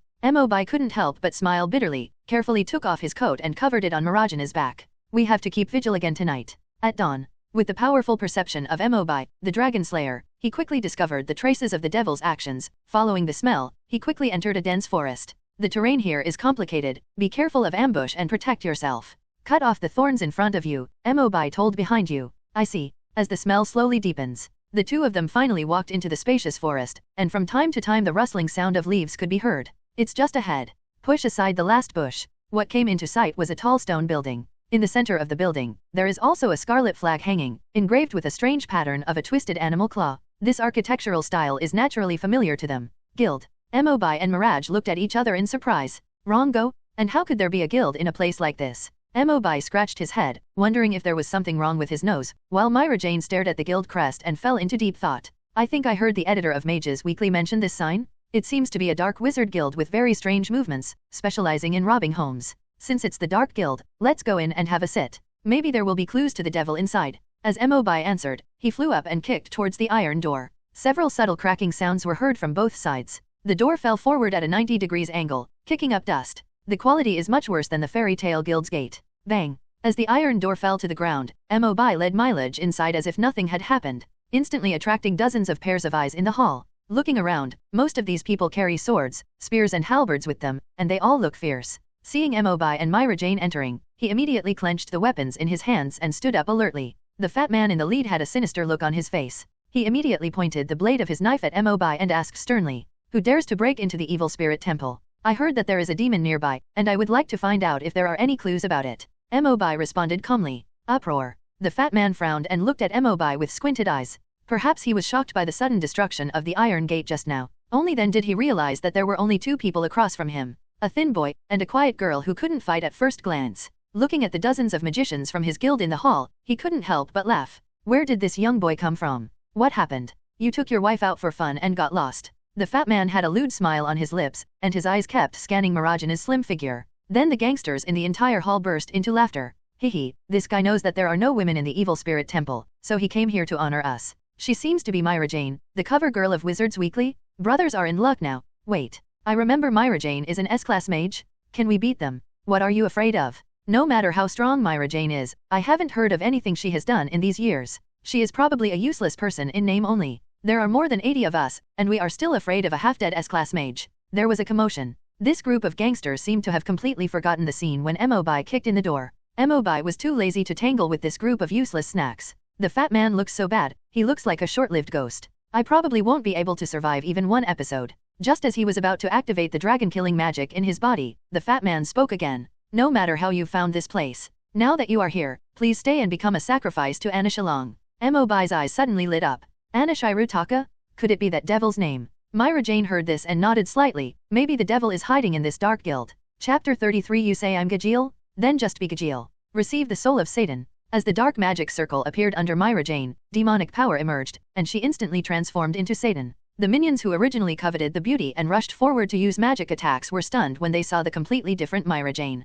You call this a half-wasted magician? Dark Stream. Raise your hand. Countless pitch-black claws appeared and swept away. In the eyes of the minions, it was like seeing a ghost. By the time they turned around and tried to escape, it was too late. Screams resounded throughout the entire Evil Spirit Temple Guild Hall. The remaining people all turned pale, looking at Myra Jane with nothing but endless fear. In the past, he only did things like robbing homes and bullying ordinary people who didn't know magic. This time he was one of the few who fought against the magicians. I thought I could take advantage of the numerical advantage, but when I met an S-class wizard, I was kicked directly onto the iron plate. A trace of horror flashed across the fat man's face. However, he noticed Mobai who had not yet taken action in front of him. The bad water in my stomach reacted immediately. Seize that kid. Use him as a hostage to threaten Myra Jane into submission. Following the order, the other magic minions around him seemed to see hope, and they surrounded Mobai with ferocious looks, constantly approaching. You're in bad luck, kid. They are best at bullying muggles who don't know magic. The fat man muttered words, and a magic circle appeared in his left hand that was not holding a knife.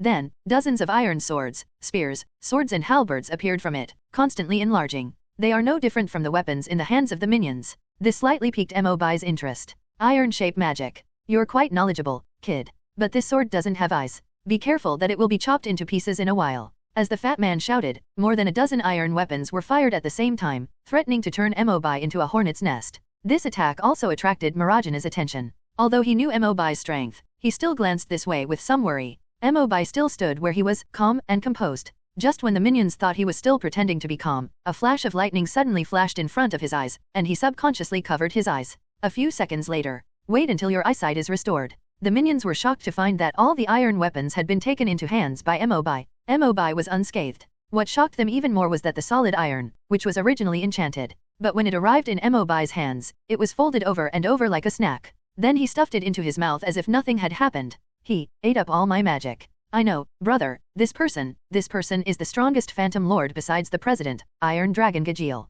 Dragon Slayer Gajeel. Mobai said in his heart, yes.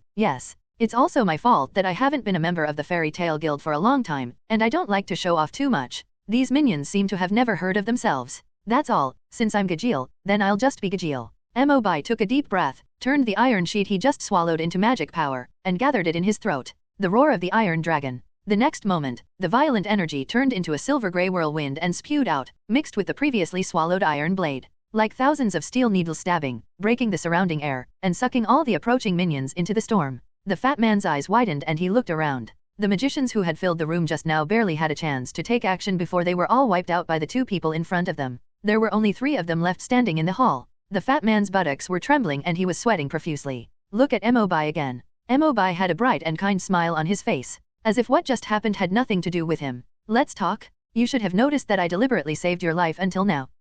The fat man's mouth felt cold and his tongue felt like a knot, but he couldn't squeeze out a single word. Mobai didn't talk nonsense to him, but preferred the way he acted unruly and insulted just now. The roots of the wooden dragon are entangled. Huge vines burst out from under the fat man and quickly grew to be flush with the ceiling. Before the fat man could react, he was tightly restrained, almost squeezed out the oil. The fat man subconsciously tried to resist, and also wanted to summon an iron sword. Mobai had already noticed it, and he clenched his fist gently, and the vines became entangled even more. Ah! The fat man let out a shrill howl. You have one last chance now. Tell me, where is the devil? I said it, I said it. The fat man had already been frightened by Mobai's terrifying strength, and immediately nodded like a chicken pecking at rice. The devil's name is Anna Silong, and he is the president of the Evil Spirit Temple. Mobai scolded in a cold voice, go on. Tell me everything you know about you and the devil. Yes, yes, Lord Gajil.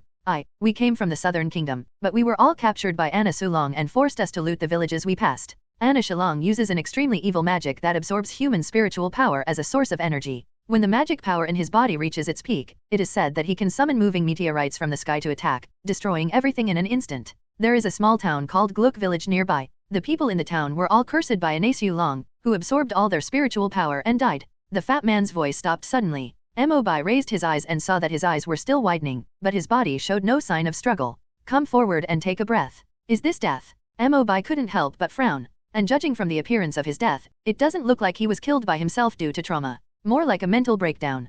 Could it be that he was scared to death? Mobai was a little confused for a while. Mobai, look at them. Myra Jane suddenly exclaimed. Mobai followed his voice and looked around, but found strangely that none of the magicians on the ground were moving at this moment. Marajana's face also showed great confusion. Although her attack just now was violent, it was still certain. It would not completely kill those minions, but only cause them to lose their fighting consciousness. Something weird. I briefly noticed an unusual breath slowly drifting out. Mobai suddenly raised his head and looked towards the corridor on the second floor. At some point, a dog-looking middle-aged man in a suit and leather shoes was already standing there, condescendingly taking in everything. His face was as withered as a long-dead rotten wood, and his whole body exuded an unpleasant aura. Watching Mobai-san is worth going crazy. Anna Shurtaka. The fat man just told me that Anna Shilong will leave curse marks in the bodies of living people, and then drain their spiritual power to increase his own curse power. It seems that he just killed everyone. Anna Silong licked the corners of his dry mouth, raised his chin and looked at Mobai and Mobai with a grin. It seemed like he could guess their inner thoughts.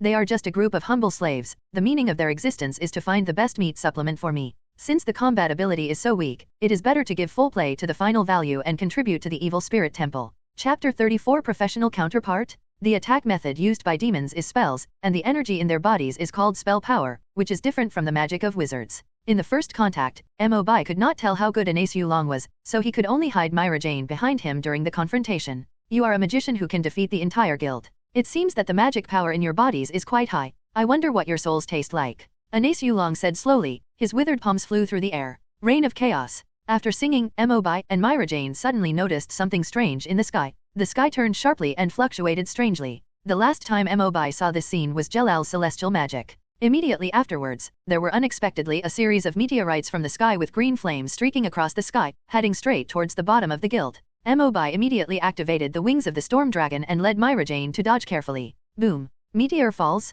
While the surrounding temperature rose sharply, it also brought bursts of chill. Anna Shilong sneered, feel the devil's flames from hell. Another spell was cast, and the 5 meteorites that landed on the ground seemed to have life and intelligence. It turned into a burning rock giant several meters high and soon surrounded Mobai and Mirage. Ace Yulong grinned and was about to appreciate this killing feast. But he didn't realize that Mobai also raised the corners of his mouth. Within the encirclement, looking around at the rock giants, Mobai could no longer suppress his inner joy. Rocks, flames, now we are professional. As a dragon-slaying mage, no matter how powerful Anna Shilong's spells are, they can only serve as food. Attack. Ace Yulong gave the order, and the nearest rock giant immediately waved its burning stone arm and smashed it down on Mobai. Mobai quickly shouted, Myra, find a safe place first. I have a way to deal with him. Be safe. Due to her trust in Mobai and the urgency of the situation, Mirage did not hesitate. The moment the rock giant's heavy arm fell, Myra Jane immediately burst out of speed and flew out of the surrounding area. Bang! The giant smashed it into nothing. Mobai, on the other hand, jumped directly, avoiding the attack and landing directly on the arm of this behemoth. He bent down and opened his mouth to chew, bite off a large piece of green fire rock. Quick victory, I'll ride on the horse and eat, eat, eat, eat. As the body was destroyed, the overall flame on the back of the rock giant gradually dimmed.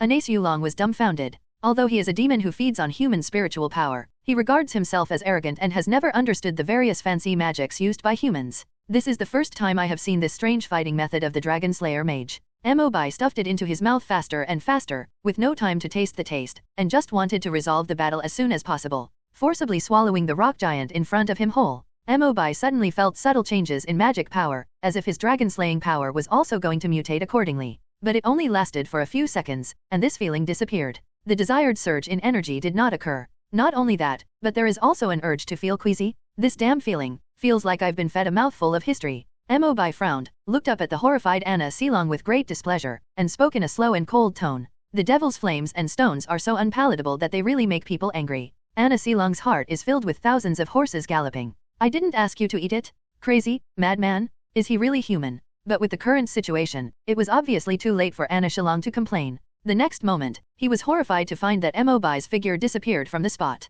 At the same time, violent thunder and lightning magic came around him. Mobai intertwined his fists, and his pupils instantly dilated with overwhelming power. Jaws of the Brontosaurus. Mobai's blow was not sloppy at all, it hit Anna Silong directly on the head. His screams were even louder than the fat man who was bound by roots just now. As Anna Silong fell to the ground with serious injuries, the remaining 4 rock giants also lost control, and the flames on their bodies flashed briefly and then were extinguished. But the battle is not over. Mobai could also sense that Anna Silong, who was lying on his back and pretending to be dead, still had faint spells coming out of him. As expected of a devil, he is thick-skinned and thick-skinned. But if you don't get up again, I won't mind punching you in the head again. Anna Silong was frightened when he heard this. He hurriedly sat up from the ground and kept a distance from Mobai, shouting at the top of his lungs. Behind the evil spirit temple is the gate of Dark Guild Hades. You can't kill me. Gate to Hades. A flash of lightning flashed in Mobai's mind. Gate of Hades, one of the 3 most powerful dark guilds, signed a non-interference contract with the 6 demon generals and Demon Heart, and the 3 formed the Balam Alliance.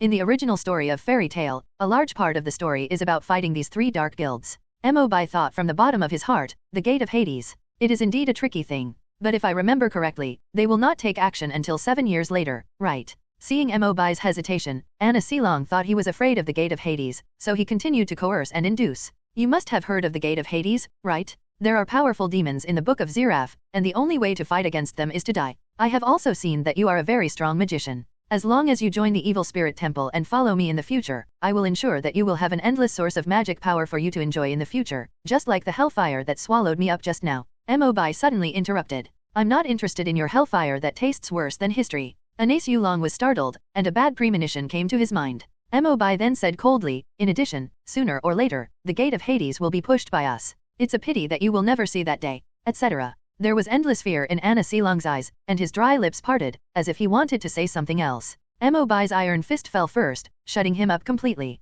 Anna Silong's body slowly became transparent until it completely disappeared. This boss is easier to defeat than the mobs. Putting it among demons, this group should be considered not weak. It's just a bit of bad luck. All the spells were eaten by me. Chapter 35 Moving Towards New Life? See everything settle down. Myra Jane also returned to Mobai and lifted the soul of Satan. Mobai nodded slightly and was about to leave when a faint voice sounded in his ears. Myra, did you hear anything? Myra Jane didn't know why. It sounds like the cry of a baby? It's right where Anna Shiraka came out just now. Holding Mirajana's arm, Mobai activated the storm dragon wings and headed straight to the 2nd floor. It was different from the mess all over the hall. Anna Shirutaka's room is in order. If you hadn't seen with your own eyes what kind of abstract guy he was, you might have thought this was a gentleman's home. The crying came from the bed at the end, and Myra Jane finally heard it. When the 2 of them got closer, they realized that this was actually a baby girl who was still in her infancy. Hey! Seeing Mobai and Myra Jane, the baby girl stretched out her little hand to gesture something in midair, and then she grinned and started crying again.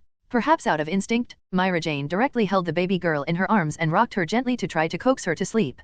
Perhaps this is also a child snatched from Garrick village, but he didn't have time to be cursed and absorb spiritual power. This child is also blessed with great fortune. He was still discovered by us even after evading Anna Silong. But why does she keep crying and I can't coax her? Mobai looked up and down and guessed, maybe he is hungry? Those people in the Evil Spirit Temple are not careful enough to take care of babies. When Myra Jane heard this, her face looked anxious and nervous. What should I do? I haven't taken care of such a small child for a long time. After all, I took care of my infant sister Lysina last time. Or more than 10 years ago. Well, Mobai turned his gaze from the baby girl to Mirajana's bulging curves. Thoughtful. After a long while, a faint sentence suddenly came out. How about, you come and feed me? Myra Jane didn't react at first. What? It wasn't until I noticed Mobai's gaze that I understood what he meant. The warm cheeks turned red at a speed visible to the naked eye. How can I do such a thing? No, do you want to take a peek? Mobai immediately denied it. How could I have the idea of taking advantage of others' danger? Besides, it's not like I didn't look at you when I rescued you from Evergreen during the Guild Civil War.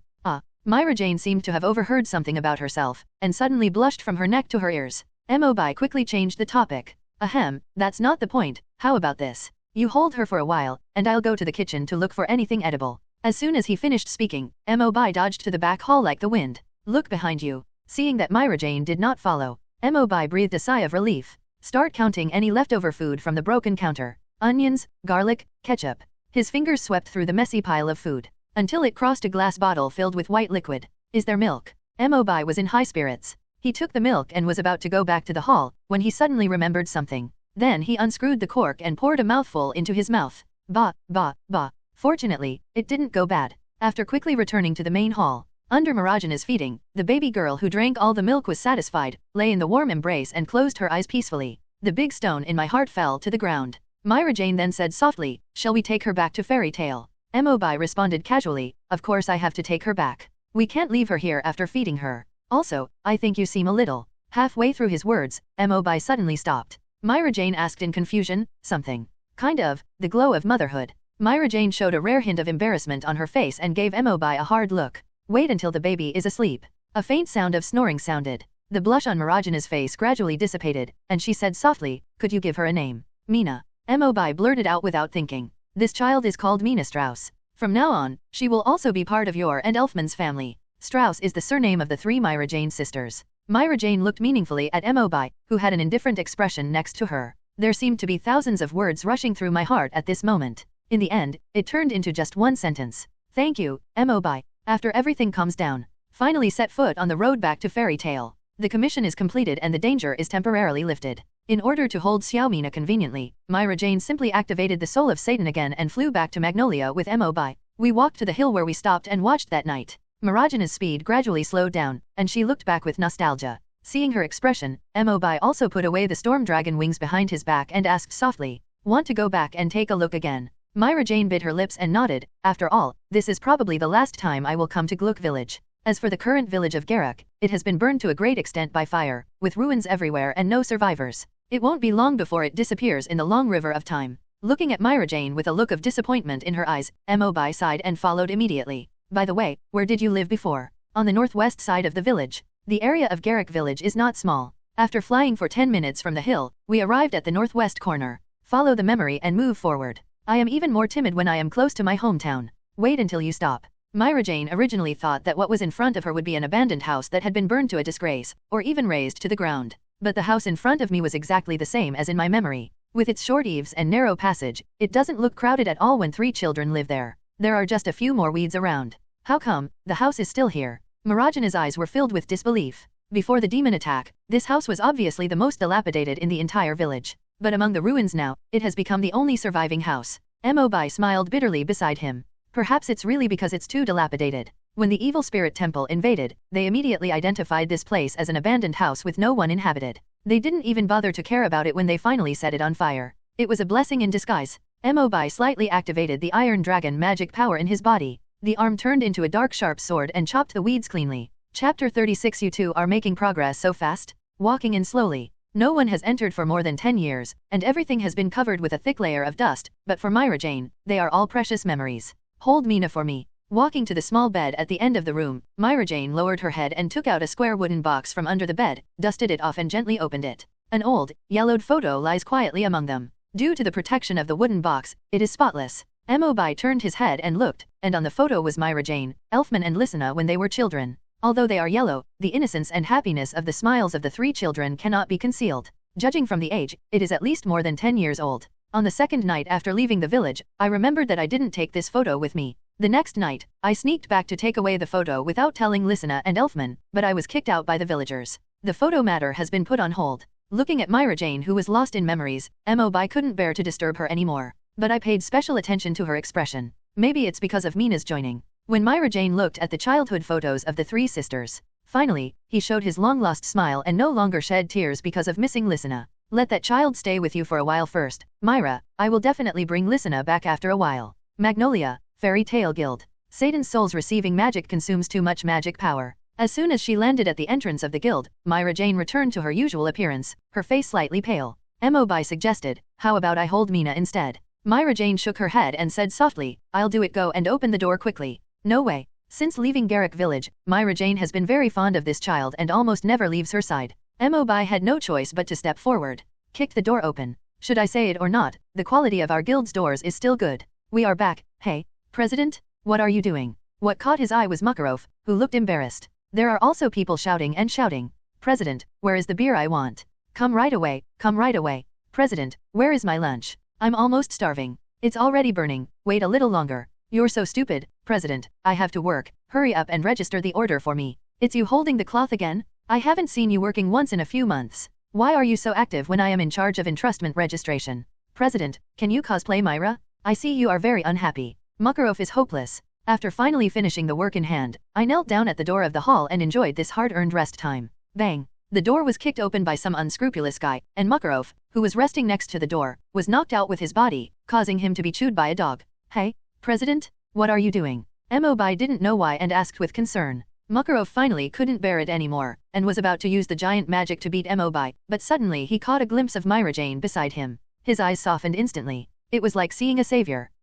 Myra. The eyes of other people in the guild were also attracted. And the moment he saw Marajana's figure, the whole place was silent. Myra Jane walked forward in 3 steps and bowed deeply to everyone apologetically, saying, I've made everyone worried. I went to complete an urgent commission with Mobi in the past 2 days and left temporarily. I will be the one to complete the work of the guild waiter from now on. The silence lasted for a few seconds. What followed was enthusiastic screams and cheers from all the members, just like a festival. Myra is back. It's great. I finally don't have to eat the food cooked by the president anymore. Myra, promise to come with me next time you encounter an emergency commission, okay? Just come back. Wait, what is that in your arms? Bask in the joy of reunion. Only then did Makarov notice what Myra had been holding in her arms since she entered the door. However, the altitude is not high enough so we can't see it at all. Myra Jane smiled and leaned down gently. Oh, it's Xiaomina. Makarov looked over. Only then did he realize that it was a baby wrapped in swaddling clothes, babbling towards him with a smile on his face. Look at Mobi next to him who is calm and composed. The worldview collapsed immediately.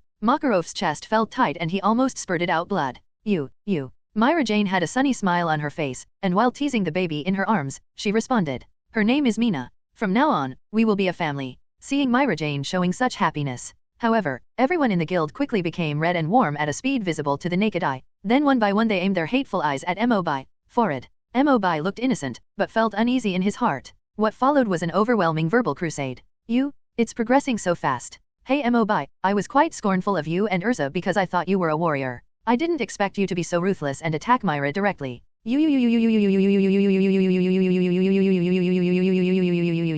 Myra, my goddess, I haven't seen you for a few days, how come you even gave birth to the child? The flowers that the guild has cultivated for so long have just been picked? I can't accept it. Mobi, I want to shark you. The sky is falling. Hey, can you listen to me first? This child was picked up by Myra and me. Mobi then told everything they had done during this trip. From the attack on Garrick Village, to the encounter with the Evil Spirit Temple, to the final defeat of Anasu Long and the discovery of the surviving Mina. Everyone's expressions softened a little. Fortunately, the goddess was not snatched away. Myra Jane then said, if I encounter an emergency again in the future, I would like to ask everyone to help take care of Mina. A group of people immediately followed suit. Absolutely. Myra's business is our business. The atmosphere became harmonious again. Several people who were clamoring to attack Mobi just now immediately came to his side and called themselves brothers, which made Mobi feel black. Looking around the crowd, he didn't find the crimson figure. Mobi casually asked Makarov next to him, by the way, Erza and the others haven't come back yet from executing the commission. Makarov shrugged, I came back the same day you left.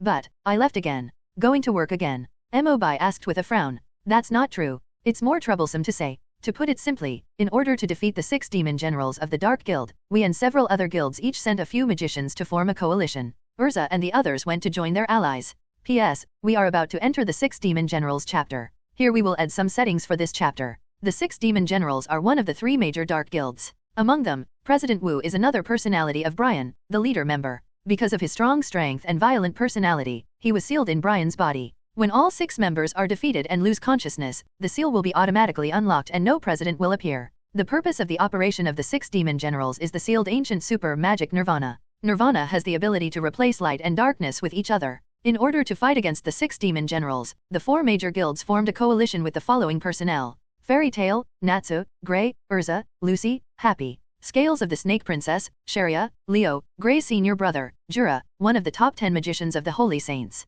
Cyan Pegasus, Hibiki, proficient in the magic information database, mastering a large amount of combat information of the 6 demon generals, Yvonne, Lian, Yi, magical critical strike boat Christina. The demonic cat's place, Wendy, Sky Dragon Slayer mage, good at healing and auxiliary magic, Carla. Chapter 37 The movements of the 6 demon generals. 6 demon generals. The crusade against the Dark Guild came so quickly, which was indeed beyond Mobi's expectation. The 3 giants of Balam Alliance are the 6 demon generals, Devil's Heart, and the Gate of Hades. The first to act is the 6 demon generals. And this battle with the 6 demon generals also involves many people Mobi cares about. Of course we can't just sit back and watch. Mobi immediately asked, where are Erza and the others gathering? Makarov took a sip of tea and said calmly, I put the map over there at the counter, don't worry, there are still 10 holy magicians in the Alliance this time. Don't worry about them. Just listen to me analyze the situation for you. Then he was about to launch into a long speech. But suddenly he felt a strong wind blowing from his side. Looking again at where Mobi was standing, his figure had disappeared, the door was opened at some point, and it was still wandering back and forth.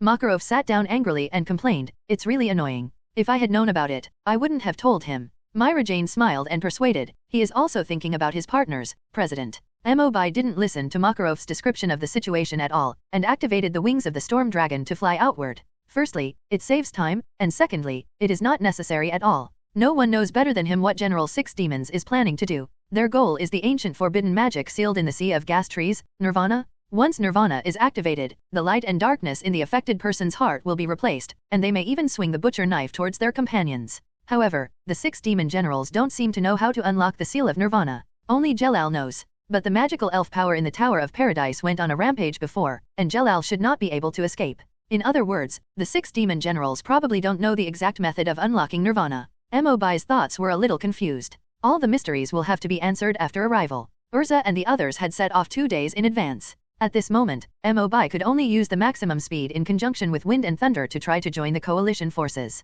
Except for their president, there doesn't seem to be anyone with ridiculously powerful magic power among the 6 demon generals. It's just that the magic itself is a bit fancy. If the time is right, maybe everyone on both sides will get together and the team battle will be over. I hope it's not too late. As for Mobi's trip, in addition to supporting Erza and others, there are also some personal grudges. He wants to find Brian, the leader of the 6 demon generals, and there are some old scores that need to be settled. If conditions permit, Mobi doesn't want to see Brian leave here alive. Fortunately, the distance to the Gas Tree Sea is closer than that of Garrick Village. Plus this time I was flying alone. In the afternoon, the gloomy forest could be seen from a distance. There was still thick smoke floating out from one corner. Mobi's face showed a little solemnity. Rushing towards the sea of gas trees to get a bird's-eye view of the overall situation, Mobi finally found a group of injured magicians in the border open space. There are obvious signs of destruction all around, and the grass is covered with ugly scars that have been bombarded by magic. Apparently, there had been hard fighting here before. Is it the Guild Alliance? It seems that all the 6 demon generals have been injured, or they are too late. Mobi smiled bitterly, and as he swooped down, the figures on the ground became clearer, and he quickly identified several members of the fairy tale team. Erza, Natsu, Gray, Lucy, Happy. Among them, Erza was particularly seriously injured. His right arm was hit by snake venom and was almost completely covered in purple. Fortunately, the blue-haired girl next to him cast healing magic to alleviate the pain. Aware of movement from the sky, the injured coalition forces looked up almost at the same time, all alertly using their magic power to prepare for resistance. Be careful, the 6 demon generals may be back again. But this smell is very familiar. Natsu, who had a keen sense of smell, was the first to realize something was wrong. It wasn't until his figure continued to expand in sight, and finally landed slowly not far away, that everyone at Fairy Tale exclaimed in unison. Mobi. Mobi showed a forced smile. Sorry, I'm late. Upon seeing this, Erza immediately used one arm to support her body, and gently explained to everyone. Don't be nervous, everyone. Mobi is also our Fairy Tale wizard, but he hasn't joined for a long time. After hearing this, the others gradually lowered their guard. Mobi swept his eyes lightly. To him, they were all familiar yet unfamiliar faces. One night at the Cyan Pegasus Guild, Hibiki, Yvonne, Lian, Sharia of the Serpent Scale, Gray's senior brother Leo, Jura, the top 10 magicians of the Holy Saints, and Wendy, the dragon slayer in the sky at the demon cat's place, and her flying cat companion Carla. Looking at the blue-haired girl Wendy who was using healing magic to detoxify Erza, Mobi couldn't help but breathed a sigh of relief. He walked slowly to them and gently leaned down to take a look. Does it still hurt? Erza smiled palely and said hoarsely, with Wendy's healing magic, it's much better. But at this point, Erza changed the topic and her expression became difficult. We have already fought against the 6 demon generals just now, and each of them is very strong. I see. Mobi breathed a sigh of relief. He stood up and walked to the center of the coalition again, and spoke in a deep voice. I have all the information about the 6 demon generals. Follow my arrangements. I will find a way to defeat them one by one. The words just fell, almost without a pause. He was immediately doubted and opposed by others. Please wait a moment. We just failed after learning the information about the 6 demon generals. Yes, Hibiki's magic information database has acquired their magic, but they are too powerful. Could it be that you know the 6 demon generals better than the magic information database? Gray's senior brother Leo reacted the most strongly and looked at Mobi more and more unkindly. Even if a battle plan needs to be formulated, it should be made by Mr. Jura. We are not going to hand our lives over to an inferior newcomer. Leo has always pursued great power. Among the people present, the only one who could convince him with his strength was Jura, the top 10 magicians. Where did this Mobi come from? Erza was about to explain for Mobi when she saw this. But he saw Mobi gently shaking his head towards him, indicating to stop. Erza could only give up. Mobi expected Mobi to be distrustful of other members of the coalition. After all, it was the first time we met. If you want the coalition forces to be convinced and obey your command, you have to speak with true strength. Mobi looked calm, took 3 steps and walked straight to the middle of Leo and Jura. What do you want to do? Leo narrowed his eyes slightly and made an ice-shaped gesture vigilantly, as if he was on guard against Mobi's sudden attack. The attention of the rest of the people was also attracted, as if a conflict was about to break out at any time. For a moment, the atmosphere was tense. Chapter 38 Bird walking is prohibited? Mobi said nothing. His eyes suddenly burst into golden light, his pupils were submerged in it, and 8 different colors of magic arrays bloomed under his feet. The majestic energy surged around and suddenly exploded, its momentum reaching into the sky, as if it was about to break a corner of the sky. Everyone even heard a faint dragon roar. Exploding magic power to release pressure is undoubtedly the best way to prove one's strength. Although Mobi can only use 3 dragon-slaying powers at the same time when he performs the secret of dragon-slaying. But if it is just for display and not used for attack, it is really not too difficult to release 8 kinds of magic power at the same time. Jura and Leo had just been closest to Mobi, so they were undoubtedly the hardest hit, and they also had a completely intuitive understanding of Mobi's strength. They have only seen this kind of coercion from a few of the top 10 magicians. In any guild, he can be regarded as the top powerhouse. A long while. Leo then put away the disbelief on his face and said awkwardly, "You are indeed very strong." After saying that, Leo turned his head and looked at Jura. After all, Jura is the #1 person in the Snake Princess scales, and Leo, who has always been flamboyant, is also used to listening to him. Jura looked solemn. It seems that in terms of magic power storage alone, Your Excellency Mobi's strength will not be inferior to mine. If you really have a plan to defeat the enemy, I am willing to obey your command. The tone was very sincere. Mobi couldn't help but feel a little more fond of Jura, a humble and strong man. The first battle with the 6 demon generals has been frustrated, and everyone needs to regroup. I agree to let Brother Mobi take over this important task. Men. Following Snake Princess scale, the leader of Cyan Pegasus also expressed his support overnight. After speaking, he also winked at Mobi.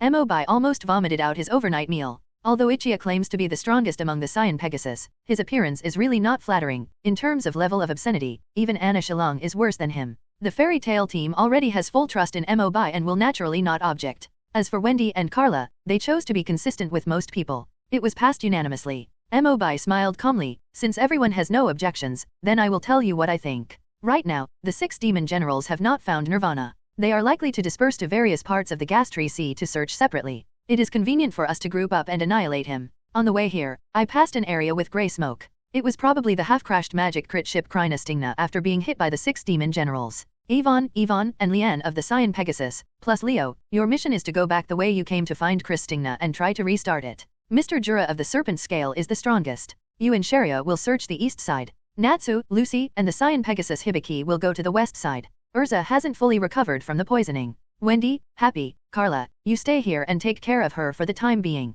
It's easier to fly away if you are in danger. Mobi deployed the tasks one by one. The only one left behind was the ice-shaped pervert in his team who took off his clothes whenever he disagreed. Hey, what about me? Gray protested dissatisfied. Gray, whether the crusade against the 6 demon generals can be successfully completed today will all depend on you later. You and I will set off in a straight line. After Mobi finished speaking, he gave Gray a meaningful look. Everyone looked at each other, wondering what kind of medicine he was selling in the gourd. Even Gray himself was scratching his head and wondering, what do you mean it's all up to me? Mobi glanced over again and warned. The other most important point. Ideally, Nirvana would not be so easily unsealed by the 6 demon generals. But we do not rule out the possibility of some accidents. Once Nirvana really starts, you must control your personal emotions. People who are on the border between light and darkness are the most vulnerable to erosion. Action. The dense gas woods blocked the sky and the sun, coupled with the strange magic fluctuations, prevented Mobi from flying above. Instead, he chose to run forward with Gray, trying to search for traces of the 6 demon generals. A long while. After thinking about it all the way, Gray still couldn't figure out what Mobi's plan meant, and finally couldn't help but ask. I still don't understand. You and Jura are much stronger than us. Why do you say I am the key to this operation? Mobi gradually slowed down. But he did not answer directly, but asked instead, do you know who the president of the 6 demon generals is? Is that the man named Brian? He has a strange skull staff in his hand, and there are some strange black stripes on his face. Recalling the scene of the first battle with the 6 demon generals, Gray still had some impressions. Mobi shook his head firmly, not entirely right. What's the meaning? Gray was confused. Mobi explained, Brian has dual personalities, one of which is the personality we see now that loves knowledge and magic, and his strength is similar to yours. And the other personality is the inner personality that is bent on destroying everything in front of you. The real president of the 6 demon generals is Wu. His strength is even higher than Jura. The power of Wu is so terrifying that even Brian himself cannot fully control it, so he used some special method to seal Wu in his body. Thinking back to Brian's weird face, Gray suddenly realized, it turns out those black stripes on Brian's face are seals. Mobi nodded and responded affirmatively. Yes, the black stripes of the 6 seals correspond to the prayer wishes of the 6 members. When the 6 prayers disappear, the seal is lifted, and Wu will appear instead of Brian. Gray couldn't help but interrupt. In this case, no matter whether they defeat the current 6 demon generals or not, they are already invincible. According to Gray's idea, if the 6 demons win, the crusade will fail. The 6 demons lost, no guild leader showed up, and then all the remaining people were wiped out. This crusade also failed. You still haven't turned the corner. Mobi knocked Gray on the head helplessly. Why do I ask you to act with me? Isn't it because I value your ice modeling magic? As long as we work together to capture one of the 6 demon generals alive and use your ice prison to control his actions while still having the consciousness to fight, his prayers will not disappear. In this way, President Wu will not show up. A fierce battle can also be avoided. In other words, as long as one of them still has fighting consciousness, I alone have enough ability to sweep away the remaining 5. Mobi finally revealed his plan. He is not afraid of Chairman Wu. Even if something unexpected happens and Wu is released, Mobi will stand in front of him without hesitation. It's just that sometimes, you can choose not to take risks when fighting unnecessary battles. As for why he chose Gray's ice prison instead of using his own wooden dragon entangle, it's actually very simple. Root entanglement is too limited and can only tie the opponent in place. The ice prison is much more convenient. You can capture an unlucky guy from the 6 demon generals alive and put him directly inside. Put it under your nose and take it wherever you want without worrying about escaping. Gray finally understood why Mobi said he would be the key to this battle. At the same time, he also extended his thumbs up and praised sincerely, what a great plan. It's really yours. Mobi's expression became unnatural. His eyes slowly moved downward. The smile on his face gradually solidified. Gray, put on your pants. You can take off your shirt, but walking around is not very civilized. Ah, when did you take it off? Gray then picked up the pants next to him and put them on again. It has become an instinctive reaction for him to take off his clothes when he gets excited. Gray coughed twice awkwardly and then asked, ahem. But then again, how do you know those things about Brian? I remember that the Cyan Pegasus has information database magic, but they couldn't find out how detailed you are. Well, we'll talk about it later when we have a chance. Anyway, listen to my orders later and remember to capture them alive. Mobi was evasive and changed the topic. You can't tell Gray that you've traveled through time, right? Regain speed on the road. Not long after walking this time, Mobi felt a magical energy nearby that he had never seen before. Erratic, sometimes in front, sometimes suddenly flashing behind. Stop. Stopping Gray next to him, Mobi stopped in an open space and watched carefully. And that energy finally stayed on the thick branches at the top of the gas tree in the distance. Mobi raised his eyes and immediately recognized the other party's identity. It's Lisa, one of the 6 demon generals. It seems we are lucky. We should be the first team to fight against the 6 demon generals. Unlike Mobi, Gray doesn't have such strong senses. Ah, why didn't I see it? Mobi whispered, it's not important. Lisa's magic is quite special. It will follow my instructions later. On the gas tree, Lisa has yellow comb hair, a pointed and long nose, and gray goggles covering her eyes, resembling a goblin wearing human skin. At the moment he is squatting on the tree. When she realized that Mobi and the 2 had discovered her, Lisa did not show any panic, but instead laughed with interest. I am very fast. 2 slow goblins, can you catch up with me? Chapter 39, Capture the 6 demon generals alive? Will your ice cube stay alive? In Lisa's sight, Mobi and Gray whispered a few words, and then some argument seemed to break out, and they even started insulting each other. The indignant Gray turned around and ran back. Lisa sneered, jumped down from the branch, appeared in front of Mobi, and teased. What? There was internal strife before the fight even started. Mobi frowned, his words full of disgust towards Gray. That naked BD with no eyes. I told him countless times that the 6 demon generals are not far away, but I still don't believe him. But I am enough to deal with you. As he spoke, the dragon-slaying magic power condensed into wings from behind, and the wind swept up large pieces of grass and trees, rushing towards Lisa first. Too slow. Lisa scoffed. At the moment when the collision was about to occur, Lisa's figure mysteriously disappeared on the spot. What? Mobi opened his mouth into an O shape and kept it there for 5 seconds, making an extremely exaggerated expression of shock. Lisa's vanity was greatly satisfied, and she shouted wildly, "You can't catch up with me anymore? If you go at the next speed, your soul may be thrown out." Hell motorcycle show. As Lisa's body floated down, her palms suddenly hit the ground, and the scarlet magic circle was summoned. The light in the center of the array dispersed. Wrapped in it was a motorcycle with red and yellow stripes.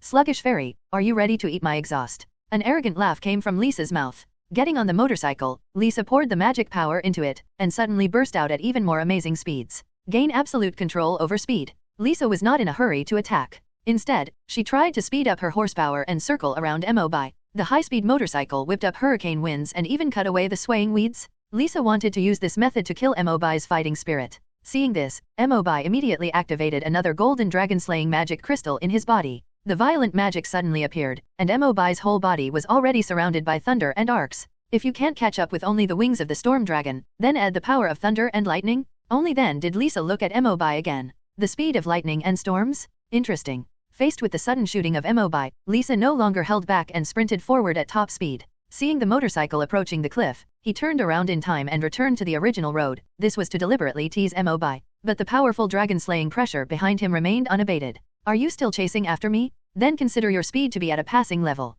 Leaving the motorcycle behind, Lisa dodged into a nearby bush and jumped to the branch where she started. Looking back, Mobi had arrived and was standing in the air with his wings to confront him. Exciting? Enjoyable? No one has been able to reach the same speed as me for a long time. Ha ha ha ha. The game time is over, little goblin. Was your magic power exhausted in the pursuit just now? Next, when you are attacked by me, you will not have the strength to run away again. Mobi watched quietly as he went crazy on the spot. Until I heard Lisa finish. Mobi then said expressionlessly, "Well, you won't be able to run away soon." What? Only then did Lisa feel a chill coming from above. Looking up, I saw more than a dozen ice cages hanging in the originally gloomy sea of gas trees. Like a dragnet. And he happened to be directly under a cage. "I seemed too obsessed with chasing you just now, but do you want to lock me up? Your cage can't keep up with my speed." Faced with Lisa's sneer, Mobi looked indifferent, as if he had already realized that he would say this. He raised his finger casually and pointed behind Lisa. Lisa turned around in surprise, only to catch a glimpse of a shirtless young wizard standing on the top of a towering tree in the distance.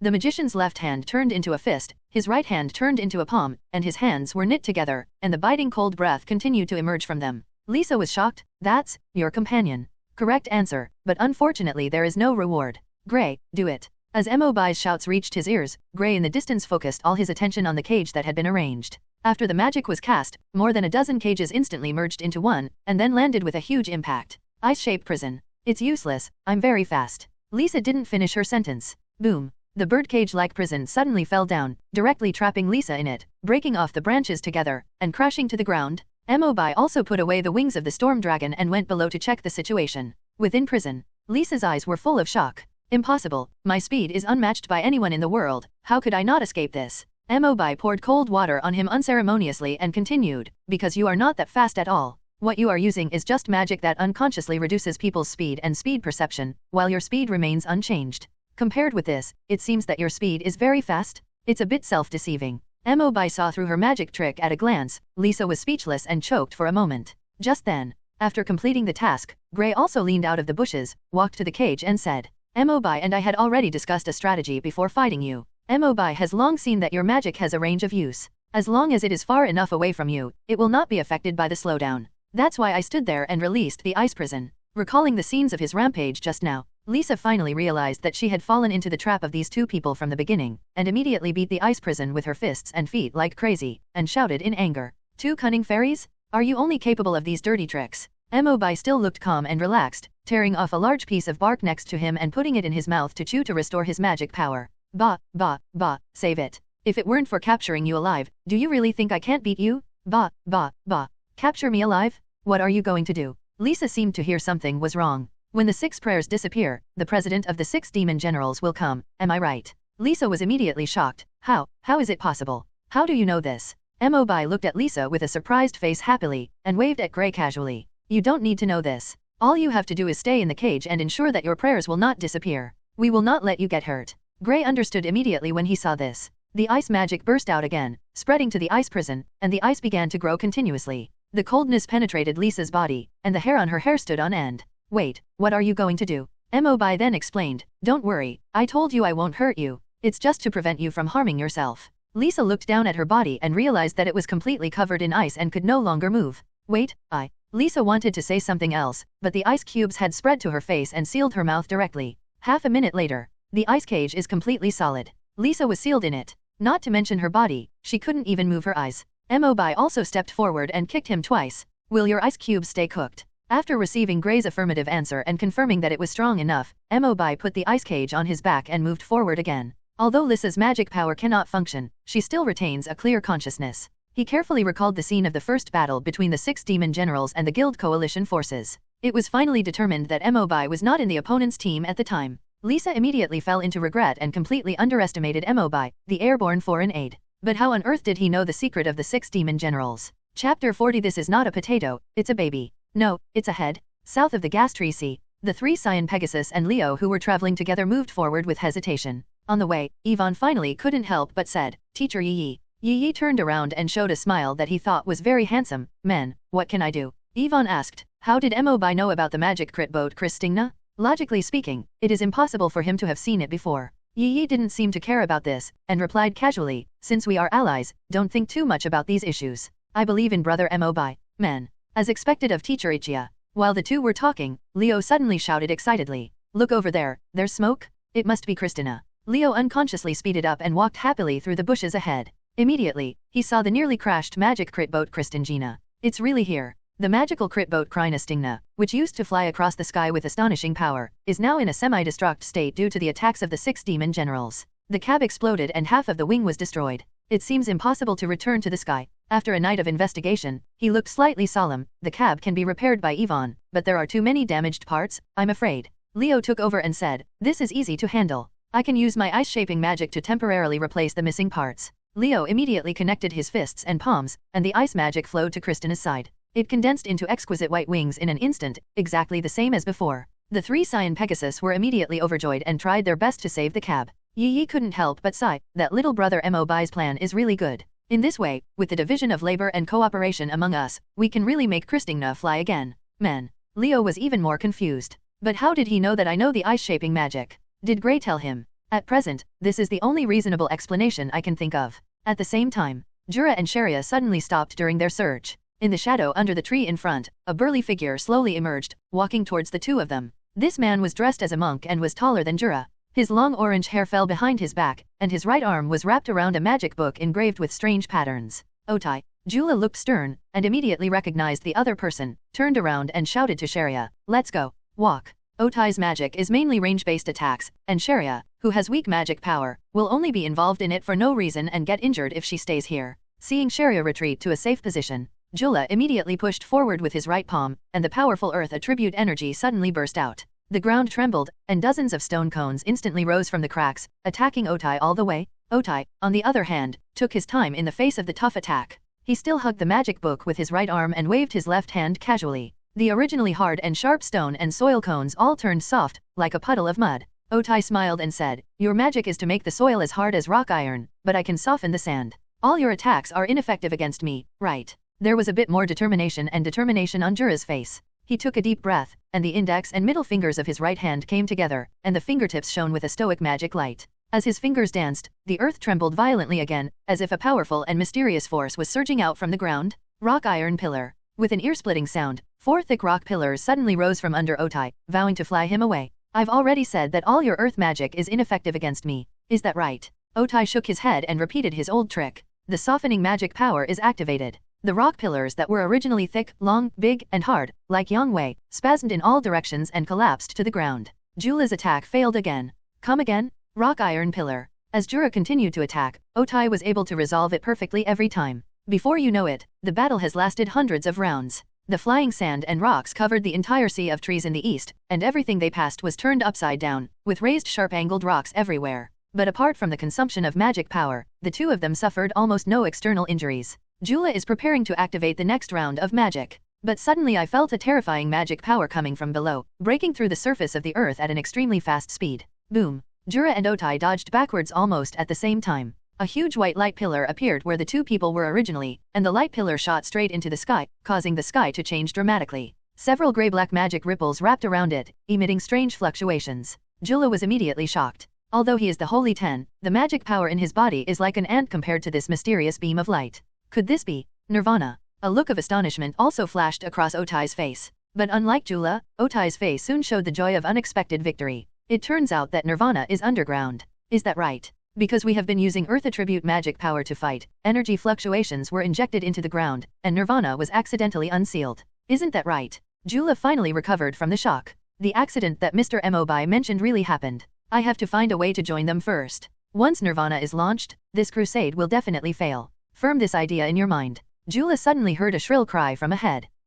Looking up, it was Otai who had just fought with him for hundreds of rounds. But I don't know why. At this moment, his face was full of struggle and suffering, and he held his head tightly with both hands in an attempt to relieve the pain, but to no avail. Jura watched carefully, fearing that this was another trick. Money, money, money, money. The word money kept popping up in Otai's mouth, but his voice became smaller and smaller until he became hoarse. Money, I don't want that. Otai suddenly said this arrogantly and removed his hands from his face. In an instant, even his eyes became clear. I don't want money. Really? Clam. Seeing the huge changes before and after him, Jura suddenly looked confused. Seeing that Jura didn't respond, Otai immediately spoke with emotion and told his past experience. I desperately wanted to see my brother who I separated from when I was a child. I thought I would be able to find him if I had money. It's true. But it's only now that I understand that my direction has been wrong. I shouldn't join the Dark Guild and join in the evil. Really? Okay, now let's go together to stop the atrocities of my former companions, Lord Jura. It's true. As soon as Otai finished speaking, he rushed forward and hugged Jura into his arms,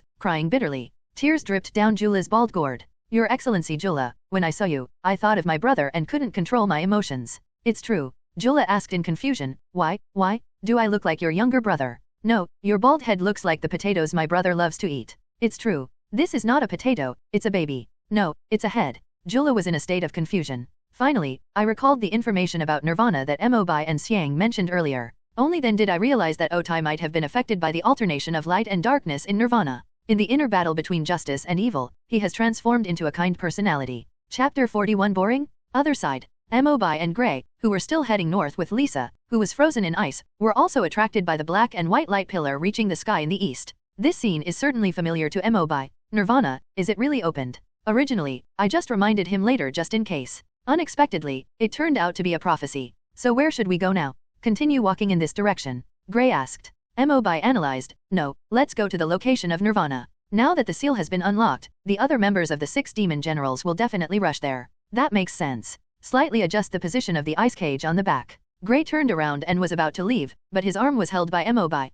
Someone is coming. There was a rustle in the grass ahead. Under Gray's gaze, a few seconds later, a big purple snake emerged from it. Hiss. The big snake's body is as thick as the mouth of a bull, and its body length is almost as long as Jula's. It is constantly spitting out the words in its mouth. This is the snake that bit Erza. Gray suddenly remembered and shouted. Mobai remained calm and continued to observe. There are still footsteps of a person behind the big snake. Do you want to go to Nirvana? I have heard your voices. Cold and mocking words reached his ears. The other party finally leaned out from behind the snake and looked at Mobai and Gray playfully. Mobai narrowed his eyes slightly and clenched his fists slightly. He was no stranger to this person. He has sharp teeth, dark red hair, and a white coat covering his body. He looks like a gentle scum. Cobra, one of the 6 demon generals, and that snake is his partner Caio Barrios, who has been with him for more than 10 years. Facing the enemy, Gray also removed the ice blocks and took a stance. Be prepared to create a lot of ice swords, guns, swords, and halberds at any time to turn Cobra into a hornet's nest. But was stopped by Mobai. I have a special way to deal with him.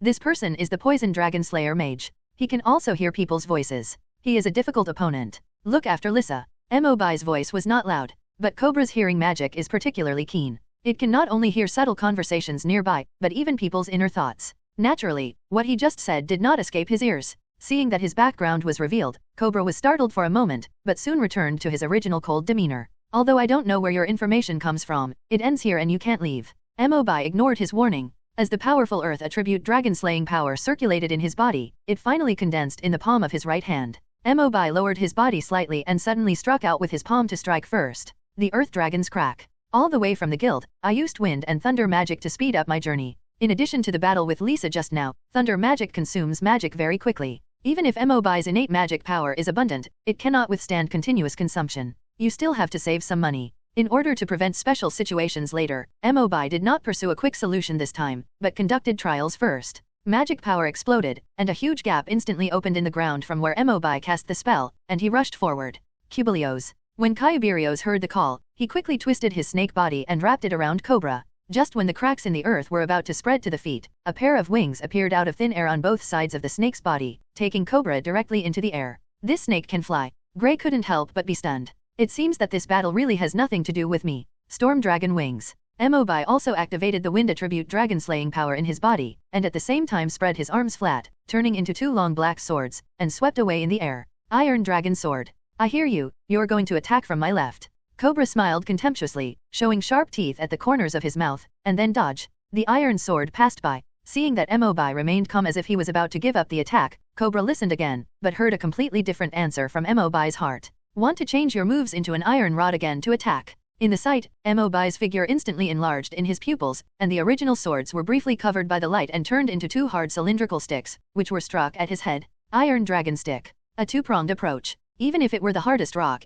it would probably be knocked to pieces on the spot. But Cobra had already seen through Mobi's path and quickly dodged back. Mobi failed again. This happened again, and after several rounds, Mobi didn't get any advantage. Sure enough, I can hear my voice, and any tactics can be known in advance. Cobra was even more proud. Give up? I am indeed not as good as you when it comes to pure magic power, but I hear every move you make, and there is no way you can defeat me. Really? An intriguing smile appeared at the corner of Mobi's mouth. As his arms returned to their original appearance from the iron rods, the aura of fighting in his body gradually dissipated. Since you like to listen to my thoughts, you might as well take a peek and see what I'm thinking about now. The sudden move confused Cobra. Cobra has no idea what medicine Mobi is selling in the gourd. But to be on the safe side, we still keep a safe distance from Mobi. In this case, I'd better listen to his inner thoughts first. It's strange. He doesn't have a battle plan in his mind? Is there something wrong with my hearing? I can't hear his thoughts at all. Huh? It seems that I can receive it again. But it doesn't seem to be a battle scene, but more like a moving painting, just me and Kyuberios.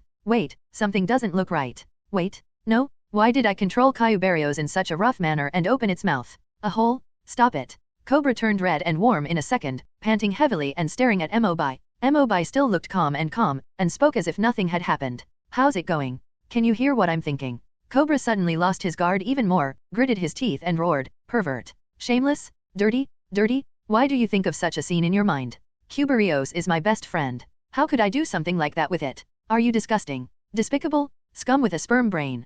Cobra used all the dirty words he could think of on Mobi in one breath. Gray next to him was dumbfounded. Gray quietly poked Mobi with his elbow and asked in a low voice, what did you just do to him? It's nothing. He can hear people's voices, and then I made up some pictures in my mind, which happened to be known to him. Mobi's tone seemed very innocent. Gray looked at Cobra, who was still gushing, and connected with what he just said. Is Kyuberios that snake? Damn it! Could it be? Gray's pupils dilated instantly. Looking at Mobi meaningfully, he slowly raised his thumbs up and said, you're having so much fun. I didn't expect you, who usually looks like you have thick eyebrows and big eyes, to be so fussy. Ahem, it's just tactics to deal with the enemy, just tactics. Mobi responded awkwardly. P.S. Regarding the respective battle plots of other characters, I have chosen to briefly mention them briefly in the 6 Demon Generals chapter. If you want to see the detailed content or just give it a try, please leave a message here. How other people's battles will be written in the following article will be determined by your message. Chapter 42 Victory in Sight? Cobra had reached the point where he had no words to scold, but the anger in his heart had not subsided, and he glared at Mobi angrily.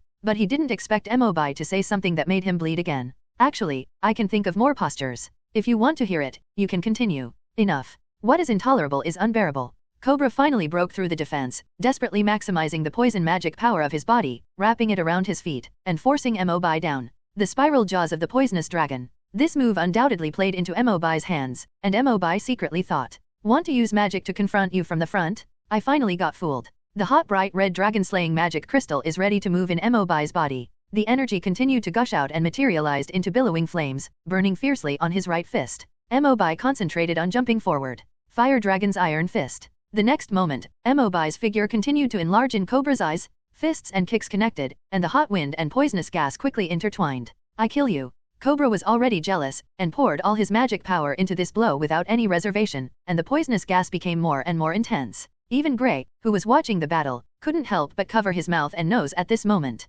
But Cobra soon discovered that no matter how much poison gas he released, Mobi's expression never changed at all. The fire in him never dimmed even a little. Cobra was shocked. How is it possible? Is he stronger than the president? The flames spread, swallowing up all the poisonous gas, until it spread instantly when it touched Cobra's legs. Cobra's whole body was covered in flames and the burning pain was unbearable. After only a few seconds, he was unable to resist anymore, and together with the flying snake Kyuberios, his body fell helplessly from midair. Whoa! Struggling to get up, Kyuberios crawled beside Cobra and let out a mournful cry. I'm fine, don't worry. Cobra used his last bit of strength to raise his palm and rub Kyuberios' body, showing a painful smile. In his blurred vision, he seemed to see Mobi walking towards him step by step.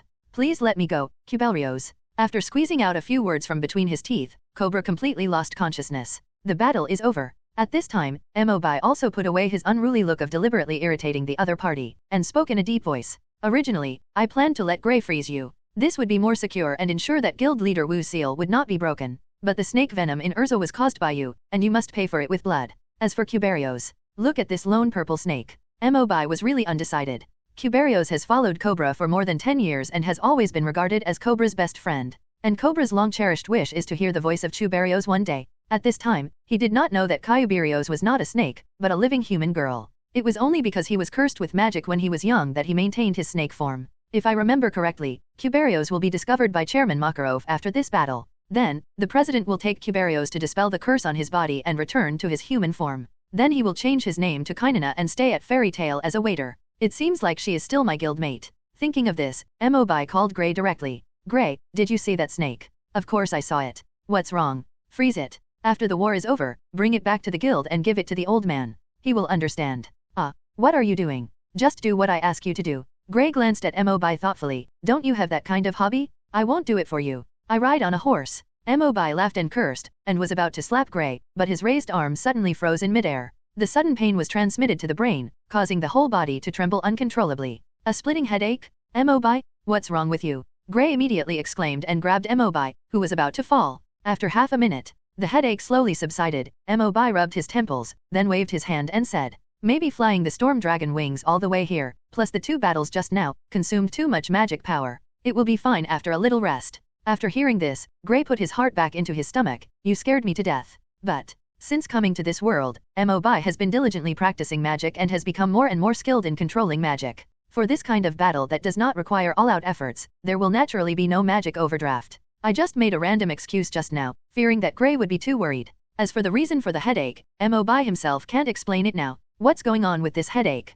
My head is still dizzy. Let's go to Nirvana first. At the same time, Team Natsu in the west. Lucy, Natsu, and Hibiki from the Cyan Pegasus met Angel, the only female member of the 6 demon generals and a celestial mage with Lucy. However, Angel already knew the 3 of them thoroughly. Taking advantage of the Dragon Slayer's weakness in various vehicles, he lured Natsu onto a raft, directly wiping out half of the team's combat strength. However, with the help of Hibiki's magical ancient document, Lucy unexpectedly awakens the super magical star chart history and uses the power of the 88 stars in the sky to carry out all-round targeted attacks. Angel unexpectedly suffered a disastrous defeat. The entrance to the gas tree sea. Erza and Wendy were originally left there by Mobi to recuperate, but were unexpectedly found by Midnight, the most mysterious member of the 6 demon generals. Dragging her recovering body, Erza overcame Midnight, who used refraction and illusion magic. Seeing that he was about to win, Midnight's body suddenly erupted with monstrous magic power, transforming himself into a 10-foot-tall devil. Boom! The devil was about to attack Erza, but suddenly he received a solid shot and dissipated into smoke.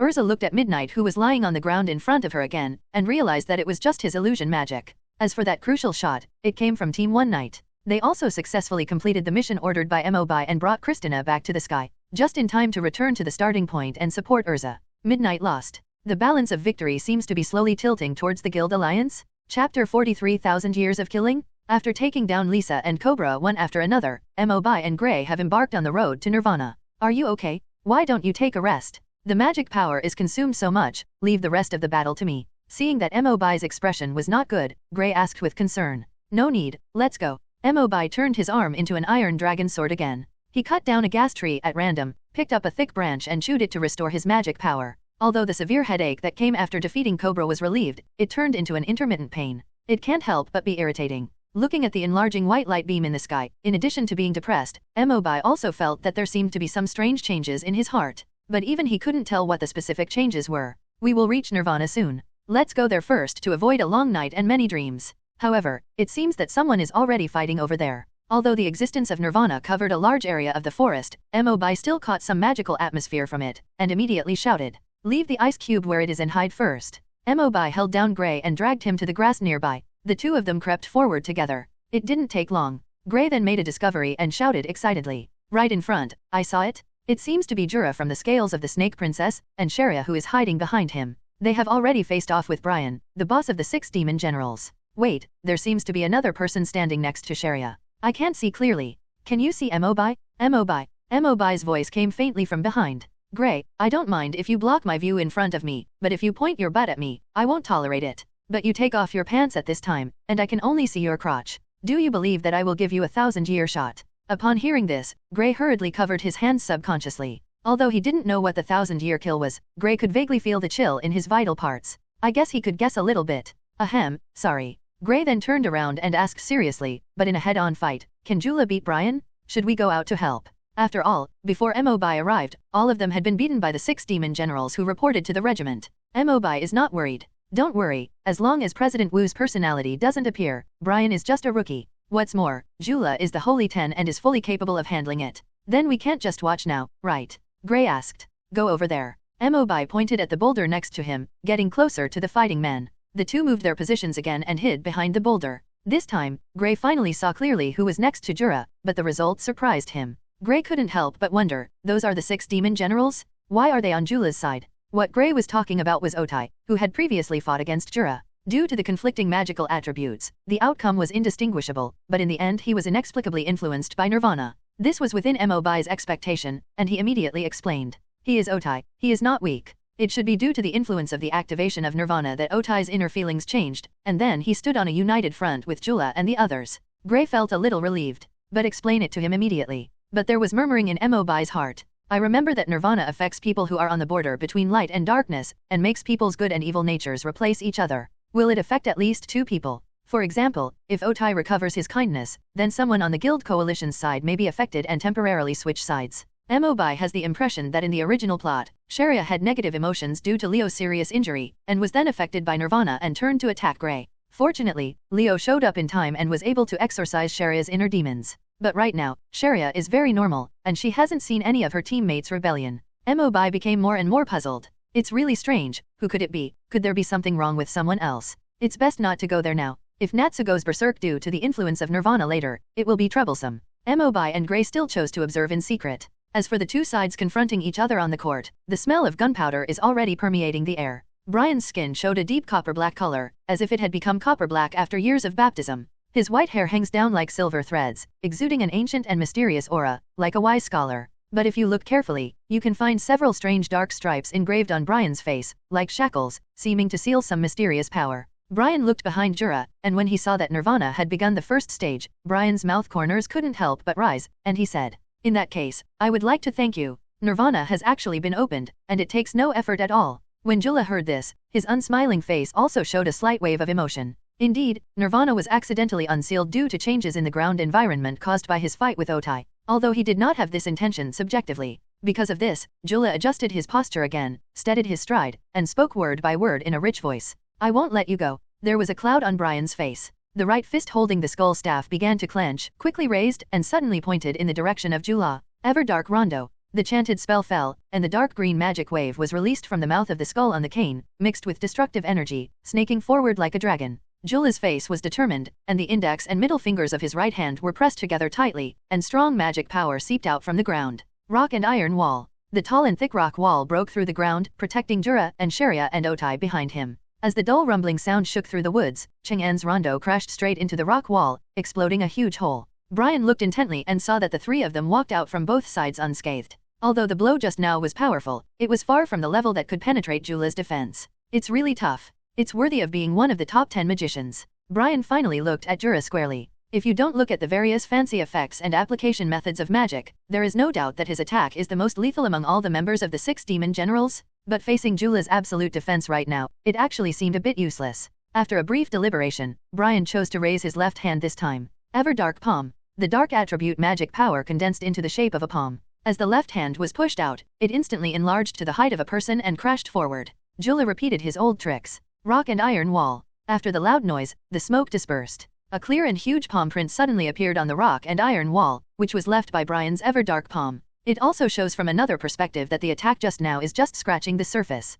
Brian, who was eager to rush to Nirvana, was a little impatient at this moment, and began to provoke Jura. Holy 10, can you only use this move to become the Iron BD? Chapter 44 The Strength of Holy 10. Jura was naturally not affected by such low-level provocations, so he responded with a sonorous response. I won't let you take a step forward. Well. Brian laughed angrily and picked up the skull staff again, the aura of death gradually gathering in it. At the moment when the dark energy reached its peak, Brian, who was a squishy mage in the back row, took the initiative to rush forward with a single lunge. Ever-dark fantasy. Compared with the everlasting rondo just now, the magic used at this moment is more biased toward short range and high bursts. After all, it was tested. Brian also knew that ordinary attacks would probably not be able to harm Jura, an immovable defensive mage. This special burst attack is a must. Jula's eyes were still looking straight ahead, and he was about to continue blocking the dark magic in front of him. But in the blink of an eye, the ever-dark fantasy that was right in front of us, and Brian, who even released his magic, disappeared like a ghost. Behind me. Although Jura majored in defense, his combat experience and perception ability were also not weak.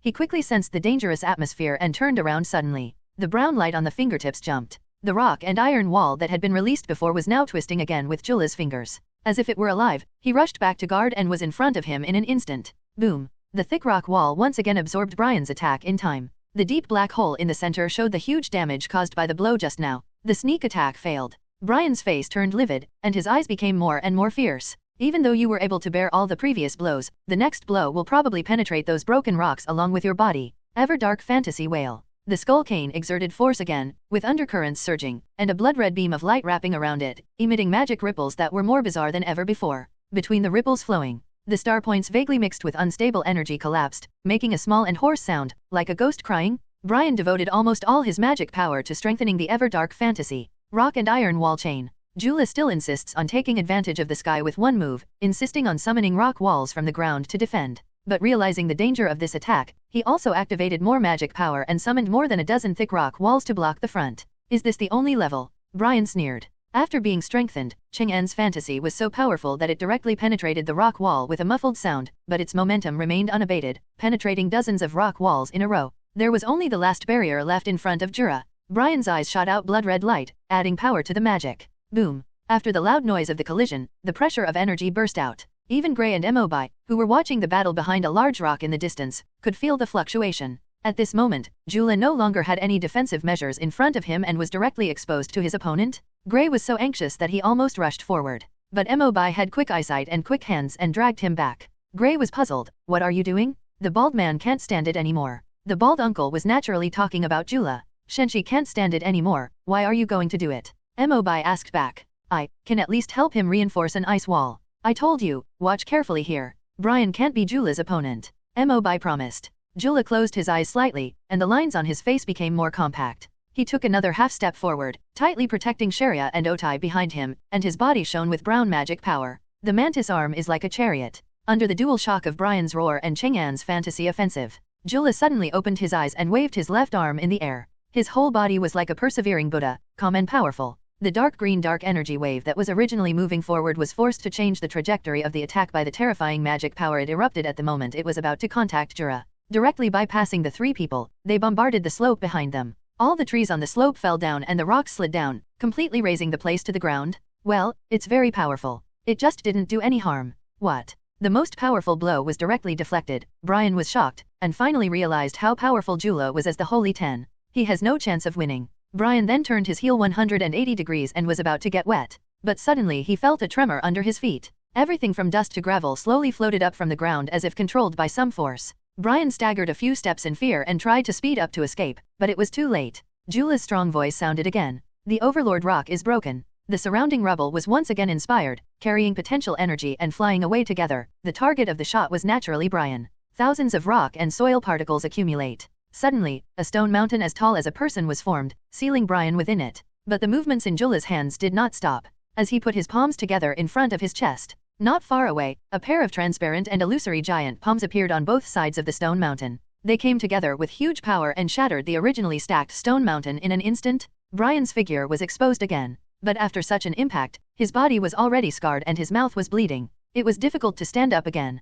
Seeing Jura displaying such tyrannical strength, Sharia and Otai still felt quite shocked even though they had interacted with him before. And behind the stone, Mobi was not surprised by this result. He just poked Gray, who was also stunned by Jura. Let's go, it's time for us to go out. After the battle, Just as Jura regained his breath, he saw Mobi and Gray waving to him not far away. Mobi gave him a thumbs up and did not hesitate to praise him. Uncle, we all saw the battle between you and Brian just now, it was very strong. It's ridiculous. Jura responded humbly, suddenly remembering that Otai had not yet explained the matter of turning from darkness to light, and immediately introduced. Let me introduce you, this is Lord Otai of the 6 Demon Generals. But now he has recovered his kindness and become an ally. He wants to work with us to prevent Nirvana. Otai tilted his head slightly and added, actually, my real name is Richard. It's true. Since Mobi had already explained the reason to Gray before, Gray didn't question it anymore. Just looking at the increasingly huge white light pillar soaring into the sky behind me, I felt an invisible pressure. Gray couldn't help but frown, and said with a hint of sadness, speaking of which, Nirvana has already been opened.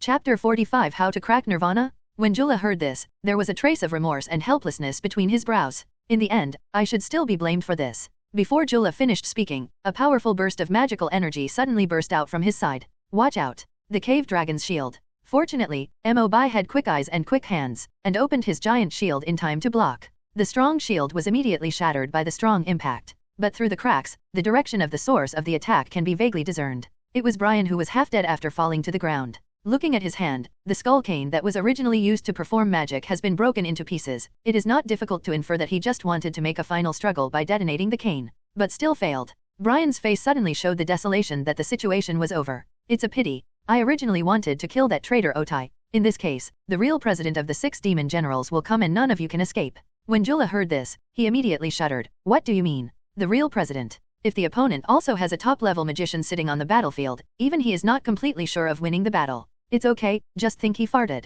Mobi looked disapproving, and then said, Gray, bring out the ice cubes and show him. Okay. Gray greeted. 1 minute later, the solid ice cage was carried out from the grass next to it, and Lisa was made into an ice sculpture and preserved intact. Brian was completely dumbfounded. Lisa? He was captured alive by you. Next to them, Jura and Sharia also slowly raised a question mark. What are these people talking about? It seems that I am not on the same page as them at all. Let me explain. Otai said. The 6 generals of the 6 demons each have different prayers, corresponding to different seals, which are the black stripes on the face of the leader Brian. Once the 6 men are wiped out and the 6 prayers disappear, the seal of Brian's other personality will be lifted, and the true president of the 6 demon generals will appear. That's a scary guy who is keen on destroying all tangible things, really. Otai's tone was also mixed with deep fear. Obviously Wu's strength was too strong. But, Mobi and the naked guy captured Lisa alive, so his prayers will not disappear. In addition, I was not attacked by a sneak attack. So guild leader Wu will never appear again. Really? Oh. After hearing this explanation, Jura and Sharia suddenly realized.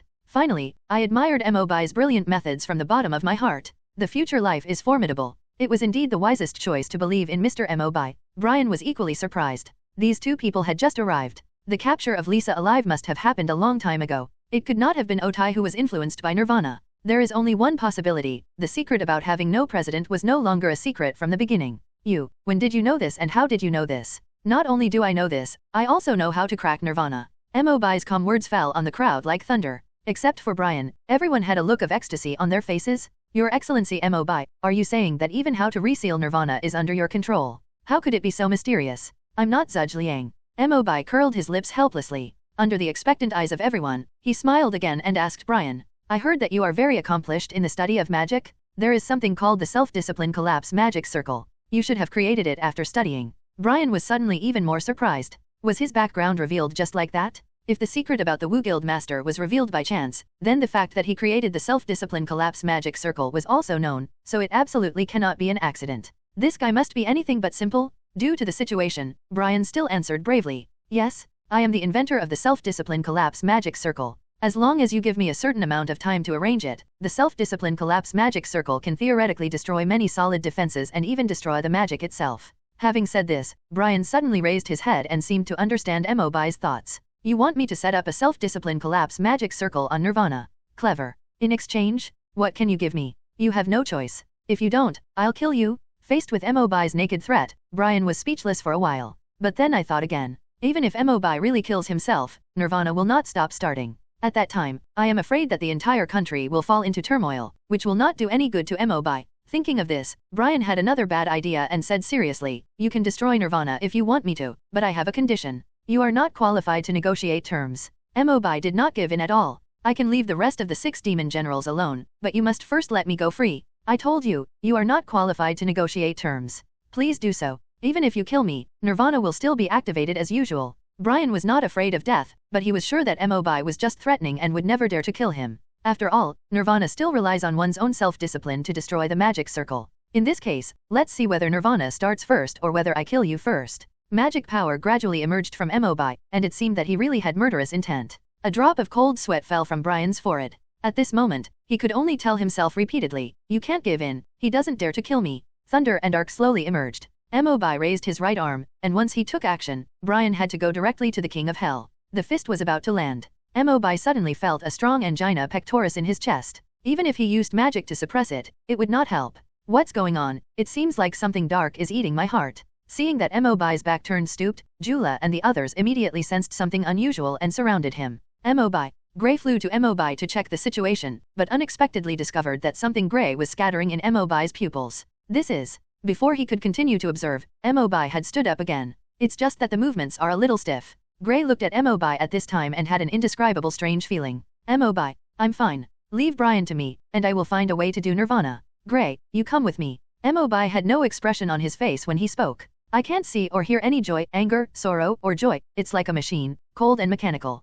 Jula also realized something was wrong. But before he could speak, Mobi had already grabbed Brian's collar and forcibly dragged him away. Gray hurriedly followed, but there was a murmur in his heart. Why does it feel like he has suddenly changed? Chapter 46 Sins of the Past. Mobi's murderous intention. Went to a remote forest. Mobi glanced around for a week before slamming Brian onto the boulder in front of him. Although the friction and bumps on his back were still painful, Brian still refused to cooperate, holding his head high and smiling ferociously. No matter how many times, my answer is the same. Unless I am released immediately, there is no way I can set up the self-discipline collapse magic circle to destroy Nirvana. Moreover, you don't have the permission of the Senate. If you dare to use some coercive measures, you will definitely be held accountable by the Senate. Ha ha ha ha. Brian's sinister laughter became more and more wild. But he didn't notice at all that Mobi's expression had changed drastically. At this moment, Mobi's voice was almost devoid of any emotion. Nirvana. If you are unwilling to destroy it, I have other ways to crack it. Now what I want to say is another thing. You only need to answer me yes or no.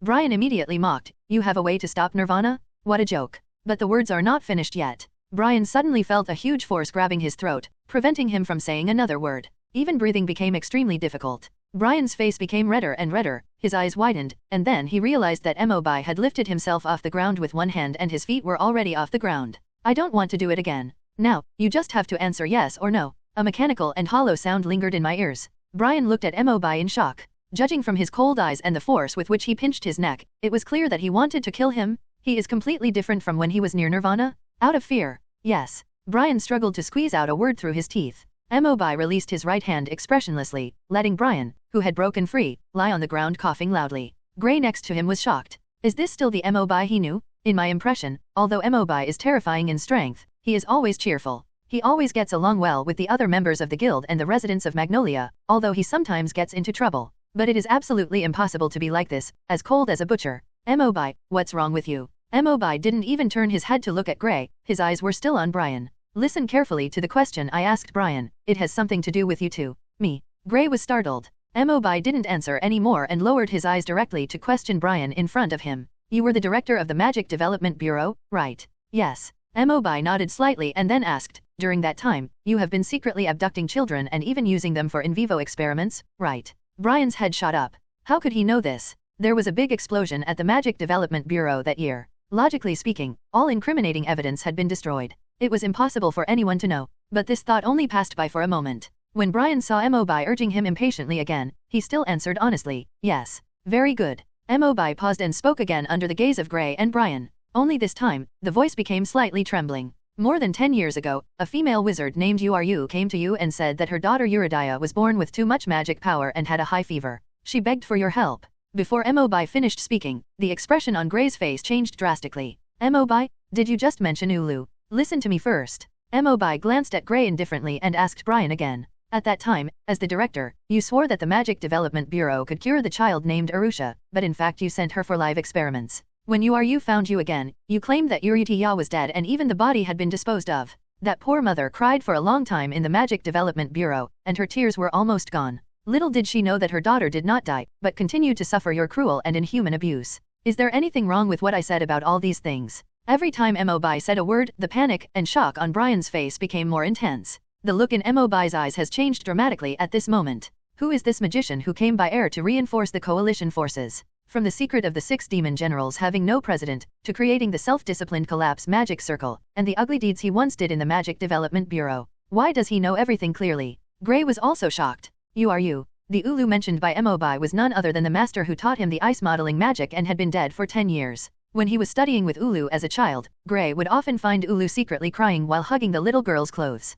It was also at that time that he learned that she had had a daughter. But I didn't expect to suffer such a disaster. Now, Mobai's goal has also been achieved, letting Gray hear that Brian personally admitted the evil things he had done to his master Ulu. Now, it's time for Brian to meet the King of Hell. For a long time, Mobai gently waved his palm from Gray's eyes a few times. Gray. Obstructed view. Gray finally recovered from the shock, but there was still disbelief in his eyes. He raised his head and looked at Mobai blankly. Kill him. 3 faint words came out of Mobai's mouth. Brian was immediately frightened and shouted hurriedly, wait a minute, I have answered all the questions according to your requirements, you can't. I never said I would let you go. Gray, kill him. Hearing Mobai scolding again, an unknown fire suddenly rose in Gray's heart. Ulu, is it because of you that I lost my daughter? The power of frost suddenly exploded on Gray's body. The magic condenses on the right fist and left elbow joint, forming a sharp ice pick, with killing intent. Ice blade 7 continuous dances. Gray shot forward, and the ice pick was already aimed at Brian's chest. But just before the stabbing, to everyone's surprise, the originally condensed magic power of the ice shape dissipated out of thin air.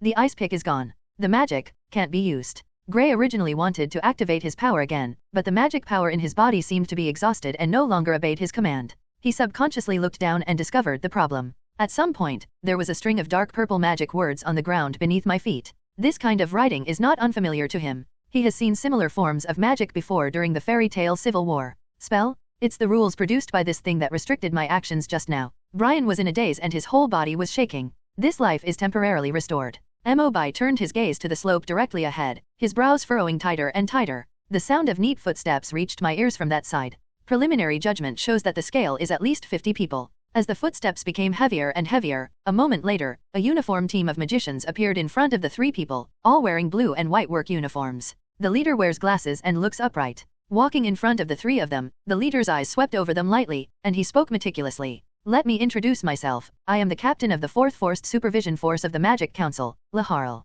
This war is over, magicians of the coalition. Please leave it to our council to deal with it. Mobai looked directly at Lahar, with fire almost burning in his eyes. These troublemakers showed up at the wrong time. However, even if the Speaker of the Senate comes today, Brian must die here. Chapter 47 Thunderous means? Brian's death? The council. Brian seemed to grasp at straws for a moment. Even though the Senate is here to catch itself. But I thought that if I actively plead guilty, I might get a chance to avoid death, and I might even find a chance to escape from prison and make a comeback in the future. It is obviously much better than being killed directly by Mobai and Gray here. Brian hurriedly asked for help. Save me quickly. I am willing to confess all the crimes of the 6 demon generals and am willing to repent. They will violate the rules of the Senate and kill people without permission. Lahar was unfazed when he heard this and turned to Mobai. Thank you for your contribution to the annihilation of the Dark Guild. However, the war is over. The destination of the 6 demon generals should be to go to the Senate to face trial. All their sins will be liquidated. Mobai naturally knew that with Brian's mind, he would be able to explain himself eloquently and try to avoid the death penalty.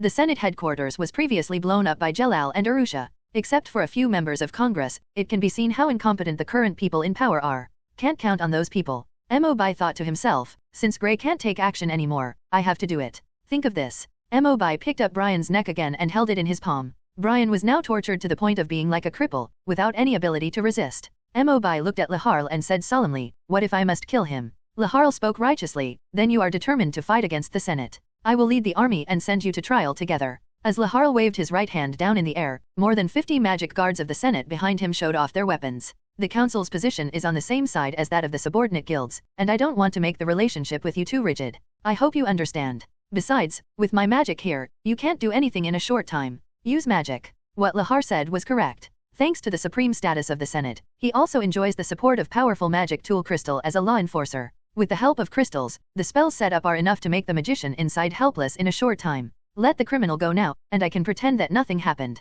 Lahar advised again. Mobai seemed deaf. Not only did he not stop, he strangled Brian's right hand even harder. It's like squeezing a little chicken. Brian's eyes bulged, he kicked his feet desperately, and stretched out his hand to try to break away from Mobai's hand, but he couldn't do it at all. You are openly defying the orders of the Senate? Everyone be on alert. Lahar was shocked and immediately ordered the magic guards behind him to be ready to take coercive measures. Dozens of magic tools and weapons were all pointed in Mobi's direction, reflecting a penetrating light that converged in Mobi's eyes. Mobi finally spoke slowly, but there was a lot of teasing in his tone. If it weren't for the magic items, your spell level would be far worse than fried from our guild. Under the gaze of everyone, a fiery red flame appeared faintly from Mobi's back, burning and beating little by little until it bloomed. And under his feet, the spell text that originally restricted the use of magic began to appear cracks at some point, and became more and more dense as time went by. Bite. The crisp crackling sound reached everyone's ears. The spell text was immediately destroyed, like a thin layer of shattered glass, which looked extremely fragile. Lahar and the troops of the Senate stared blankly at the scene that happened in front of them, with endless shock on their faces.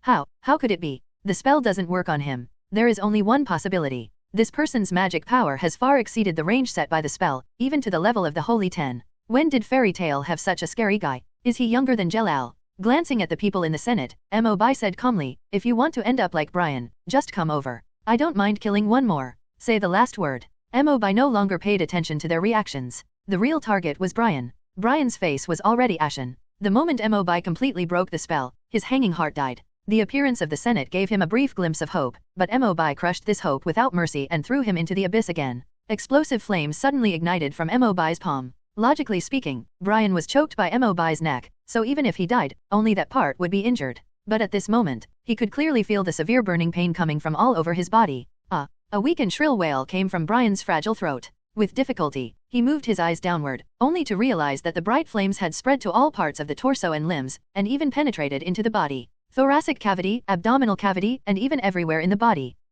Endless despair emerged from Brian's eyes. As Mobi's eyes flashed with torches again, the dragon-slaying power was activated, and a strong burning sensation invaded Brian's body again. He finally realized what Mobi wanted to do. Does this lunatic want to use flames to burn my magic power into nothingness before I die? Brian had long since lost the ability to speak again. Unprecedented pain swept through his body, making his consciousness blurry. His vision gradually darkened. Only at the end, Mobi's voice was faintly heard. I really can't bear to leave you to those souls in the Senate. I'm sorry, you have to die here. The words fell. Brian finally let out a weak whimper, and then completely lost the breath of life. Mobi threw his body aside as if throwing away garbage, and habitually clapped his hands to dust it off. What's strange is that Mobi's head was still aching a little before Brian's heartbeat stopped. At this moment, he is fully recovered. This comfortable feeling is like Huatwo using an invisible axe to split the skull and quietly remove the root of the disease. Feeling relaxed all over, Lahar and others in the Senate were all shocked by his ruthless tactics just now. His expression became more and more distorted and ugly, but his body didn't move at all. As for Gray, he had mixed feelings at this moment. He sat there blankly, silently casting his gaze towards the evening sky. The place fell into deathly silence. Mobi's mood slowly calmed down and he began to think about the next plan. Now that the 6 demon generals are gone, Brian is dead, and the remaining 5 will be taken away by the council if nothing else happens. Speaking of which, the 5 of them have the same experience as Erza. They were all captured by the Tower of Paradise when they were children. They are not hopeless. If you can help, why don't you help them? But now that there are spies from the Senate everywhere, it's really inconvenient to take action. Maybe we have to go to prison with them. Chapter 48. Can we have a good negotiation now? For a long time. Mobi Gray. Familiar shouts came from afar. Just by listening to the voice, Mobi can tell who it is. Erza, Natsu, Lucy, and Wendy, it seems like everything is going well for you. As those friendly figures appeared in sight and kept running towards him, Mobi smiled brightly at his friends as usual. The bloody executioner image just now is gone forever. Mobi glanced at Brian's remains. There are only 2 black stripes left on the face, which correspond to the restored Otai and the frozen Lisa. It seems that the other members of the 6 demon generals have been cleared out. The only thing that could make Mobi slightly worried was Erza, who was poisoned by snake venom after being attacked by Cobra. Does the poisoned arm still hurt? Hearing Mobi's question, Erza smiled. It's okay, thanks to Wendy's healing magic. Healing magic is an extremely rare magic in the entire wizarding world. Almost lost. Those who master it are even rarer. After hearing this, Mobi immediately turned his attention to the blue-haired girl Wendy next to him, leaned down and touched her head. Thank you, Wendy. No, this is what I should do. Wendy, who has always been introverted, was a little overwhelmed by Mobi's intimate behavior. And Mobi also smelled a hint of the same original magic from Wendy. After all, they are both dragon slayers. Wendy's attribute is the sky and she was raised by the dragon Grandin. However, like Natsu and Gajil, the dragons that raised them disappeared mysteriously on July 7, 777. The dragon-slaying magic crystal in Mobi's body does have properties similar to Wendy's, namely storm, but the essential difference between the two is still very obvious. Wendy can replenish her magic power by feeding on the air, while Mobi needs to swallow the powerful hurricane. Wendy can control healing magic through the power of Dragon Slayer in the sky, and Mobi can use this to obtain the magic of flying, storm dragon wings. What a pity. I originally wanted to have a big fight, but I didn't expect that the most powerful guy has been defeated by you. Naz's complaint brought Mobi's thoughts back to reality. Mobi looked Nazi up and down, and couldn't help but wonder, no, buddy, why are everyone else more or less injured, but you don't seem to have even consumed your magic power. Natsu confidently passed the blame to Lucy. I originally met that so-and-so angel, but I accidentally boarded a strange vehicle and fainted. It's all because Lucy didn't warn me. Can you blame me? Lucy protested. There was another round of noise and pleasantries, and the atmosphere seemed to be back to the fairy tale guild. As for the group of people in the Senate behind Mobi, Natsu and the others are no strangers either. He often gets into trouble when he goes on missions, and then he is invited to tea by the Senate. Natsu naturally didn't like this group of people, so he chose to ignore them. For a long time, seeing that nothing happened, Mobi turned around and asked his friends to leave together. But at this moment, Lahar, the captain of the Senate team who had been silent for a long time, finally couldn't help but have an attack. As a law enforcer, he watched Mobi kill important suspects with thunder in front of him. Naturally, you can't let him go so easily. Lahar then shouted an order to the soldiers behind him, in the name of the Senate, arrest Mobi immediately. If anyone else resists, arrest them too. Yes. Hearing the shouts, several people who had turned around suddenly turned back, until he saw the magic warriors actually using their magic weapons and slowly approaching him. Only then did they believe that they had heard correctly. The Senate wants to arrest Mobi? Lucy suddenly said anxiously. No, what does this mean? Aren't they here to capture the 6 demon generals? Mobi actually made it clear about killing Brian for a while, so he had to blame it on Gray. Well, it's a bit complicated. Why don't you let Gray explain it to you? Erza noticed something fishy and immediately turned around and asked, Gray, what happened? Gray also became hesitant at this time. However, Lahar didn't seem ready to give them a chance to communicate. Superior. As the attack command was issued again, the magic soldiers in the front row rushed forward with swords, guns, swords, and halberds. A figure suddenly flashed in front of several people's eyes. Looking closely, he realized that it was Natsu who couldn't hold himself back any longer. The scarf tied around his neck was still fluttering in the wind. Natsu's eyes flashed with excitement and warlikeness, and he couldn't wait to face the battle. No matter what the reason is, if you want to take away your guildmates, I won't agree. Besides, today's battle with the 6 demon generals was not fun at all, so I can give it a try with you guys. I'm on fire. With his feet kicking out hard, Natsu's figure suddenly shot out, and he raised his double fire fists and directly hit the faces of the magic soldiers on both sides. Although due to the strength of the magic power itself, Natsu's fire dragon iron fist does not seem to be as powerful as Mobi, but after all, his is the orthodoxy. The soldiers behind saw this and wanted to step forward to help, but suddenly felt a scorching heat that was still rising. Looking at Natsu again, the bright flames had evolved from his fists to wrapping around his whole body. The brilliant flame of the fire dragon.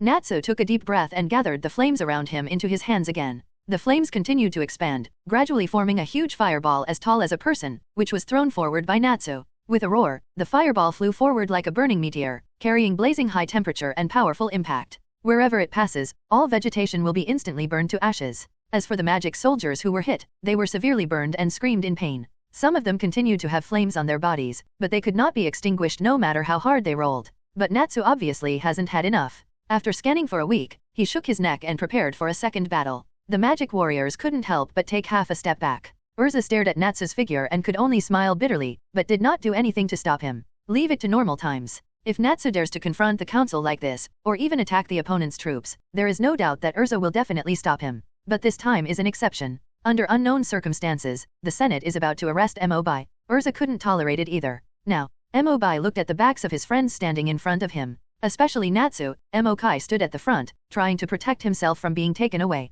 Mobi had a completely different plan in mind. He was going to the Senate prison to do something very important. However, the prison has always been tightly guarded, and it is really difficult for ordinary people to sneak in without permission. But then again, isn't Lahar trying to take himself to trial at this moment? If he approves his arrest, wouldn't he be able to go to jail as a matter of course? So, now I have to find a reason to go back to the Senate. 3 minutes later, Natsu curled his lips in disinterest before putting away the flame aura on his body. On the field, there are only a handful of magic soldiers who can still stand up. Seeing this, Erza finally stepped forward, gently stopped Natsu who was still thinking, and said sternly to Lahar in the distance, I'm sorry. We can't accept that the Senate took away our companions for no reason. Can we talk about it now? Lahar looked around, his face covered with black lines. Almost all the people he brought were knocked down by Nezuko. Only then did you think of communicating? There is no other way. After all, the gap in strength is there, so I can only endure it. Lahar deliberately kept his tone calm. Did you see the mummy next to him? He is Brian, the president of the 6 demon generals, and he has been killed by Mobi.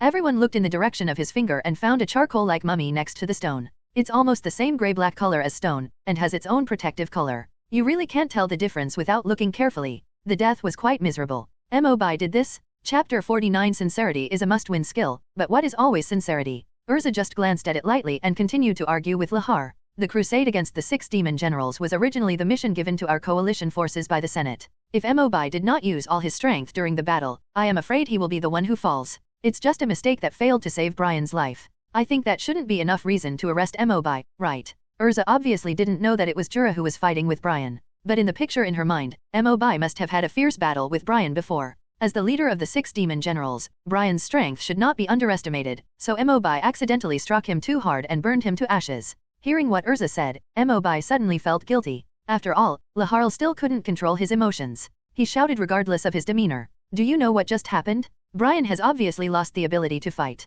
I was going to take him to the Senate for trial. Mobi can't listen to what I say at all. He is like a cold-blooded killer.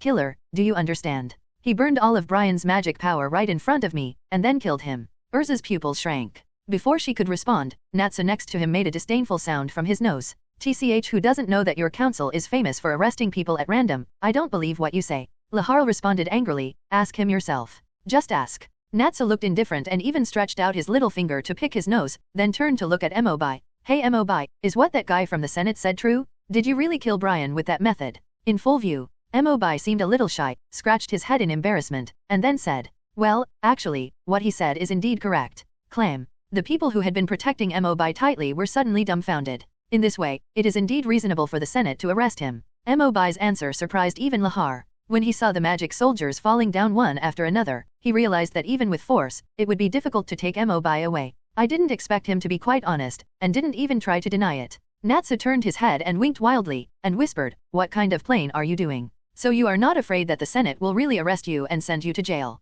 Ahem. But the fact is that I did kill Brian in front of him. Don't worry, I have my own plan. Mobi did not deliberately lower his volume, and his sincere voice was enough for everyone present to hear. In an instant, both Natsu's and Laharl's faces showed a bit of shock when faced with this sudden reversal. For Mobi himself, it is certainly not as simple as throwing himself into a trap. He still had to go to the Senate prison to do an important thing, otherwise he wouldn't have admitted it so simply. Although sincerity is always a surefire skill, being too sincere all the time can only mean. The others looked at Erza, who looked embarrassed. Mobi spread his hands helplessly and said half-jokingly, just think of it as a free trip to the prison. If you haven't even entered the Senate, wouldn't it be a waste to join Fairy Tail? There's really nothing wrong with that. Whether it's Natsu or Grey, or even Erza, or other powerful magicians in the Fairy Tail Guild. He often made mistakes at work, accidentally destroying half of the town, and was subsequently invited to tea by the Senate. In the end, it was President Makarov who had to fish them out. But in Makarov's view, being restricted by these rules will make it impossible to improve your magical attainments. He has also been encouraging everyone to stop caring about these things and to always stick to their own path. To put it another way, even if some old bastards in the Senate who usually dislike Fairy Tail insist on spending a few years in jail, when the time comes, Mobi won't mind doing what Jelal once did and blowing up the Senate. Thinking of this, Mobi even joked, I will return to the guild in a few days. Don't forget to prepare a banquet to welcome me then. Seeing no one responded, Mobi shrugged, gently leaned next to Erza and whispered, don't worry, as long as I want to come out, the door of the Senate will not be able to close me. As soon as she finished speaking, before Erza could say anything else, behind everyone, the already violent Nirvana erupted again, and several energy beams quickly snaked up and intertwined. The white light pillar reaching the sky was ready to move, making bursts of hissing sounds, as if it would break through the sky at any time. Mobi looked back and said immediately, oh, yes, I almost forgot about Nirvana. Now it is only the first stage. After a while, it will completely spread out from the ground and produce 6 sucker-like mechanical tentacles. When each of you goes to a tentacle and destroys the energy supply magic crystal that controls the tentacles, Nirvana will be completely destroyed. There was a complex and subtle meaning in Erza's beautiful eyes.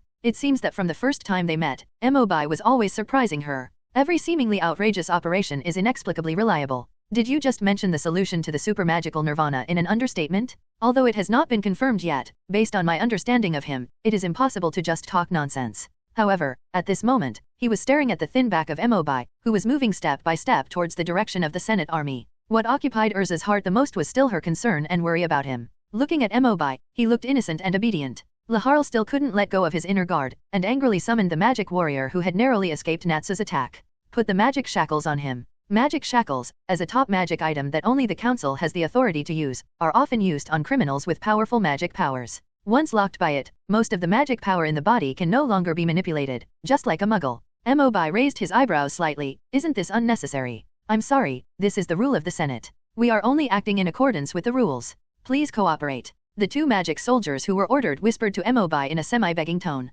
They also saw Mobi's terrifying strength, so they naturally did not dare to provoke him, but they found it difficult to disobey the leader's orders. Hey, forget it, forget it. Mobi has always been soft-spoken. He didn't want to embarrass these two hard-working workers, so he simply stretched out his arms and exposed his wrists. Bite. Shackles to death. Lahar was still worried, so he leaned forward and looked at it for a while, and then said to Mobi with some doubts. Try to activate the magic power in your body and see if you can still release magic. Just try it. Before Lahar could answer, Mobi activated 8 dragon-slaying magic crystals at the same time, as if he had just arrived at the Sea of Gas trees to show his magic power to Leo and the others. The magic shackles reacted immediately and sounded a harsh alarm. But Mobi didn't show any magical aura. Rahal breathed a sigh of relief. Fortunately, I specially selected the highest quality magic shackles before I came here. Unless they are a strong man like Jura who is at the level of the Holy 10, it is impossible for others to break free. Boom. An explosion suddenly sounded. Under everyone's shocked gaze, energy beams of 8 different colors suddenly appeared all over Mobi, wrapping him tightly in it, and his momentum was particularly magnificent. Look at the ground again. The magical shackles have become a piece of scrap metal, without any magic fluctuations. Mobi sighed, showed a smile that was uglier than crying, and couldn't help but ask soul torture. It seems that the council has been short of funds recently. It has begun to produce fake and shoddy products. Erza and Lucy Wendy are professionally trained and generally don't laugh. Unless you can't help it. Natsu is different. He never restrains his excitement. Seeing Lahar's deflated appearance, he covered his stomach with one hand and beat the ground with the other, laughing more wildly than anyone else. Ha ha ha ha ha, snore. Lahar lost face but had no choice but to do it. His face was bruised and black, so he had no choice but to angrily order the magic soldiers under his command to retreat. Take Brian's body and other members of the 6 demon generals and return to the council. Chapter 50. That's it for now, let's eat first. Magnolia, Fairy Tale. Hello everyone, I am Wendy, I can use some healing auxiliary magic. Under the leadership of Erza, Wendy stood next to Carla a little shyly and introduced herself to the other members of the guild. 2 days have passed since the battle between the 6 demon generals. Everyone sealed Nirvana and originally went to the guild closest to the Gas Tree Sea, the Demon Cat's Lodge, where Wendy was to take a short rest. But unexpectedly discovered a bigger secret. The entire guild of Demon Cat's Place is a magical illusion created by its president Robin Liu. Robin Liu's body has long since disappeared over time, and only exists temporarily in the world as a missing body. The whole purpose of the guild's existence is just to accompany Wendy through the loneliest time. A guild that only exists for one person. After seeing that Wendy already had a reliable partner by her side, Robin Liu was finally relieved and could leave safely. Seeing her former partner's body disappearing, Wendy couldn't accept this fact for a while, hugging her head and crying. Erza reached out to help at this time and took the initiative to invite Wendy and Carla to join Fairy Tale's new family. Wendy still acted a little shy in front of everyone. Please take care of me. Girls join the club. Looking around always attracts a lot of attention. In this kind of situation where they can join in the fun, the 2 old fat guys Macau and Wakaba always appear to be particularly active. This time, Wakaba didn't even take off the pipe from his mouth. He walked directly in front of Wendy and asked questions. So cute. How old are you, little girl? Why don't we celebrate by opening Wendy's welcome party? Hey, why is there a female happy next to me? Seeing Wendy choke on her cigarette twice, she was even more confused by them. Erza understood immediately, bang bang punched the 2 idiots in the forehead, and rescued Wendy. Be careful with me. Yes. Until he took Wendy to complete the membership procedures and engraved the coat of arms on her right shoulder. Only then did everyone discuss the crusade against the 6 demon generals. So, the 6 demon generals have been completely defeated this time, right? At least we can live a peaceful life for a while. As expected of the guild's strongest team. By the way, I remember that Mobi also went to find you. Why didn't he come back together? Could it be that he was lost? I heard from Lucy that he was taken away by the Senate because of his negligent actions during the battle. How miserable. But it's okay. Aren't Natsu and Erza often invited to tea because they accidentally destroyed half the town? And every time, the president can bring them out. I think so too, the president must have a way. The members of Fairy Tale seem to have an innate sense of relaxation. In other guilds, if someone was targeted by the council every day, he would probably be in bad luck. But at Fairy Tale, it seems to have become a common occurrence. And just when everyone was talking enthusiastically in the hall, the atmosphere in the room at the end of the attic was very heavy at the moment. There were only 2 people in the room, Makarov and Grey. There was silence for a long time. Grey finally recovered from the gloom and told Makarov what happened that day. Old man, Mobi, it was because of my past that he killed Brian in that way. No matter the details, Grey told everything about Mobi. From the first time Mobi told the secret of the 6 demon generals guild Wu, to when he designed the 2 members of Lien Klissa and Cobra. Later, he suddenly sexually assaulted Brian and killed Brian with thunder, and before leaving, he explained the final method of destruction of Nirvana. I always feel that Mobi seems to have some kind of prophetic ability. Not only can he see our past, but he can even know some information that is simply unobtainable. After telling all his thoughts, Gray felt much happier. Makarov frowned, with wrinkles on his face, one layer after another, and said, "This is also my fault. Ever since Mobi joined the guild, I haven't learned much about his past." Makarov sighed, stood up from the chair and walked out. "That's it for now, let's eat first." Gray slowly typed a question mark and called Makarov again. "Old man." "Clam." Makarov turned his head impatiently. Gray hesitated and asked, "Mobi, can you find a way to get him out of the Senate?" "Really, every time there is a problem, I have to go to the Senate to pick someone up. Where can I put my old face? Let him stay in jail for a while." Makarov shouted dissatisfied, opened the door and walked out. However, a smile of relief and hope slowly appeared on Gray's face. Even though Makarov said he doesn't care about Mobi, in fact, every time they got into trouble and were taken away by the Senate, Makarov always looked indifferent, but he was able to get them out in the end. It seems that Mobi's matter is stable this time.